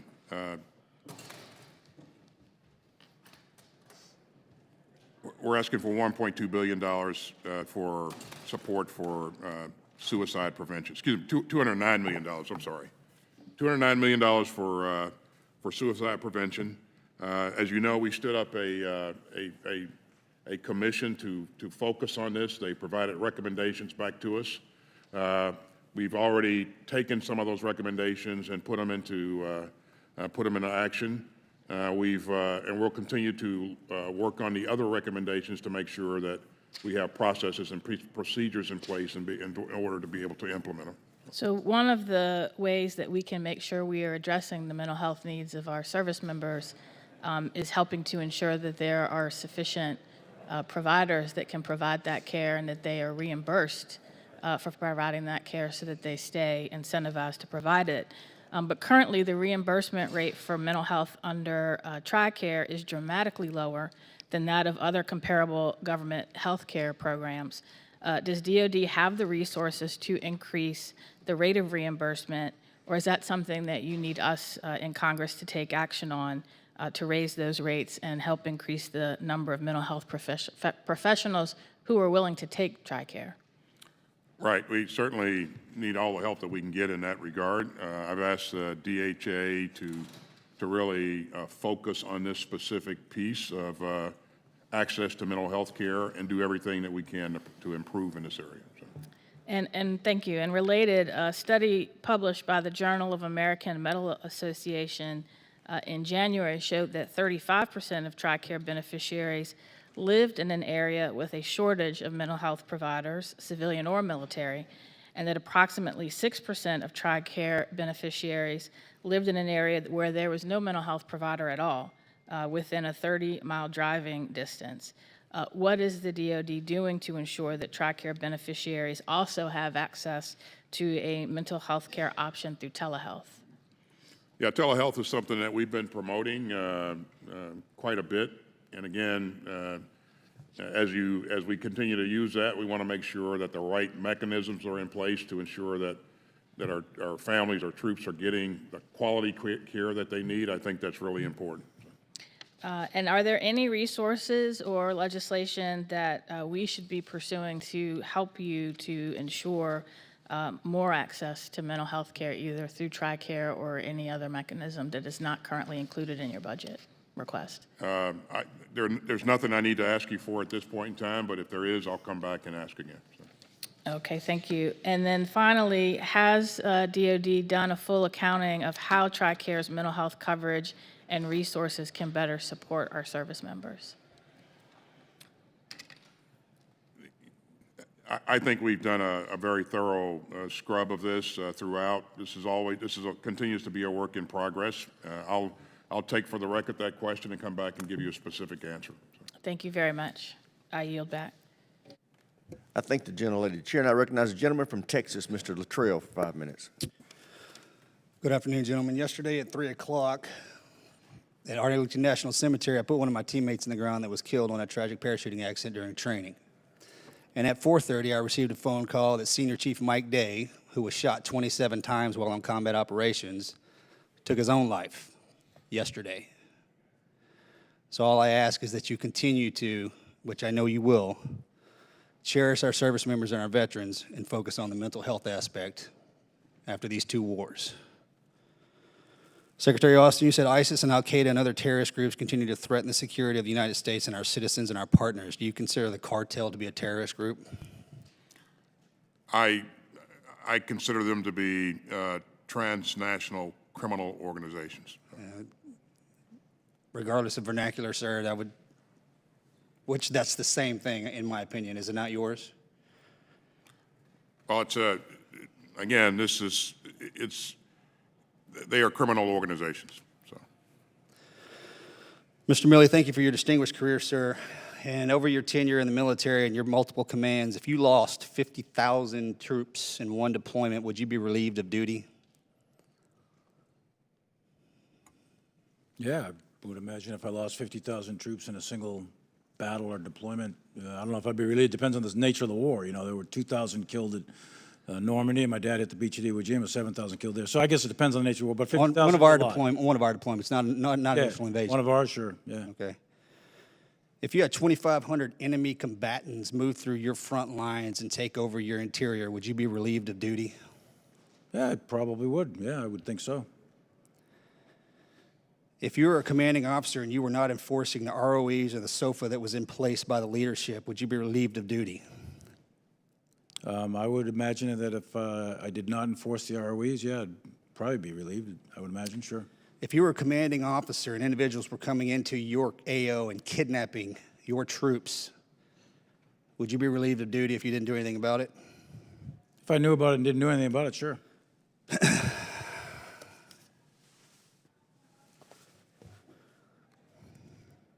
100,000 Americans die each year from fentanyl. 5,000 illegal aliens come across this border every day. Sex trafficking, kidnapping, drugs, gangs. In your professional opinion, do you think Secretary Mayorkas is doing a job at all with securing our border south and north? Yeah, it'd be inappropriate for me, as a chairman of Joint Chiefs of Staff, from a legal basis, to actually make comments about cabinet members. That's actually in the Uniform Code of Military Justice. Okay, so sir. You got to respect that. But here's what I would say. Look, there's a significant crisis at the border. I mentioned it a couple of times. Yes, sir. before. 5,000. That's why I shifted to this line of questioning. 35,000 a week. That's a core. You've got about 1 million or so. Now, most of them, realistically, most of them are economic migrants, and they're fleeing violence and so on and so forth. But not all of them. Some of them are not. Some of them are bad. Who knows where they're coming from and what their intent is. So that border crisis is very serious, and it's having a very negative effect on our society in general, and obviously the border states, but well beyond the border states. The fentanyl crisis is compounding that. Now, the question is, what do we do and how do we get about that? And that is a very complicated area, as you know. I think you have to obviously start right at the border, but there's obviously some things deeper into the so-called battlefield, if you want to call it that, in Mexico, Central America, et cetera, getting at some of the root causes. We have to work with the host nation governments. Talked to Congressman Waltz a little earlier. We've got to get a handle on this and get a handle on it quickly. This is being very, very destructive to our society as a whole. And I am absolutely agree with that for problem identification. The issue is, what do we do about it and how do we do it? We, the military, have certain skills and capabilities that can help, but the lead has got to be law enforcement. I think the leadership itself, sir, translates nicely from military to civilian. And fortunately, on this side, as you soon, I'm assuming you will soon, and I'm a border state. Sure. And it's my people in my district that are dying. Yeah.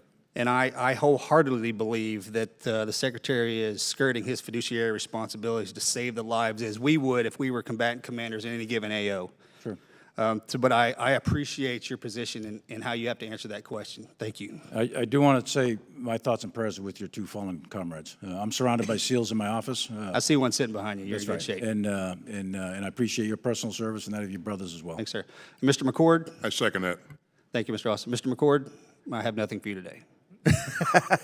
Gentleman's time's expired. Chair now recognizes the gentlelady from Michigan for 5 minutes. Thank you. We're almost done. Thank you for hanging in on 2 long days. General Milley, thank you for all your service. I'm sure you're thrilled you won't be back up here, but we're sorry to see you not coming up here. You've always been frank and forthright with us.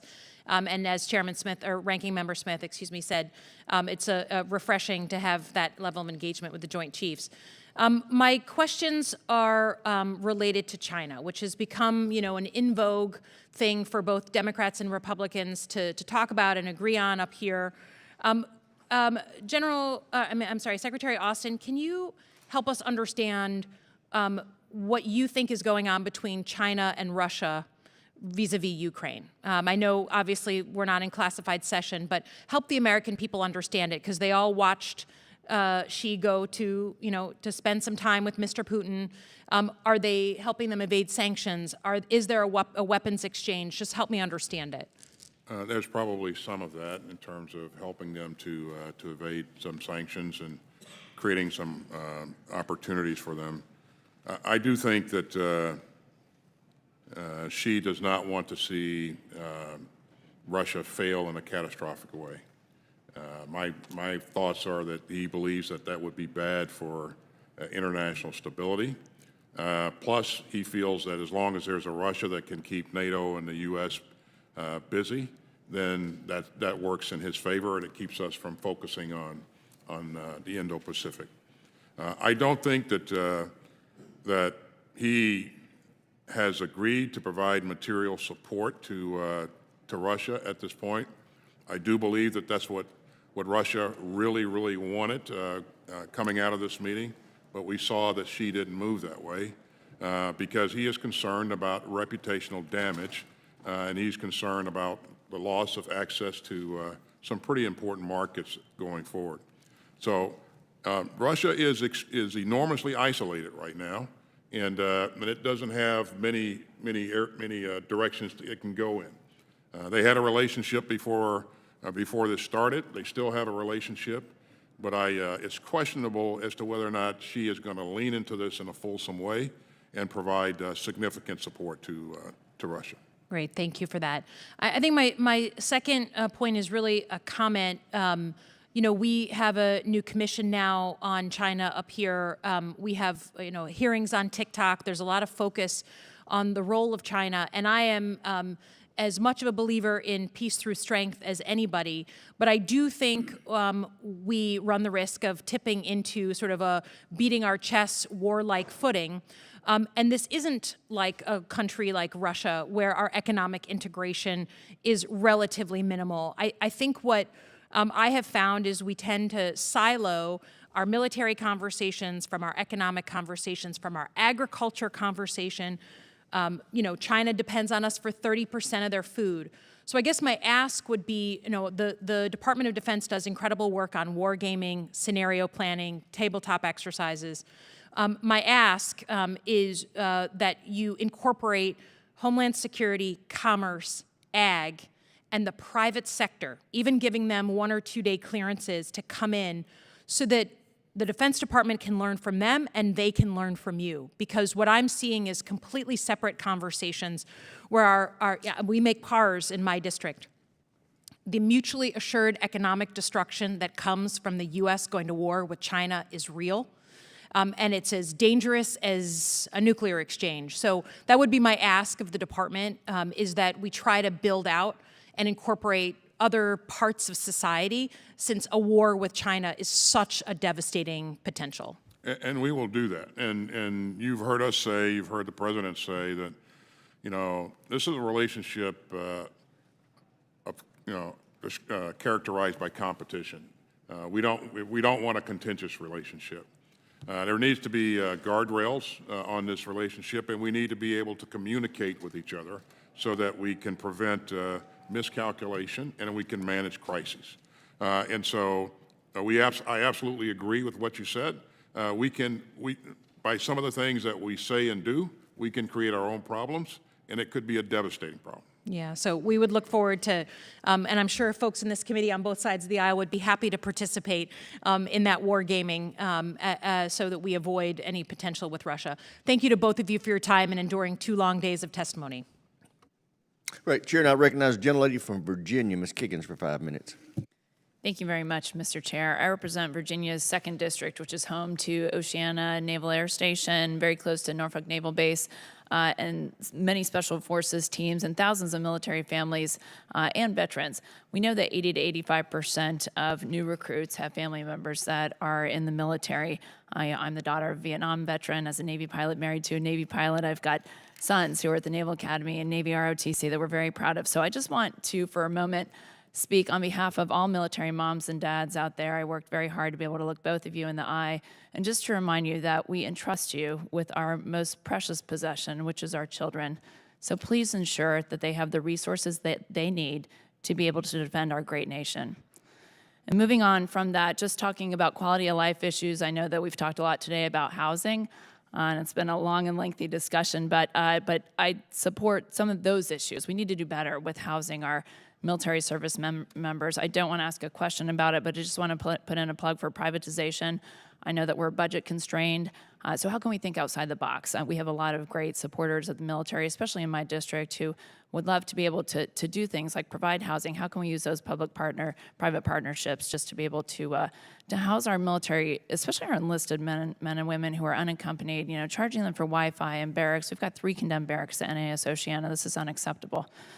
Moving on from that, I know that Representative Whitman, who's from Virginia as well, talked today about the needs of the Navy and our capacity and our numbers, and he had some pretty disheartening charts that he brought with him. But if we have a potential war with China, we'll absolutely be a maritime conflict. And I know you've spoke about technology, but technology is only part of the answer, but it's not the answer.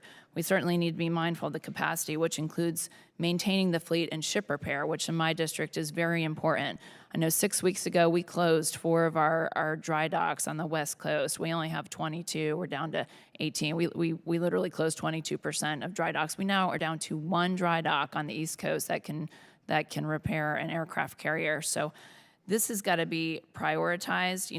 God forbid we enter into a maritime conflict with Asia. There will be damaged ships. We have no salvage capability, I know, out there. So what are you doing, and what is your just prioritization of ensuring that our ship repair industry just has the resources they need to be able to provide and keep these old ships at sea? Well, thank you, and thank you for all that you have done to support our military, with your family, and certainly with your children, your husband. We're investing $4 billion in the industrial base in this budget. That includes $1.2 billion for submarines in the submarine industrial base, and a remainder in SIOP, which will help improve our infrastructure. We have to continue to invest in this and increase the capacity and improve the way that we're maintaining our ships. And get more of them to the operational level. That's a focus of the CNO. He is absolutely focused on this, and I think hopefully we'll see some returns on his investment here in the near term. So. Last week we witnessed the 40th meeting between President Xi and President Putin over the last 10 years.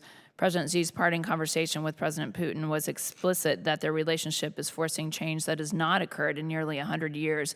We know the Sino-Russian Treaty, the 2001 Treaty of Good Neighborliness and Friendly Cooperation, was reaffirmed last summer and has now been in effect for nearly 21 years. So it's clear that with Iran and North Korea providing Russia with weapons and industrial capacity to fight Ukraine, the PRC is now collaborating with Russia and Iran on technology programs, and there's a convergence of strategic interests among these adversaries. So I just wanted to know, from your perspective, our strategy, our overarching strategy, are we looking at these aligned threats? I know we look at them individually, the threat of China, the threat of Iran, the threat of Russia, but are we looking at them of more of an alignment, and are we practicing and preparing to fight that adversary as a whole? Yeah, we certainly continue to watch that.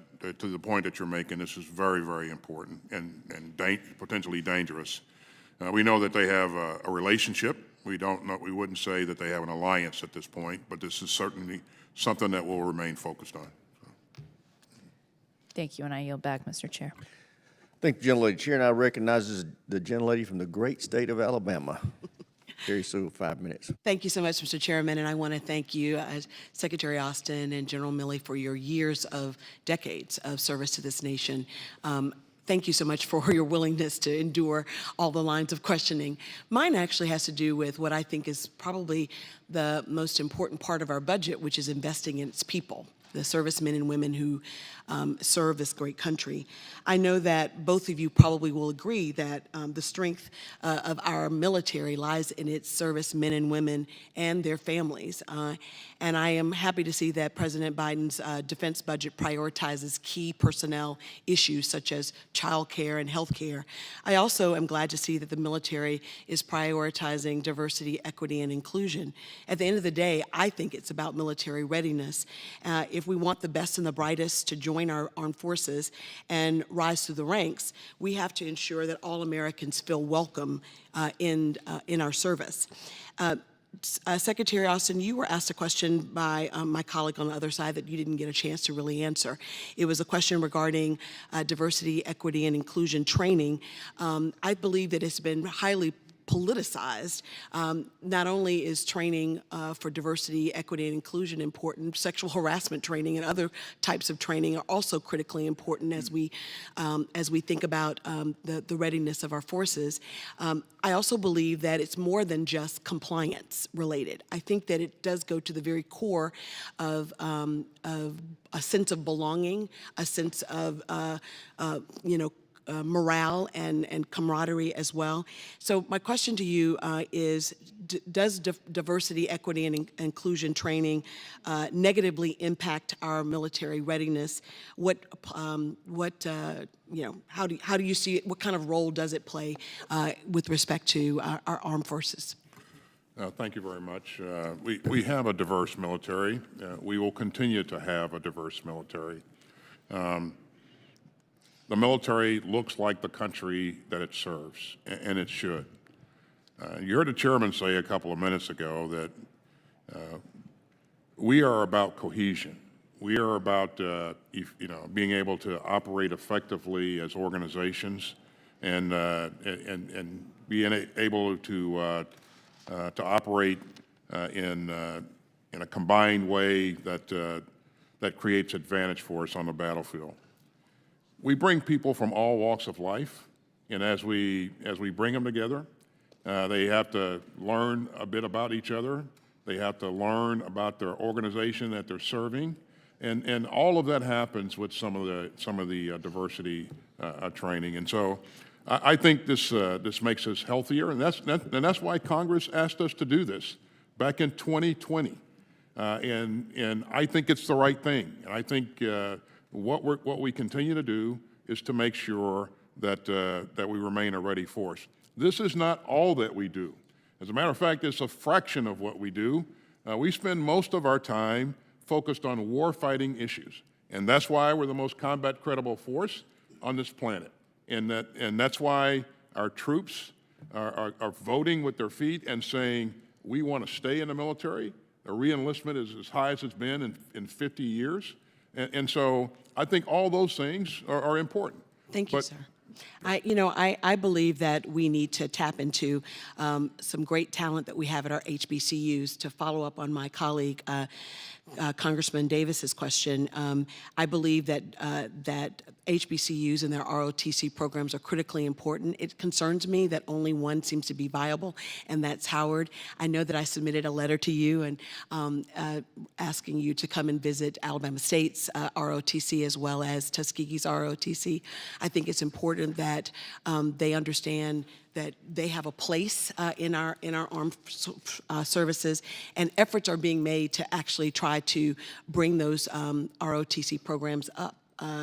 And so would you say, I know that the HBCUs in Biden's budget and in the defense overall has $100 million in it, and I think that's a great start, but can you talk to us a little bit about HBCUs as a pipeline for strong military?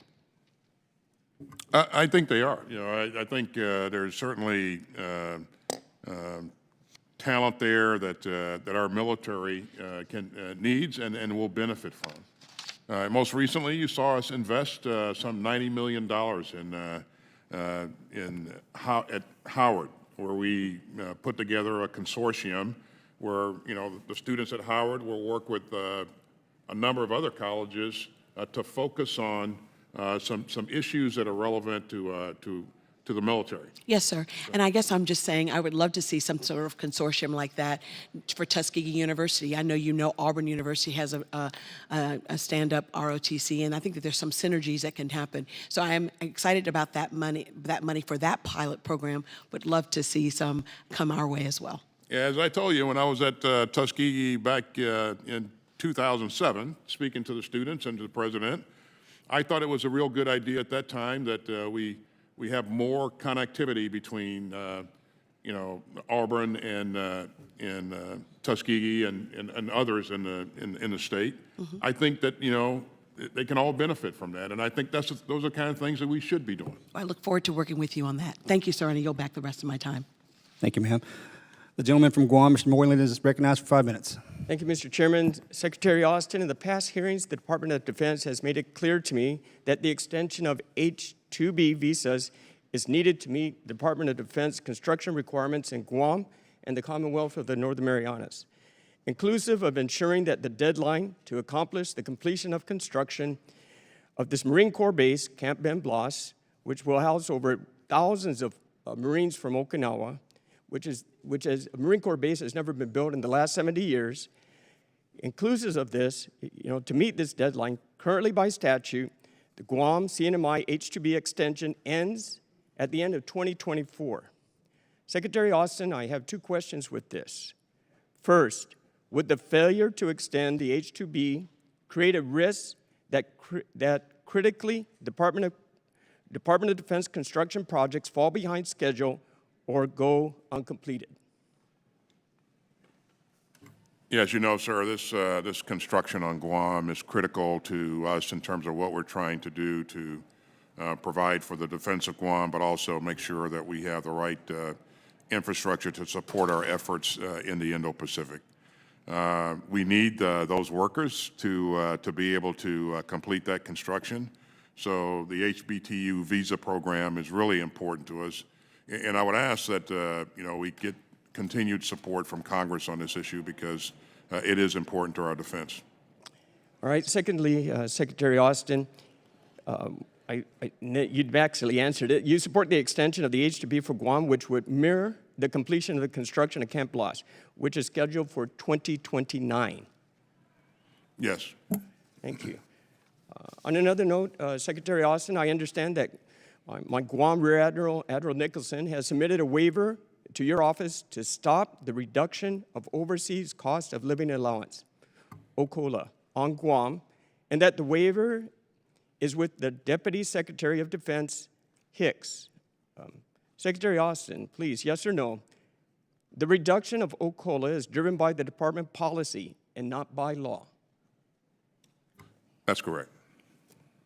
Considering that Guam is at the tail end of the supply chain and that the cost of living for both service members and the island's residents has skyrocketed over the years due to many factors, Secretary Austin, would you support keeping Ocala status quo versus the reduction which was recently implemented? I'll have to look at the specifics of this particular issue. There are a number of places where COLA is being reduced, and certainly as a deputy secretary has worked through this, I'll engage with her and see what the issues really are and what's in the realm of the possible. You know, it's again, we're doing everything we can to provide as much value to our troops and our family members as possible, pay raises, reduction of prices in the commissary, so forth and so on. So this is important to us. I appreciate that, Secretary Austin, and it's also important to our Rear Admiral Nicholson. So I'm hoping that this decision will be rendered on the waiver request submitted as soon as possible, please. Okay. And finally, Secretary Austin, on the provision of Public Law 117263, which is the 2023 National Defense Authorization Act, it mandated a 60-day timeline for the Department of Defense to contract for an independent assessment of the integrated air and missile defense architect in Guam. This is a vital component for the defense of Guam and is very important for assessment of my district and community. The timeline expired earlier this month. Was a contract issued for the independent assessment? And if not, does the Department of Defense intend on pursuing this mandate, which was created by statute? And once again, this is very important for my community. Thanks, sir. I agree it is important, and the contract will be let by the end of the month. Thank you, Secretary. Mr. Chairman, I yield back my time. Thank you, sir. The gentleman from Nevada, Mr. Horsford, is recognized for 5 minutes.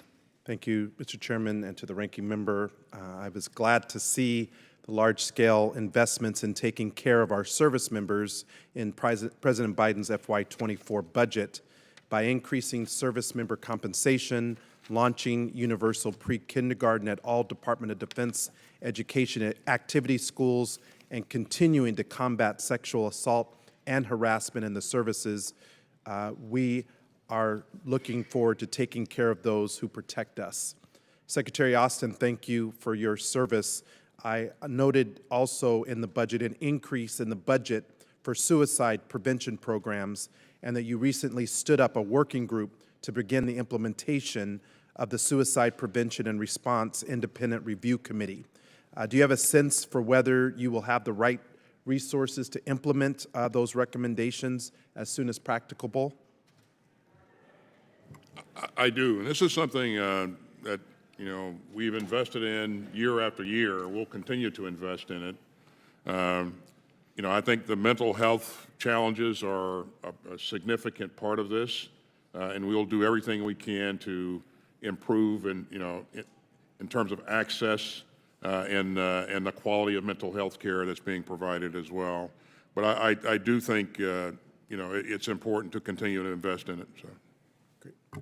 Thank you. And Secretary Austin, as you know, every day our military grows more diverse, and I believe it is critically important to support policies that ensure our forces can work as a cohesive team, and that means addressing disparities that affect our military service members of color and our women service members. The Defense Department recently conducted a stand down to address extremism within the ranks. How would you assess the effectiveness of that effort? What are the lessons learned that can be applied for future stand downs? And General Milley, with the lack of propensity to serve among America's youth, how is the Department of Defense making sure that we are not missing the mark when talking about recruitment with women and with young people of color? So I continue to make the point that 99.9% of our troops are focused on the right thing each and every day, and they're actually focused on accomplishing their mission and being ready to accomplish their mission if they're called out to do something. And so when we focused on, for a very short period of time, 2 hours or so per unit on this issue, we not only focused on how to recognize extremist behavior and what the existing policies were and that we had on the books that addressed this issue, because we did have policies that covered this. But we also focused on the value of service and why we are serving, and the importance of sticking to our values. So because of that, I've had numerous commanders tell me that, the ability to kind of talk to their units and interact with their units in small group and talk about some of these issues was very valuable. Now, once that 2 hours was over, again, they're on to the mission. This is not an effort to root out, any kind of specific person. This is just to make sure that our units, our living environments, remain healthy and safe for people to work in. Thank you. General? So on the propensity to serve, about 9% of America's youth, and I say youth, it's 18 to 25 is the demographic. We're looking at about 9% of propensity to serve, about 23% qualify to serve without a waiver. So the population pool is relatively small to begin with. And of course, there's other competitive things out there with job markets and so on and so forth. What we know statistically is that the propensity to serve increases exponentially with contact. So if recruiters get out in contact, but not just recruiters. We know that about 80-some-odd% or so, high 70s, of those of us in uniform today also have family members in uniform. So in essence, the all-volunteer force over the course of 50 years has become a family business, and we're in contact with each other, and people who know the military join the military. And then when they're in the military, they stay in the military. So you got 50% or 50-year high in retention. So contact, outreach. So if you're in charge of a camp, post, or station, don't just deal with the local community, get beyond that. Go out 100 miles. If you're at Fort Hood, get to Dallas, and so on and so forth. So we've got to help the American people become familiar. Gentleman's time has expired. Thank you. Chair recognizes Mr. Alford from Montana.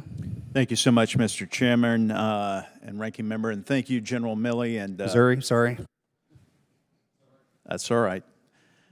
Thank you, Mr. Secretary, for being here today. I know it's late. We're down to the freshmen. We're almost done. So stick with us. I do want to talk about the budget. I think that's why we're here today. I've got a few questions, then I want to deal in something else. But I want to talk about Indo-PACOM. It has a $3.5 billion budget shortfall. Secretary Austin, you did say that China is our #1 threat. It's our most strategic competitor, if you want to use that term. Why did the DoD fail to include additional funding to bolster Guam's missile defense system, enhance our cyber and networks defenses for our joint exercises and training in that region? Why were these Indo-PACOM unfunded priorities not included in the budget?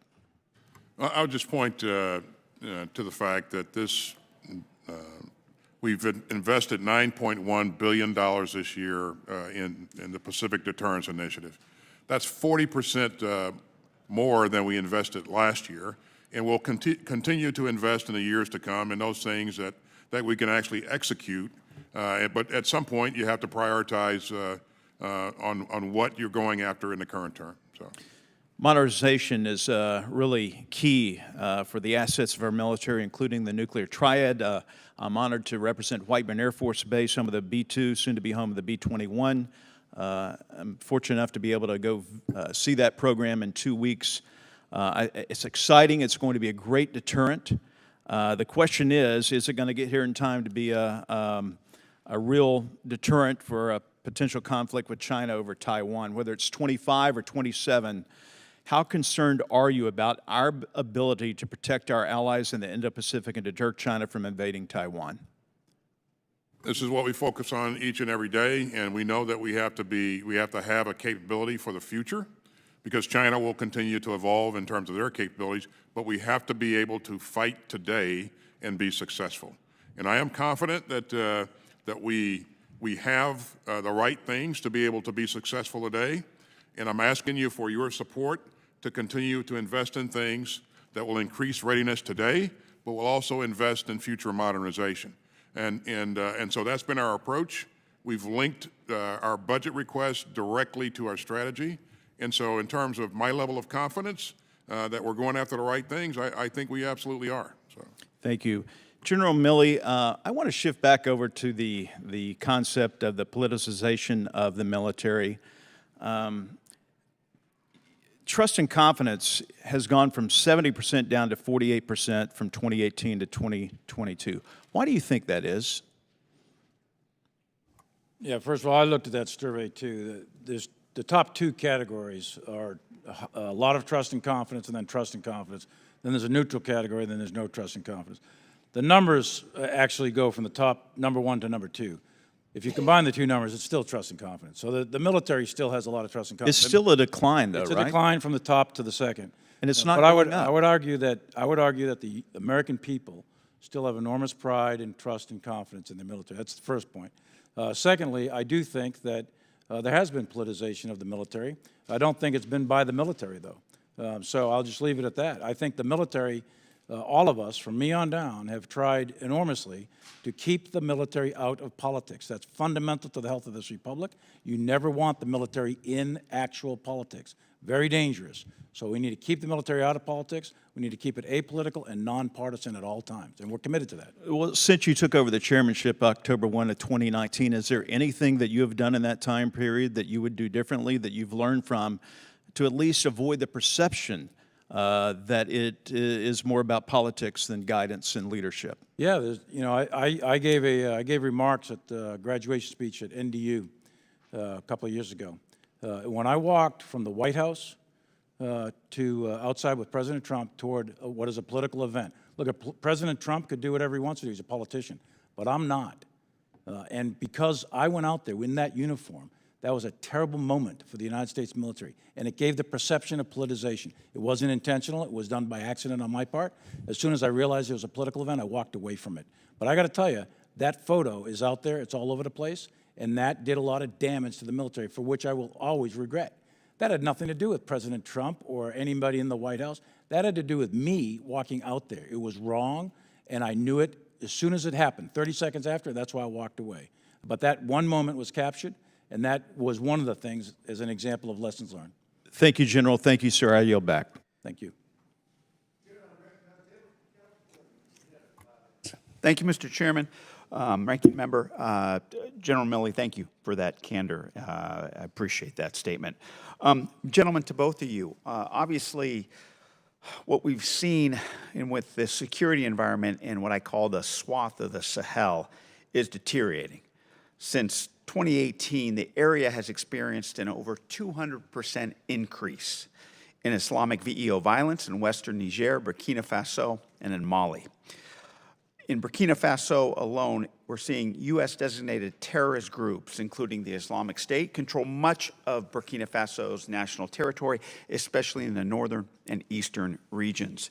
Chairman Milley, first, what's your assessment of the expanding violence in and across the Sahel? And second, as we focus on great power competition with China and Russia, can you discuss why we should care about counter-VEO and counterterrorism efforts in Africa? The various groups that are in Africa, both East Africa and West Africa, have expanded in their capability. They do have aspirational intent to strike either the United States or our interests in Europe or elsewhere. They haven't done it yet, but they have the aspiration to do that. The particular threats that you're talking about in West Africa are expanding. They are moving down towards the coast. They're destabilizing large sections of West Africa. Does it matter to the United States? Is there a national security interest at stake there? That's for others to decide. I would argue, though, that there are some key countries there that if they became destabilized, there would be a spillover effect. And that's why we have a limited number of troops working in train, advise, assist missions to help those countries secure themselves against those threats. These are al-Qaeda-affiliated organizations, by the way. This isn't just a local group of guerrillas for whatever their local reason is. These guys are like ISIS. They're al-Qaeda derivatives. They have an ideology. It is not an existential threat to the United States. It's not like a Russia or China, but they can do significant damage, as we saw in 9/11. And if we don't attend to it with a modest amount of resources, then the problem will get worse. And therefore, they're a threat to any American troops that we have in that area. Absolutely. Secretary Austin, of that note, last year it appears to have been the deadliest for civilians in Burkina Faso, with the state experiencing 2 military coups, regional insurgencies linked to al-Qaeda, as the general just mentioned, and the Islamic State, and overt outreach from the Wagner group even. Last March, the former commander of U.S. AFRICOM submitted an endorsement to provide our service members stationed in Burkina Faso with imminent danger pay. And last week, U.S. AFRICOM, at a posture hearing right here, General Langley reaffirmed that our service members there should receive IDP. Secretary Austin, do you believe that the security environment warrants these benefits for our service members in those countries? In Burkina Faso. I do, sir, and because of that, we very recently designated Burkina Faso as an imminent danger pay area, and that will be effective retroactively back to February 1st, 2022. Outstanding. Thank you, and I appreciate that. Moving on, though, because I can't just let it go there. I've worked with my colleague Austin Scott on designated Burkina Faso, Chad, Mali, and Niger as qualified hazard duty areas to support our service members as they face considerable expanding threats in that region and providing them with tax exclusion benefits. Would you assess the security situation in Chad, Mali, Burkina Faso, and Niger as warranting consideration for qualified hazardous duty area designation? As we did with Burkina Faso, we're going to have to go back and look at, all of the things that go into the decision-making process on this, and where appropriate, we'll make sure we're doing the right things. But it's important to me to take care of our troops. So. As it is for me, and if there's anything I can do to help you with that, Mr. Secretary and General, please let me know. Gentlemen, thank you very much. I yield back. Thank the gentleman. Chair, and I recognize the gentleman from Florida, Mr. Mills, for 5 minutes. Thank you, Mr. Chairman. Gentlemen, thank you so much for being here today. As someone who's actually served in the military, we understand, and I think that you would both agree, General Milley and Secretary Austin, that if an officer has a dereliction of duty, there are many articles which could remove him for that reasoning. Is that correct? And do we understand that my definition and understanding of dereliction of duty is a person's purposeful or accidental failure to perform his obligations? Do we agree with that? And there's also willful dereliction of duty, which in my opinion is nothing more than a failure through negligence. Now, Secretary Austin, we have seen where we have failed to secure a status of forces agreement during Iraq withdrawal, which has now allowed ISIS to retake key locations in Baghdad.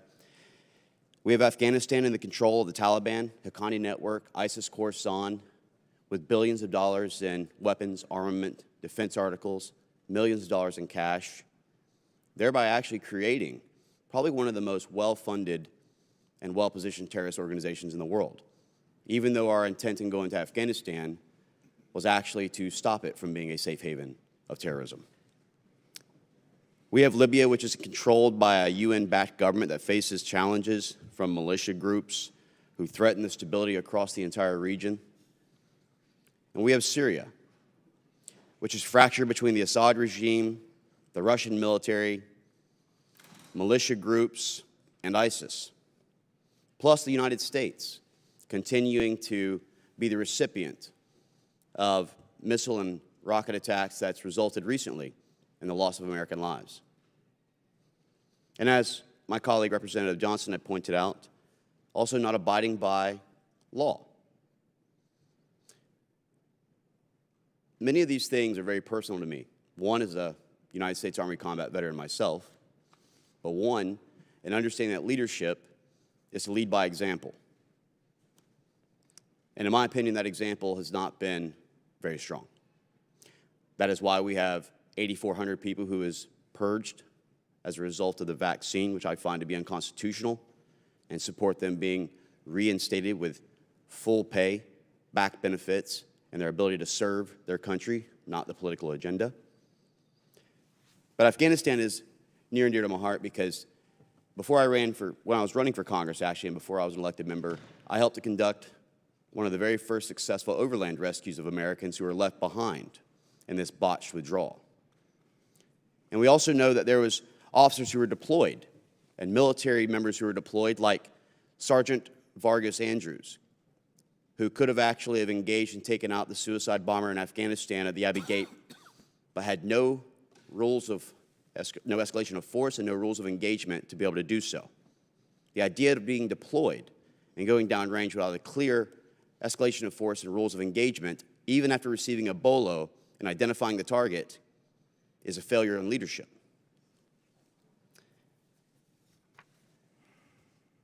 In my opinion, this is willful.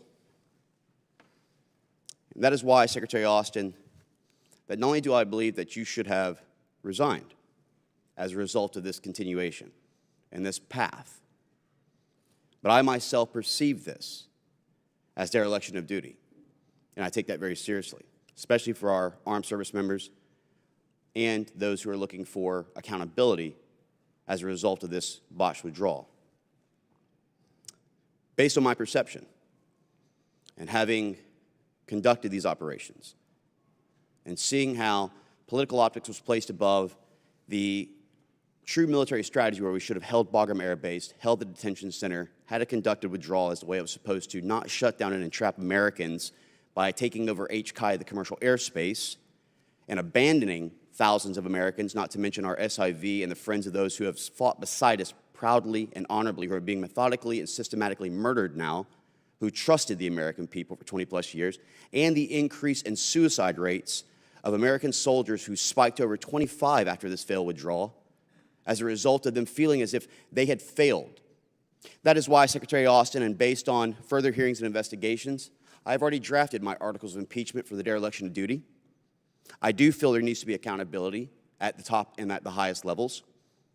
And I hope that we can get true accountability with future hearings and investigations and your testimonies that would actually either substantiate or discredit my beliefs.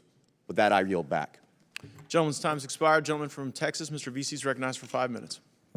Mr. Chairman, thank you very much. I have several questions that I want to ask, but before I get to that, I wanted to know, Secretary Austin, if you wanted a chance to be able to respond to Congressman Mills' comments.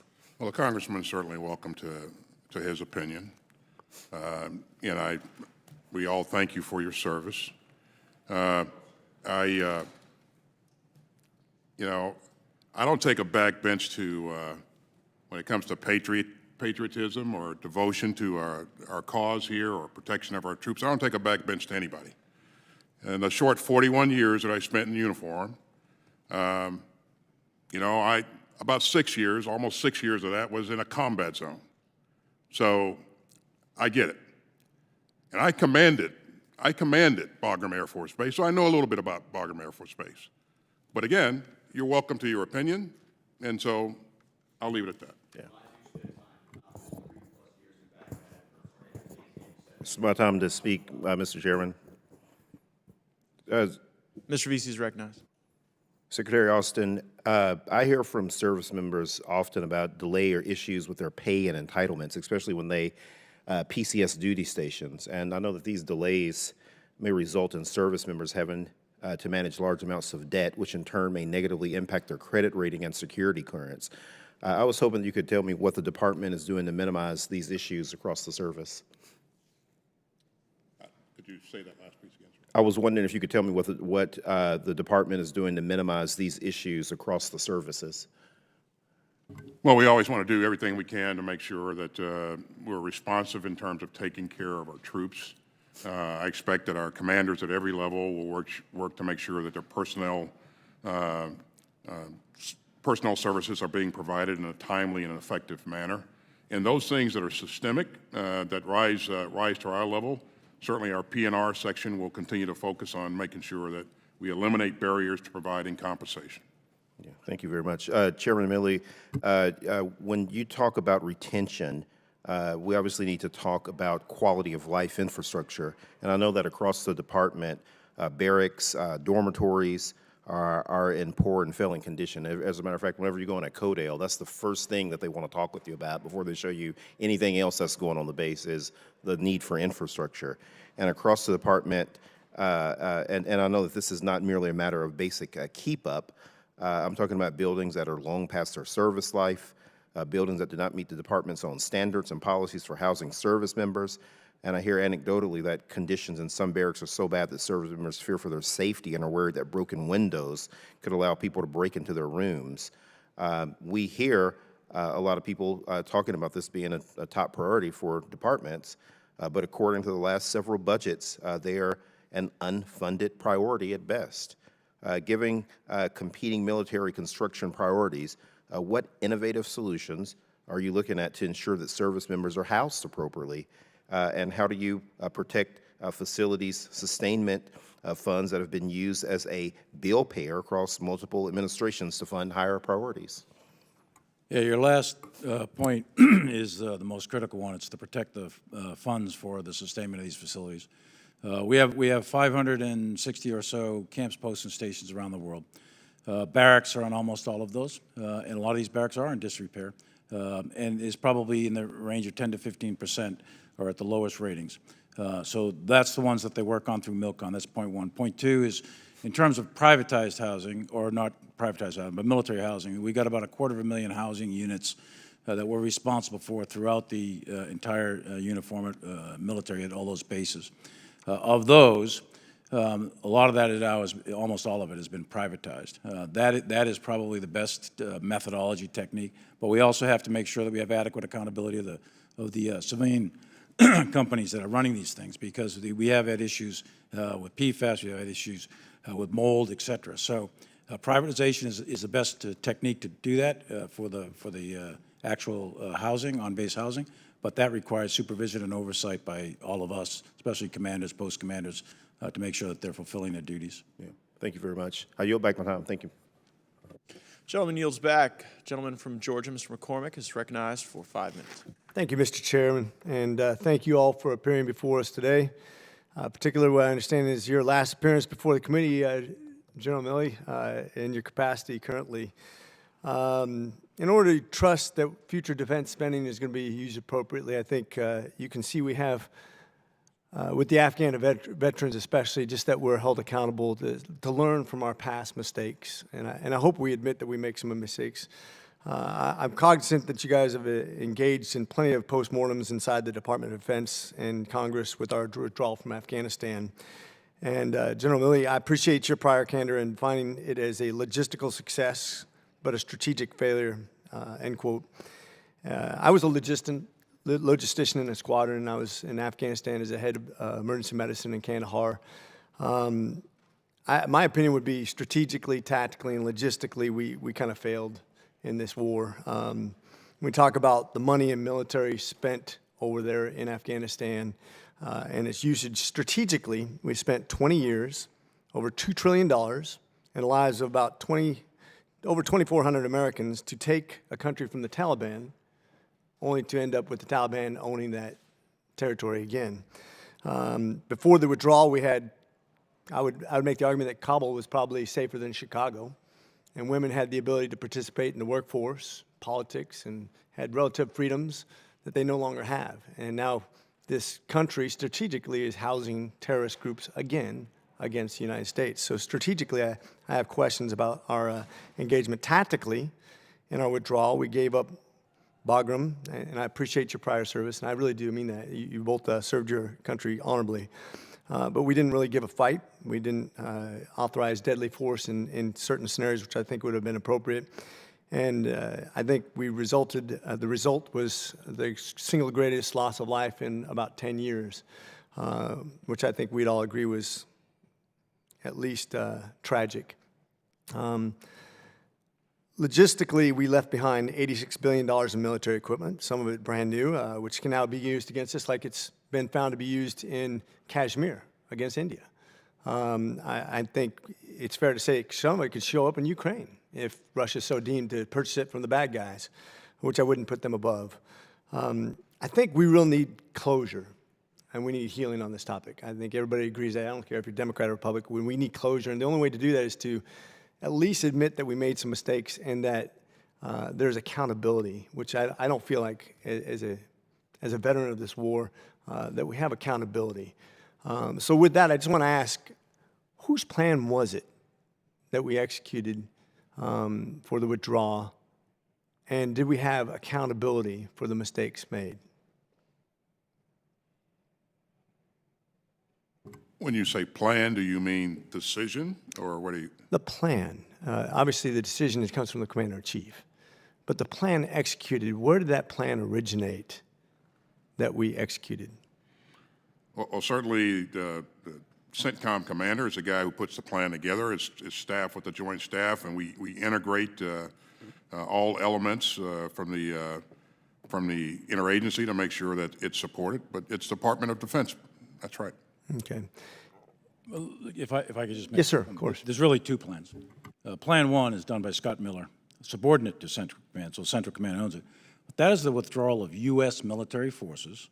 That was done by July 3rd, 4th, with 0 casualties. All U.S. military equipment was taken out. The military equipment you're referring to, and it's not $84 billion, it's $7 billion according to the CGAR, that military equipment was transferred over a course of years. That $86 billion, that's 20 years worth of military equipment transferred to the Afghan security forces. That's not U.S. military leaving that equipment. That's a little bit of a mischaracterization out there. So that's $7 billion worth of military equipment that was transferred to the Afghan security forces was left behind because the Afghan security forces dissolved.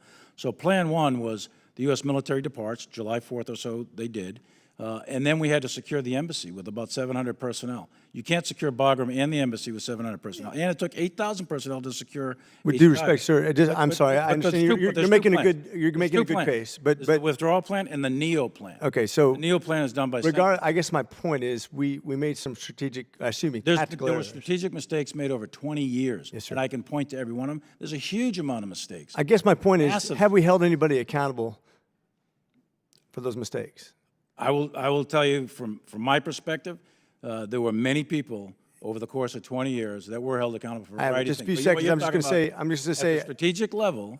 I'm out of time, so I'm just going to say I appreciate it, but I will say hopefully we'll have some true accountability for the ultimate decision maker. There's a November large 2020. AAR. Gentleman's time has expired. The gentleman from California, Mr. Khanna, There's an AAR that's 5 being minutes. done, and we owe you Mr. that. Khanna has the time. Thank you, Mr. Chair. General Milley, I want to thank you for your distinguished service to our country, and I appreciate both you and Secretary Austin sticking around till 3 p.m., commitment to the democratic process. I would argue that the United States Department of Defense has been the most innovative institution probably in humanity over the last 50 years. When you look at what has come out of the Department of Defense, obviously things that have helped my district, the internet, the mouse, GPS, radar, stealth technology. I often joke with the entrepreneurs, I said, yeah, you commercialized it, but the Department of Defense invented it. And this has been the history of DARPA and other institutions. I want to make sure that we stay the most innovative Department of Defense. And to that point, Secretary Austin, I commend you for starting the Strategic Capabilities Fund, which is going to be investing in cutting-edge technology that could be disruptive. I guess I am puzzled, and maybe you can help and generally give us some guidance on how we solve this issue of getting funding to the Strategic Capabilities Fund and how we get more of the funding put into the purchase of advanced technology, not just the funding of the companies, but actually the acquisition, because we've got, you know, almost $1 trillion which we're heading in the defense budget. Here we're talking about a few $1 billion, and yet it seems hard to get that funding. And the challenge with China and others, as you know, is asymmetrical. They're not going to compete with us conventionally. So it seems to me very prudent that we take asymmetrical bets. And I just love I have one question. My question is just how do we get more of the acquisition into emerging technologies and asymmetrical approaches, and what can Congress do to help? And I love both Secretary Austin and General Milley's comments on it. Well, we certainly worked hard to stand up this office because we think it's important to incentivize investors to help create the technology that we need. We've accounted for some of this in our budget. We're partnering with Small Business Bureau to make sure that we're pulling every lever. We have initiatives such as Radar, which is incentivizes small businesses to come forward with the technology that we've said that we need to help the warfighters so that we can create relevant capability for the warfighters now. And so that has created things like, you've heard us talk about Switchblade. That's been relevant for the Ukrainians in this fight over the last year. We're able to get that to the warfighters in really record time because of the initiatives like that. So we'll stay after this, but I agree with you. This is really, really important that we try to do everything we can to speed technology being introduced at scale where appropriate to support our warfighters. General Milley? Same thing. I think the importance of it is critical. As I've mentioned several times today, this change in the character of war is on us, and we are seeing the very rapid advance of a whole series of technologies that are going to fundamentally change how militaries fight. And it's not going to look like it did before. So the faster we get after this and the better we integrate these technologies into our military, the better off we're going to be against China or Russia or anybody else for that matter. So I think speed and sense of urgency is critical, and we need all the help we can get from Congress for that. Thank you. Thank you, Mr. Chairman. Will the gentleman yield? Yes. Secretary Austin, is it the position of the Department of Defense that we need to keep the 2002 AUMF? You asking me if that's a decision by the Department of Defense? Is it your position? That's something that Congress will decide. So if we repeal the 2002 AUMF, will it? What I asked for is that we have the relevant authorities to do the work that we need to do against transnational terrorist organizations. But the 2002 AUMF was about Saddam, right? It was, and 2001 AUMF provides us what we need. We still need the 2002 AUMF, you think? 2001 AUMF provides us what we need in terms of authorities. So in your mind, we could repeal 2002 then? That's up to Congress, but if Congress does that, then we still have the ability to do what we need to do based upon the 2001. Thank you. I appreciate the gentleman I support that questioning. Yeah, I appreciate the gentleman yielding on a matter of mutual interest. The gentleman from New York, Mr. Lillotte, is recognized for 5 minutes. Thank you, Mr. Chairman. Secretary Austin, in your opening statement, you referenced several DoD initiatives good for the quality of life of our troops, including access to child care, more affordable products to commissary, and better base housing. And these are commendable advances, and I know our troops appreciate them. As you know, Mr. Secretary, another way we take care of our troops overseas is by having proper and enforceable status of forces agreements with our allies. And these compacts guarantee our service members certain rights when they're overseas, including rights Americans are generally comfortable with when they're under arrest by a government. Can you tell us, Mr. Secretary, how important you think status of forces agreements are, both with respect to troop welfare and mission accomplishment? I think they're really important. Want to go into a little more depth, Mr. Secretary? Yeah, it's very difficult for us to operate in an area where we don't have the ability to protect our troops, and so it's important that we do everything we can to go after the right measures to ensure those protections. In the United States, if a citizen is arrested, they're afforded basic rights, like a right to a lawyer if they request one. Mr. Secretary, do you think that our troops overseas, if they're arrested by a friendly foreign nation, should also be afforded to the right to attorney before being questioned? Yeah, and I think those things ought to be addressed as we work out those visiting forces agreements. But yes, I always want to make sure that our troops have access to legal counsel. In a friendly foreign nation, when a U.S. service member's liberty is at risk, and when that friendly foreign nation doesn't have English as their primary language, do you think our troops should be afforded to the right to a translator, Mr. Secretary? I do, but again, if there are specific cases that you're talking about, we probably ought to talk about what those specifics are. Are you familiar with the case of Lieutenant Ridge Alconis, Mr. Secretary? I am.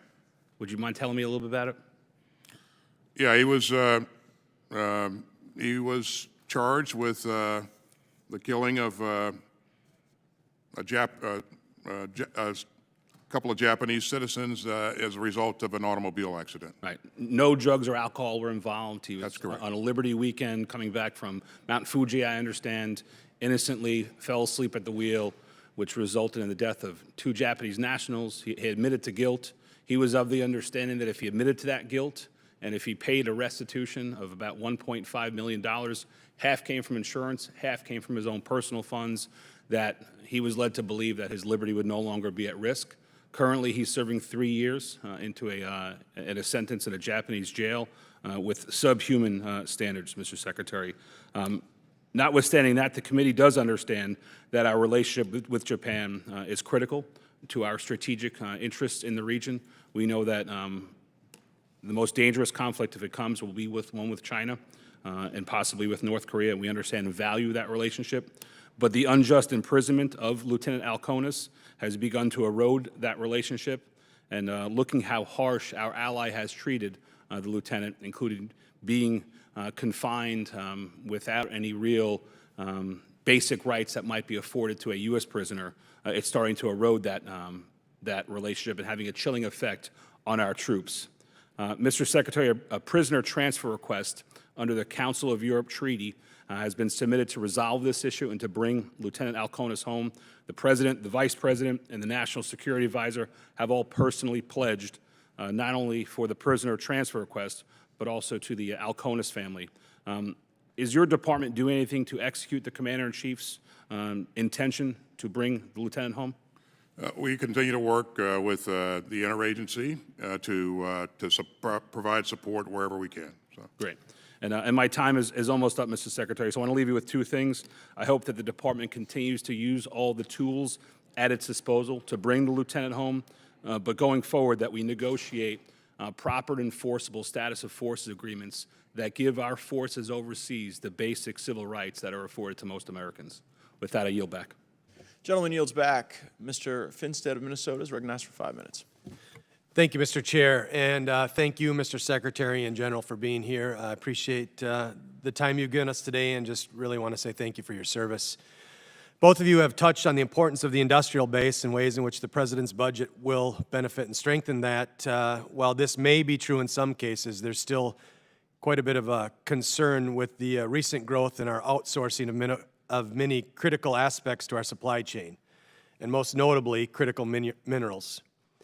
It's been widely reported that in the last couple of decades, China has significantly increased its footprint, most notably in the mining and mineral processing realm. And as someone from Minnesota, you can imagine that this is concerning for me. And so at the same time, we've really undervalued the critical minerals that we have here at home, again, including my home state of Minnesota. So, Mr. Secretary, what's your level of concern with China's newfound global dominance over strategic resources and critical minerals? And what concern do you have if we were to find ourselves in a position of direct conflict with China on that front? Well, critical minerals are important to us, obviously. You see us asking for the monies to invest in critical minerals. I think we're asking for $253 million to support that effort. We're doing a number of things to reshore some of the capabilities that we need for our supply chain to the United States of America. So this is important, and where we can, we will continue to stockpile critical minerals that support the important weapons and munitions that we'll need to maintain our competitive edge. I appreciate that, Mr. Secretary, and I would just very humbly ask that you use that wisdom and knowledge to communicate with your fellow members of the cabinet and the administration to really hammer home the importance of us being able to provide those critical minerals. And we know we can do that right here in the U.S., and now is not the time to sit back and let others do it. We have to take ownership of that and control of that. So, again, I appreciate your answer. I appreciate you being here today. Mr. Chair, I would yield back. Gentleman yields back, and we'll take 1 moment as Ms. makes her way to the chair. Gentlelady from South Carolina, Ms. Mace, is recognized for 5 minutes. All right. Thank you, Mr. Chair, and thank you, gentlemen and generals, for being with us this afternoon. It's an honor to serve on the Armed Services Committee. My father served for 28 years in the United States military. I have many family that are serving and are active duty today, so I appreciate your time and your commitment to our country and to our questions today. I've been deeply concerned about what's been going on is watching the invasion of Russia and Ukraine, watching China line up with Russia as well, and looking at some of the technology advances that have been happening over the last not just a couple of months, but also a couple of years in cybersecurity and in AI. And would just like to ask you generally your thoughts on seeing some of the technology advances. My sense is, and whether or not too that we are ready, we have the resources financially to support what's going on within DoD with regards to cyber and the advances we're seeing in AI. Because my sense of it is that this is going to happen so fast, and we're seeing advances quickly and swiftly in ways that we've never seen before, could even imagine. And my sense is that DoD and the Pentagon, they're going to, you all will be the most, I think, prepared for the future in technology with regards to our defenses and even offense. But I am worried about China and what they're doing and their investment in AI and other technologies, and wanted to get your sense too of the technological resources that we have, the partnering with private industry and within the DoD, and how you see that moving forward. How do we stay ahead of China? How do we learn from what, the war in Ukraine and Russia's invasion and sort of this new battlefront? I'm curious to sort of get your thoughts on some of that too today. Certainly share your concern on, in terms of our ability to not only keep pace, but stay ahead of advancements. And that's why we're asking to invest $145 billion into RDT&E, some $13 billion into cyber, which I think is critical. And also the investments that we're making, we're looking to invest $1.8 billion into AI, and it's things like that, to your point, that will help us maintain a competitive edge. Now, we're not just doing things by ourselves, but we're working with allies and partners as well.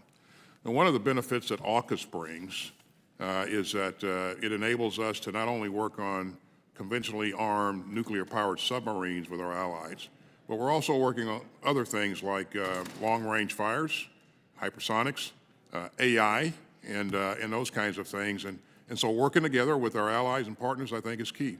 And that'll magnify our efforts going forward. So and some of those countries have great capability. So. Congresswoman, I would say you're exactly right. Time is key here. A sense of urgency is key, and I tried to mention that in my opening statement. The Secretary mentioned it. It's so important. In terms of time, I think we're probably inside of 10. Maybe we have 15. I don't think so. I think it's probably in around 10 years. The key technologies, precision-guided munitions, they've been around for 30, 40 years. You combine that with the ability to see. We can see today like we've never been able to see in human history. Combine that with the ability to crunch numbers, quantum computing, artificial intelligence, and combine with robotics and about 4 or 5, maybe 6 other really key technologies. They're all converging in time and space. The nation state that maximizes those technologies with a way of war and optimizes them in the military is going to have a decisive advantage in all the domains: space, cyber, land, sea, air. That's fundamental. This FIDA, this budget, is really critical to that, and maybe the next one. But this one has got to put us on the path to really transform this military into that operating environment. If we fail to do so, we're going to be on the wrong side of the curve relative to China or Russia. Both of them have access to the same technologies we do. Whoever goes fast and gets there first will have a decisive advantage, in my view. Right, and I agree with that assessment, and I certainly don't want China eating our lunch in that regard, because it's important for us to lead and to win in that.